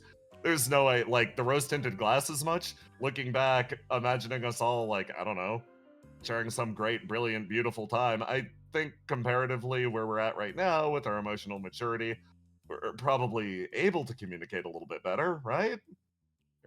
Looking over at Ace. I'm definitely allowed to be more honest, but I don't think that really means closeness. I disagree. What, you really think that? Oh, I'm just saying that the truth hurts. Like you being a shrimp. I mean, hey, the truth might hurt, but it still brings us closer. Listen, it's not about just arriving at the truth. It's the process of questioning each other and questioning our friendship. How scientific of you. I'm discovering new things about you every single day, and the fact that you can be honest about it lets me connect even better. I get answers. Before I didn't get answers, I just got politeness. Yeah, that's a better way to put it. I much prefer us being less polite with each other. Mike, she sort of leans over the side. Do you miss the days when everybody was just really polite? Do you want me to answer that question honestly? I mean, that's what we're just talking about is honesty. Yeah. Okay, like with you two specifically, maybe like a little bit. With everybody else, no, not at all. Damn. That's cold. I mean, that's fair. Like, I think you both could be a smidge more polite to me specifically. To you Oh. specifically, Mike, I used to punch you in the face back in the day. You didn't punch me in the face. You like punched me in the arm. Oh, I'm talking about like the time when you tried to fight me and I like kneed you in the face and stuff. Yeah, I think I could take you now. I mean, Wow, now who's not being polite? I miss the day when Mike didn't fight back. It was so nice. I don't miss the day when she used to just follow you around cleaning up after your shit. Oh, I miss it. Now that's something everyone has to do. Mike's expression actually sort of softens a lot. Thanks, guys. Huh? Thank you. Genuinely. This is really silly to say. I really like you guys. I'm happy you're my friends. Oh, man, could you stop that? That's like Death Flag City. That's called honesty, Ace. Sorry, you're taking it straight to the face right now because you two invited it. Off to the doom she goes. I guess, okay. I mean, at least, hopefully, you won't be, oh, I'm sticking my foot in my mouth again. Was that you were about to say, Riddle? At least, hopefully, you probably won't be engaged in this operation that likely will have great... He puts the, you exactly know what I'm gonna do. Thank you, Ace. Oh, Okay. So peaceful. I'm Hey, don't. really wishing you guys the best of luck. Yeah. You can do it. Yeah, you're gonna have to carry this, obviously, because I only have one hand, and make sure to shake it up so she gets mixed in there. Okay. Yeah, I can do that. You know what? I can do that. She sort of picks it up and starts to, like, walk off in this direction one step at a time. She turns around, pauses, looks at you, flashes you a smile, and then sort of, boom, engages her wings and flies over to deliver the crate to Cal where it was. And? There she goes. Yeah. I'm glad she's able to rush off to do what she needs to do. I haven't seen Mike. I don't know if Mike is doing spectacular or terrible, to be honest with you. I mean, you could say the same about us, right? I know for them, Ace, I can tell when you're doing terrible. I don't think it's really that hard, but for you, it's a little bit more complicated. But I think nowadays, you're mostly doing terrible.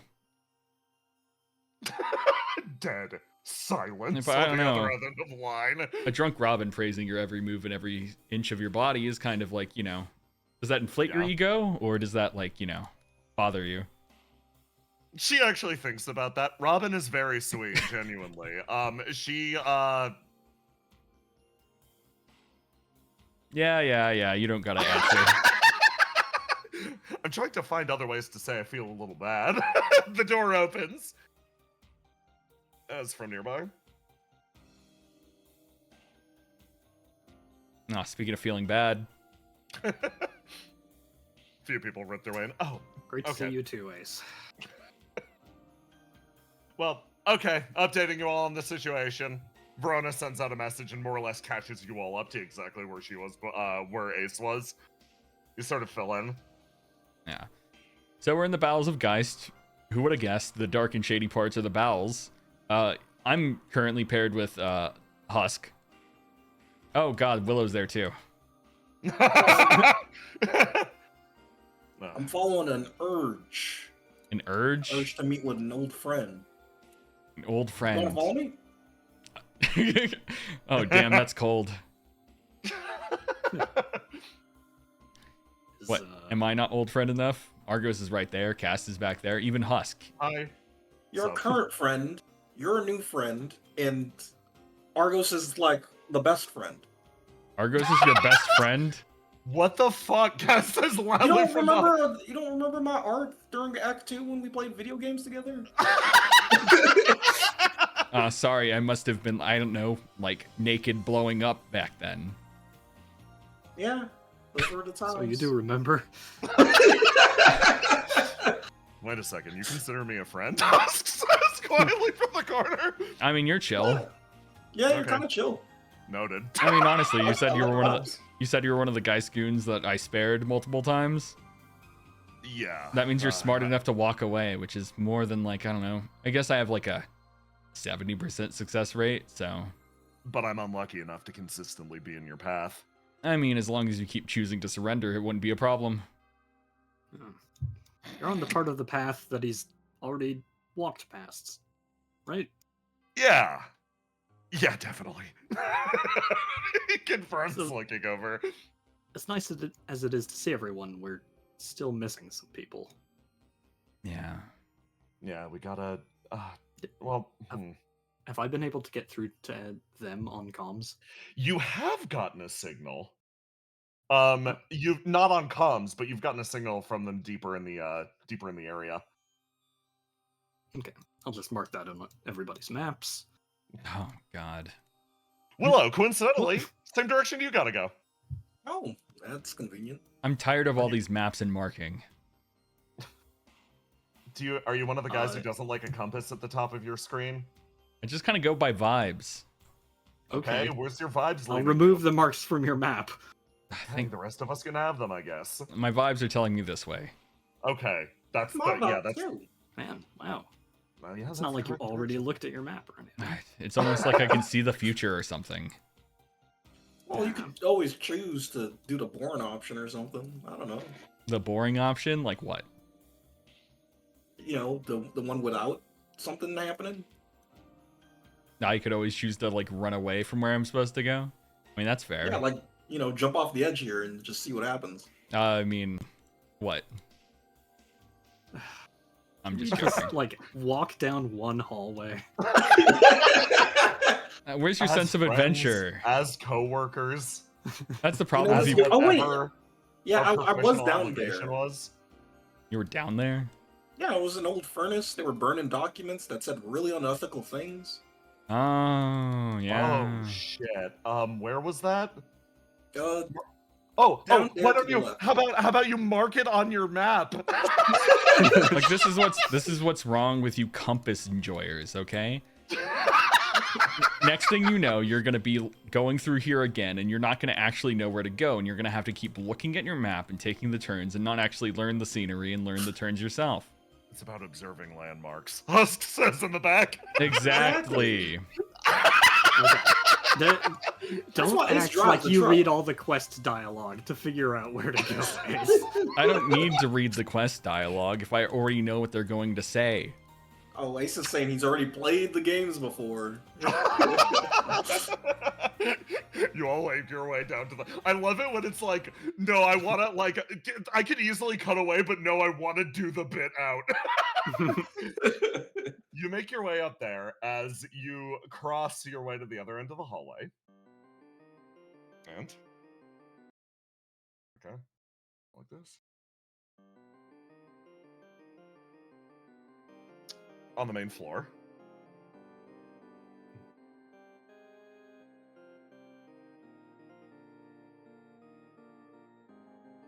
Oh my god. Wait, There are a lot of 6? purples. I know where this is going. Pattern recognition activate. A man sits in the center of his enclosure, sort of sitting there and letting his flame buoy around him quietly. He noticed the slightest disturbance in the corner of the room. Had to have been nothing. A faintest bit of flame injected into the system and moved throughout. It danced its way downwards and slipped between his fingers before he was able to make sense of it or even manage it. Such a level of flame control, well, it'd take either somebody exceptionally talented at the manipulation of flame, or take a being like him. He thinks to himself, but otherwise doesn't register it. The odds of it being an AI or something similar, that they're high. Maybe it's an OPIA guy, or maybe, hell, it's even Radamanthus. It's not like he's gotten any updates from them, particularly lately. Sits quietly and hunts for it again, but it's like trying to find an individual drop lost amidst an oil spill. There's nothing there so long as he searches. But he knows his gaze can't be mistaken. It was headed somewhere, headed downwards.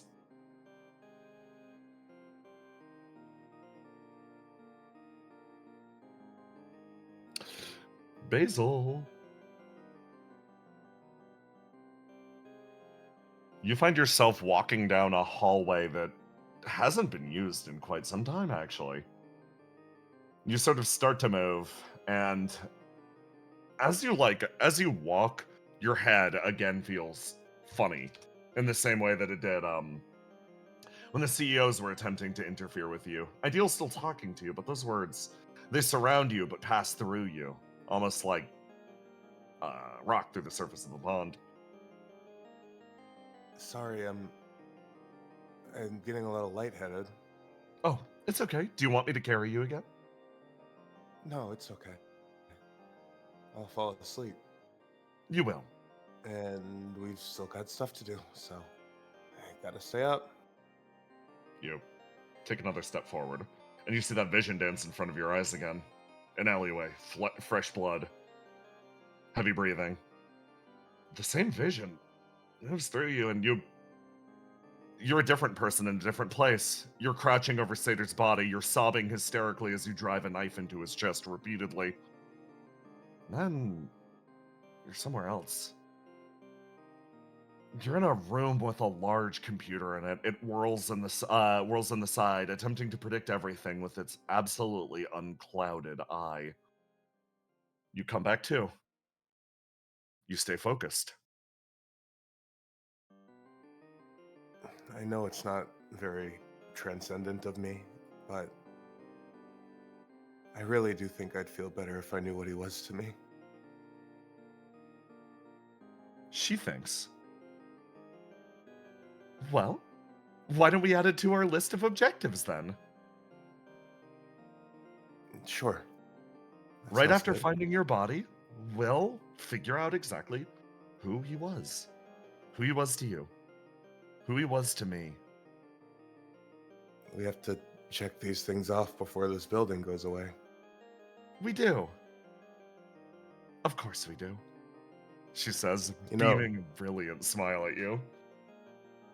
You know, I knew she wouldn't, kill me.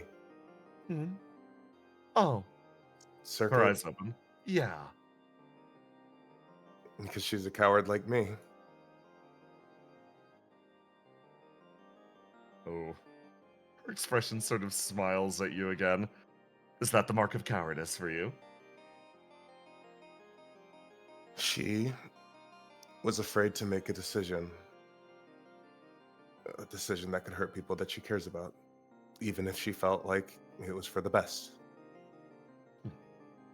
Just like me. If that's the case, if that's the criteria, then I think there's only one person in this world that you could call distinctly and absolutely not a coward. And who's that? She makes a throat cut gesture. Oh. You think so? No, I actually don't. I think the criteria itself is flawed. What would you say?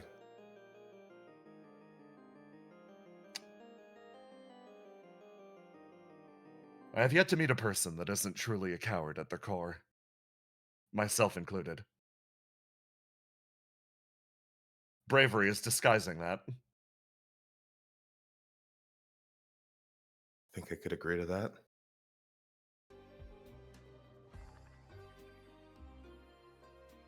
She sort of looks out and over. That includes my plan too, you know? Yeah, I think I do. She sweeps her way around and continues to guide you on down the hallway. You feel like you... Weirdly, that was like a confession for her. You feel like you got a little bit closer to your reflection in this moment. Not sure why. Not sure Socially. how. Ugh.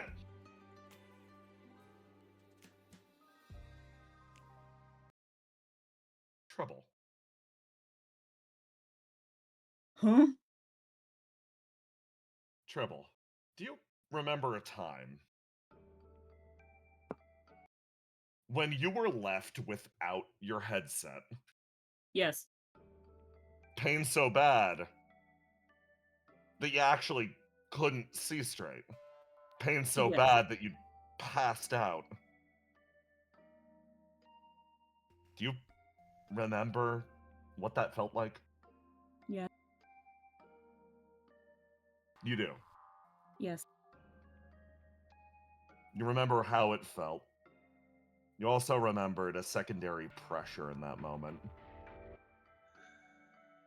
You remember the feeling of utter helplessness, sort of thrown neck deep into your condition. How frustrating, agonizing, hopeless it felt, but something almost interrupted that sensation. It interrupted it then, and it interrupts it again now. Oh, she's gonna cry.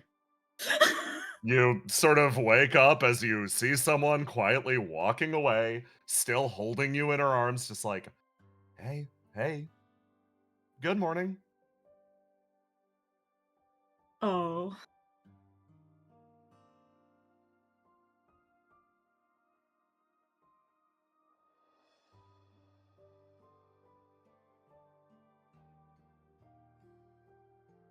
Yeah. She wakes up and she blinks. She blinks several times. And she starts to say Riddle's name. She's like, Riddle? And then before she can even finish saying Riddle's name, she's like big tears coming out of her eyes. Like expression honestly she isn't even like has a sad expression. There's just these big tears coming out of her eyes while she's just looking up at Riddle, almost like she's started crying before she even realized she was crying. You know what I mean? And she like her brain hasn't caught up. Hey, Riddle a little awkward, just holds back a second and then sort of shifts into a proud smile. I might not have sworn an oath or anything. I might not be one of your excellences guys, but doesn't matter where you wind up. If somebody tries to put you in a box, I will show up for you.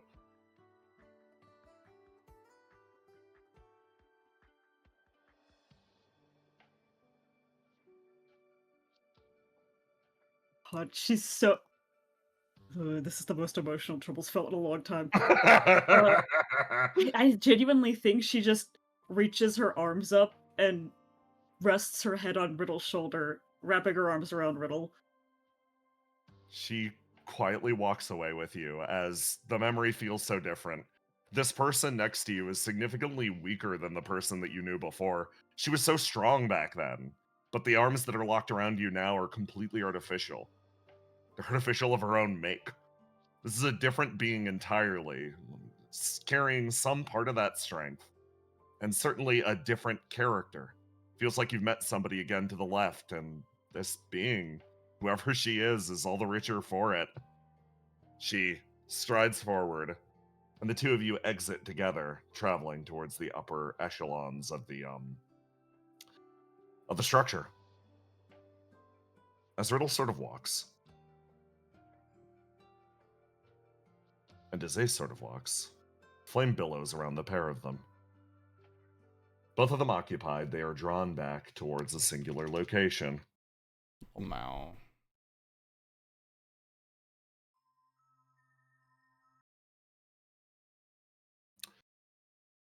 Oh boy.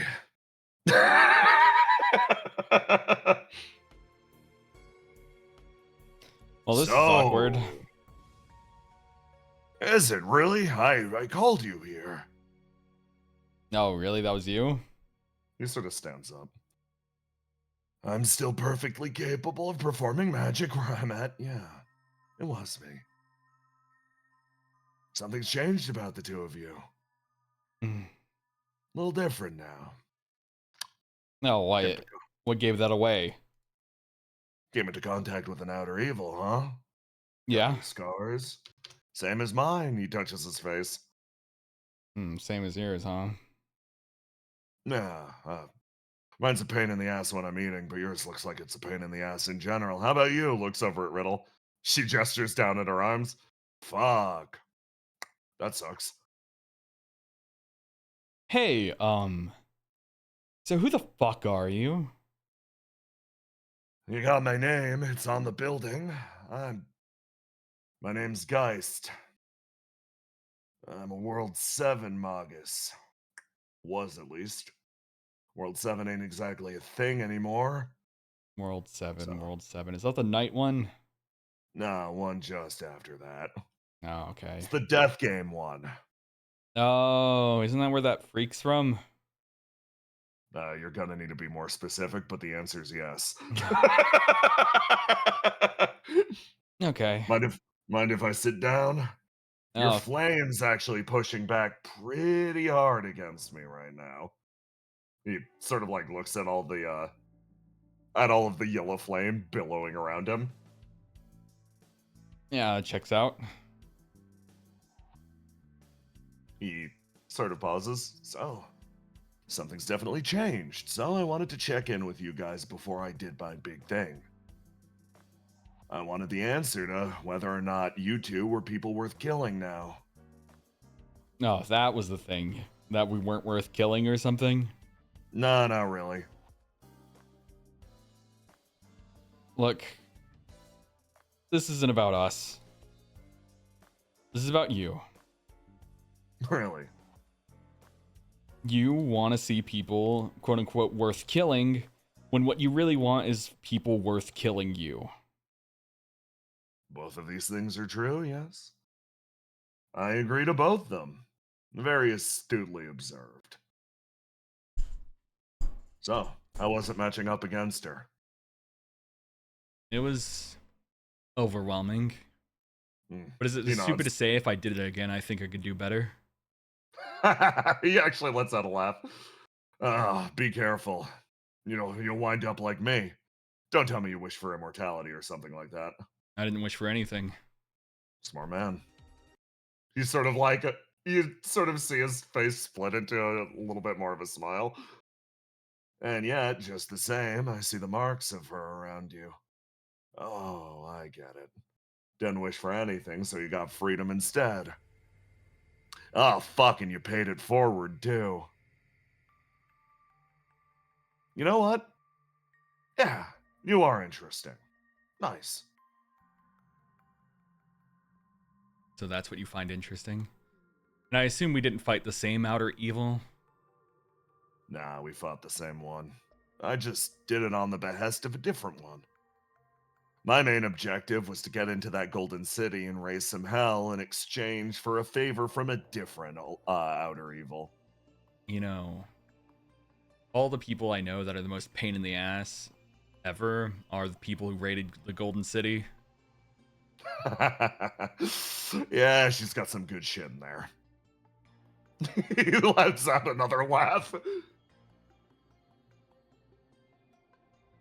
So,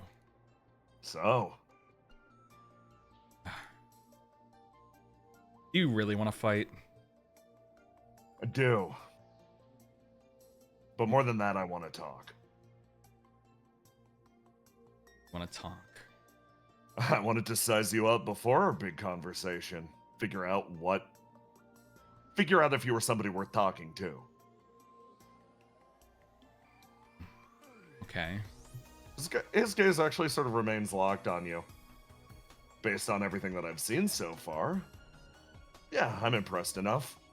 You walked away from that mostly unscathed, then walked away with a blessing that's probably... Nah. No way around it. You deal with an outer evil like that blessing will ruin your life one way or the other. But you're not stuck with mine, so... Color me interested. I'm interested in seeing how freedom absolutely ruins your existence. Yeah. And don't worry. When we fight, your blessing won't even do anything. He looks over. Yeah, something's really changed about you, huh? Before you used to wield the sword, but now it feels like the sword's wielding you. And if I'm not mistaken, based on that cut that traveled through the building earlier, you might actually be able to kill me. Trust me, that sword is just one aspect of how I can kill you. Exciting. He sort of turns over. Seems like you found some measure of strength. Looks over at Riddle. How about you? Can't exactly imagine that, I can't imagine anyone being able to form a contract with, that thing. Seems a little too wild. Riddle sort of pauses.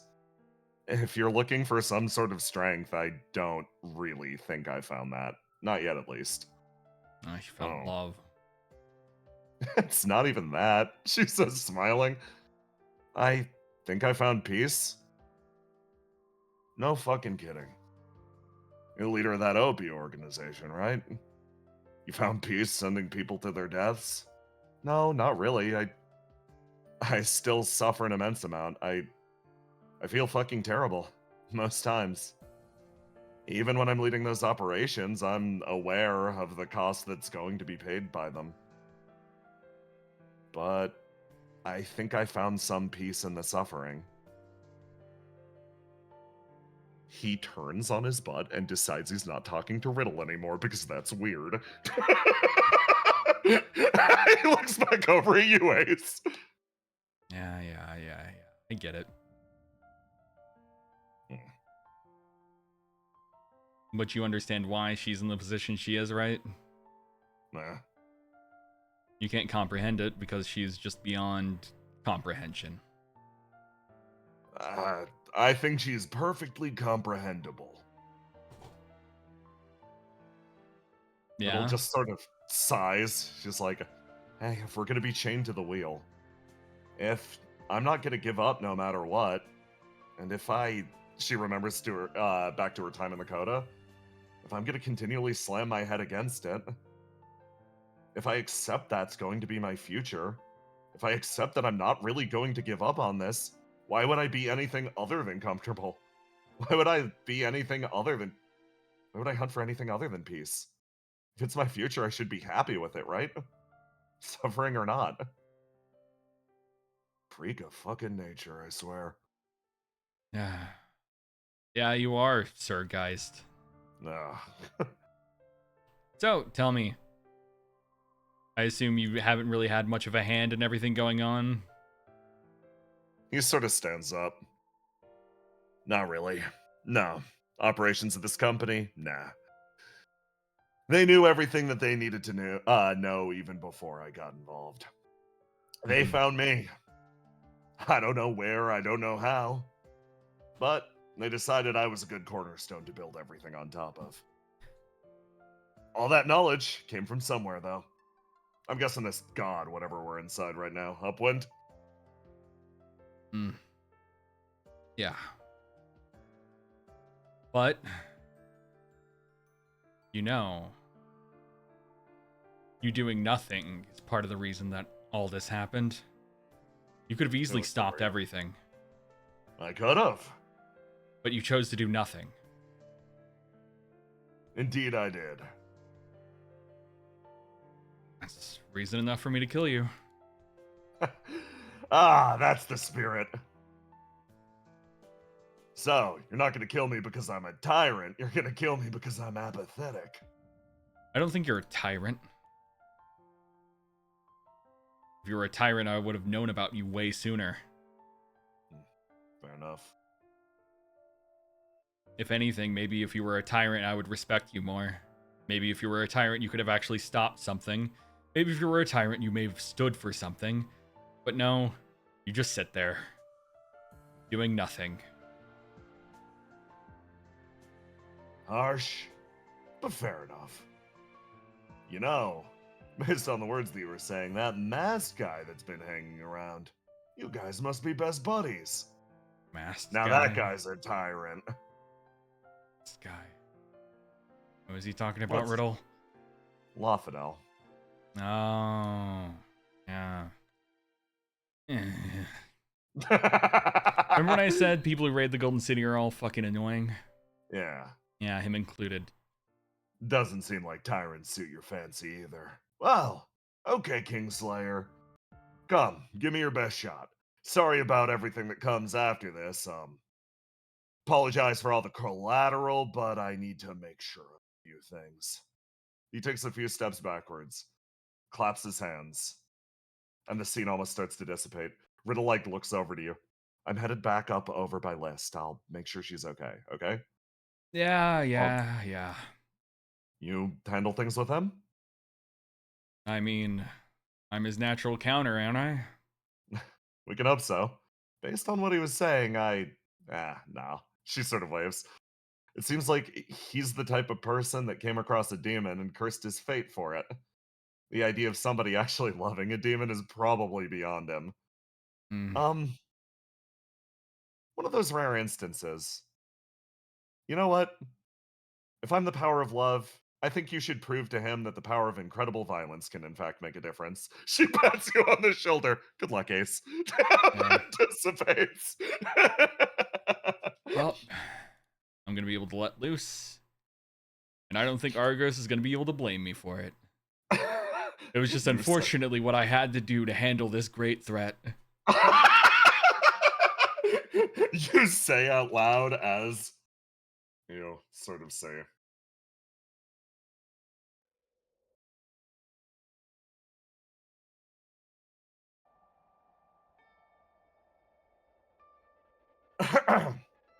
A tyrant quietly watches his kingdom unfold beneath him. Not this place. Not Skypoint, no. His eyes, as always, are fixated on distant Ciela, so far beneath the clouds. His gaze fixates on it and he breathes in deep and then looks back over. Well, I'm lucky enough, I suppose. Seems like I've been able to more or less stay out of the direct line of sight. Anybody with their head screwed on straight realizes that the best position that you can be on the chessboard is not on the board at all. A flame moves through the area. The man feels a rising sense of dread. Oh. Shit. He's placed himself on the board. Elsewhere.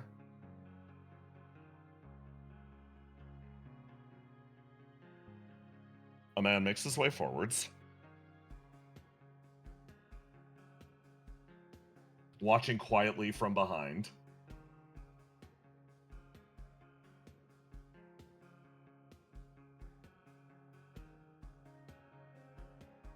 Circuit, he watches you walk into this chamber. And the bestie watches you walk into the. Yeah. I'm spawning the rest of the besties. Oh god. Yeah. Oh god. We're watching, She's- we're watching a plan transfer, making sure everything goes smoothly. We She need to walks make in the sure room. everything's okay. She walks through, she's like, yeah, this is about what I expected. Hey, I made Sam wait outside. Wow, thanks. I appreciate it so much. Go for it, I guess. She sort of sighs. Are you guys sure you want to be in here for this? No, absolutely not. I'm on call for freak shit, which I understand does not narrow it down because you're doing freak shit. Go for it. No, but I'm here for moral support. I'm here to watch. What's happening? Please stay for my moral support. She walks over, opens the coffin. You open the coffin. You see Sator's body inside. So what Surrounded state by of this? Oh, it's fine. It looks like it's all been fixed up. It's surrounded by roses. Okay. She will. Is Satyr awake? In Oh, in her consciousness? No, Yeah. he's gone to sleep. Okay. Okay. Is this so? This is a corpse, right? It's not just like him unconscious. No, that's a corpse. It's being Okay. kept alive, I guess. So yeah, I guess it's alive. Okay, so it's like almost in a coma. Yeah. Okay.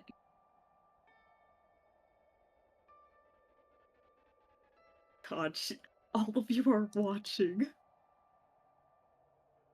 She's Uh-huh. 2 inches tall. She's 2 inches tall. You cannot be doing this. Okay. She's just going to kneel down because it's like, might as well just get it over with, right? Like, this is how it was described to her being done, so this is how she's going to do it. Yeah. Circuit is going to kneel down and kiss him on the face. Yeah, she kisses him. Theo's expression is the one that lights up like, gasp! She had no idea. It like, wow. Whisper Visionary like, claps. yeah, Visionary also claps as the flame transfers. Circuit was through. like, this is gonna be awkward, but it's fine. And then you guys are all watching, and she's like, oh, this is so much worse than I thought it would be. You pass the flame over to Seder, and his eyes jolt open.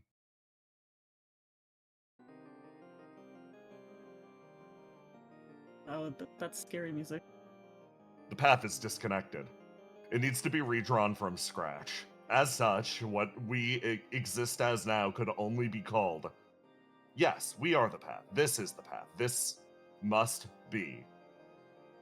So, we'll begin exactly where we are, in this season of dread.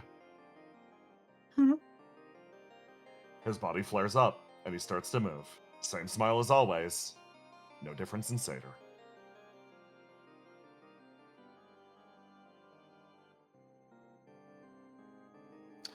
The rest of you work your way down this pathway. I forgot Husk. And you come across Basil, who wanders in the middle of the area, almost looking a little lost. So, for context, I was fully expecting a possessed Basil to be here in this scene. And her to be in Strangle You mode. You know why that hasn't happened? This fucking thing floats at her side. You called her to you, and she has kept you clear and coherent this entire time. That's why I didn't go to sleep. Yep. So good to see you all, she says with a big smile on her face. Oh, God. Basil, what's going on? I don't know. I got lost when you guys got lost. Am I going in the wrong direction? You look at your map. Nobody sends me anything. Look. Here it is. Here's my map. There's no pings on it. Fuck. Like, just follow us. Yeah, just follow What's us. sent to you is it's synced. I was more wondering about Ideal. Oh. Well, don't I- worry about me, she starts to say as a pulse of flame travels through the area. And a voice My- rings out.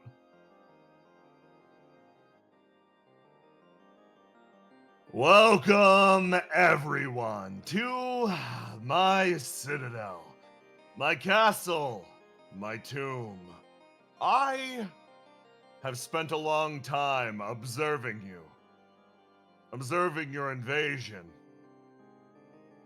And to celebrate those that would kick down my doors, I offer the intrepid warriors of World 12 the same opportunity that I provided to previous worlds time and time again. Come, take my head. It's full of wishes, full of dreams. Whatever you might want can be achieved by this throne of mine. He slides his way forwards. And again, knowing the lot of you, you're more likely to focus on the building than focus on me. So, I'm going to invoke a little bit of magic from my homeland. Don't worry, the rules of it are relatively simple.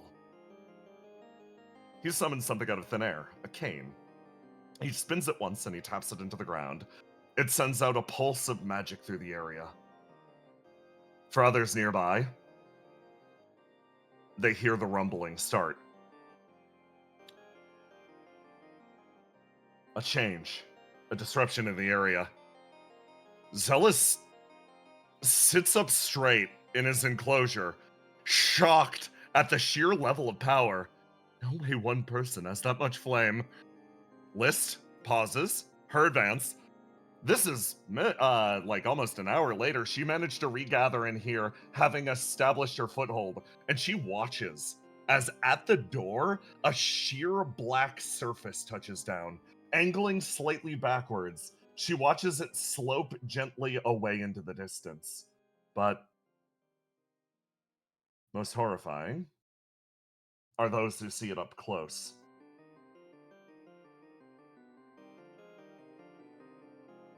Nanda. Why would you lead in with that sentence? Why would you lead in with that sentence? I need you to make me a luck roll, my king. Oh, why would you do this to me? Roll 1d20. World's most afraid man about to be dragged into the plot. Serves him right. 11. It's mid! 11. You stand here, having, you set your engines to go critical. They start to burn an individual star back behind you as, again, the evacuation has more or less been set. They start to burn and boil. And then, you watch... Fine if the whole ship goes, as long as it's not the bits we care about right at first. You see all of these people suddenly become panicked. They throw themselves forward, trying to cross the bridge. You recognize the revolution is hot on their heels. They rush, they charge, the guns raised, and then you hear the explosion, a peal of flame off in the distance. As you all are jolted partially forwards, the arc behind starting to, starting to boil, starting to burst. Everyone's off. Your cousin assures you everybody's off, but that's... The flame stops beating down on your backs. You all pause as you notice exactly one of you, this guy right here, sort of stands, takes a step backwards, panics, throws himself in the tarp, and then picks himself up quietly. You can't tell what's happening at first, but your eyes almost adjust to the... They adjust to the darkness. The darkness, yeah, it's darker. It's darker at the exact point that this person is. A line cuts through the area, a perfect semicircle. You're inside a circle that this person is on the outside of. He raises his arms and thumps hard on the exterior of the area. But it's at that point that you can recognize you no longer hear him. You no longer hear his voice. What the fuck? What the hell's happening? The voice chimes out again through the area, now deeper, more resonant. Rules are pretty simple. You're in a World 7 ritual circle. It's very simple. You kill one person, you can leave. Nothing more complicated than that. He leans in. So I'm hoping you guys get it in your heads that you'll come for me. You take off my head, that's the one necessary death. But, let me tell you what, nobody's had luck with that so far. So, let's enjoy ourselves. Hey, hold on. I'll actually add a little bit of extra spice here. He hits the nearby panel next to him. Happen to be at the center of a failed demiurge machine. Why don't we set something up? Somebody else had the idea to set off all this flame, make it go thermonuclear. I think I'm gonna do that myself. Let's set a little bit of a deadline. I got it. How about midnight? And that's where we end.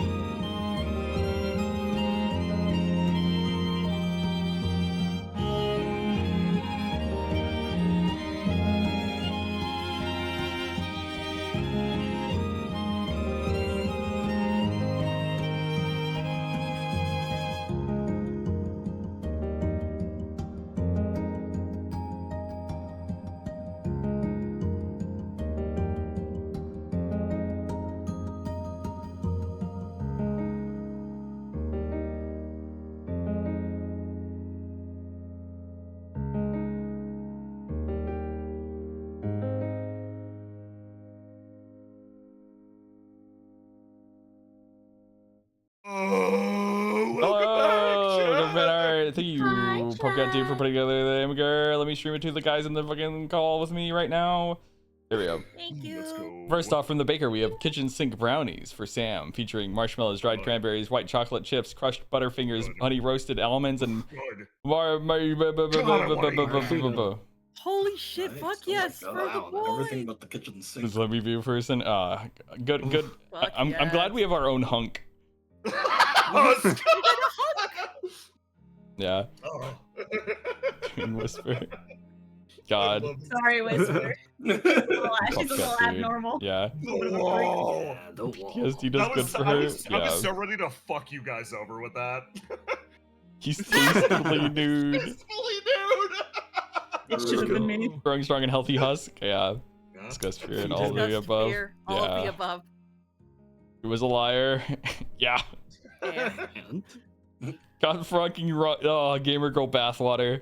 Gamer girl bathwater, dude. Virus, save it for you.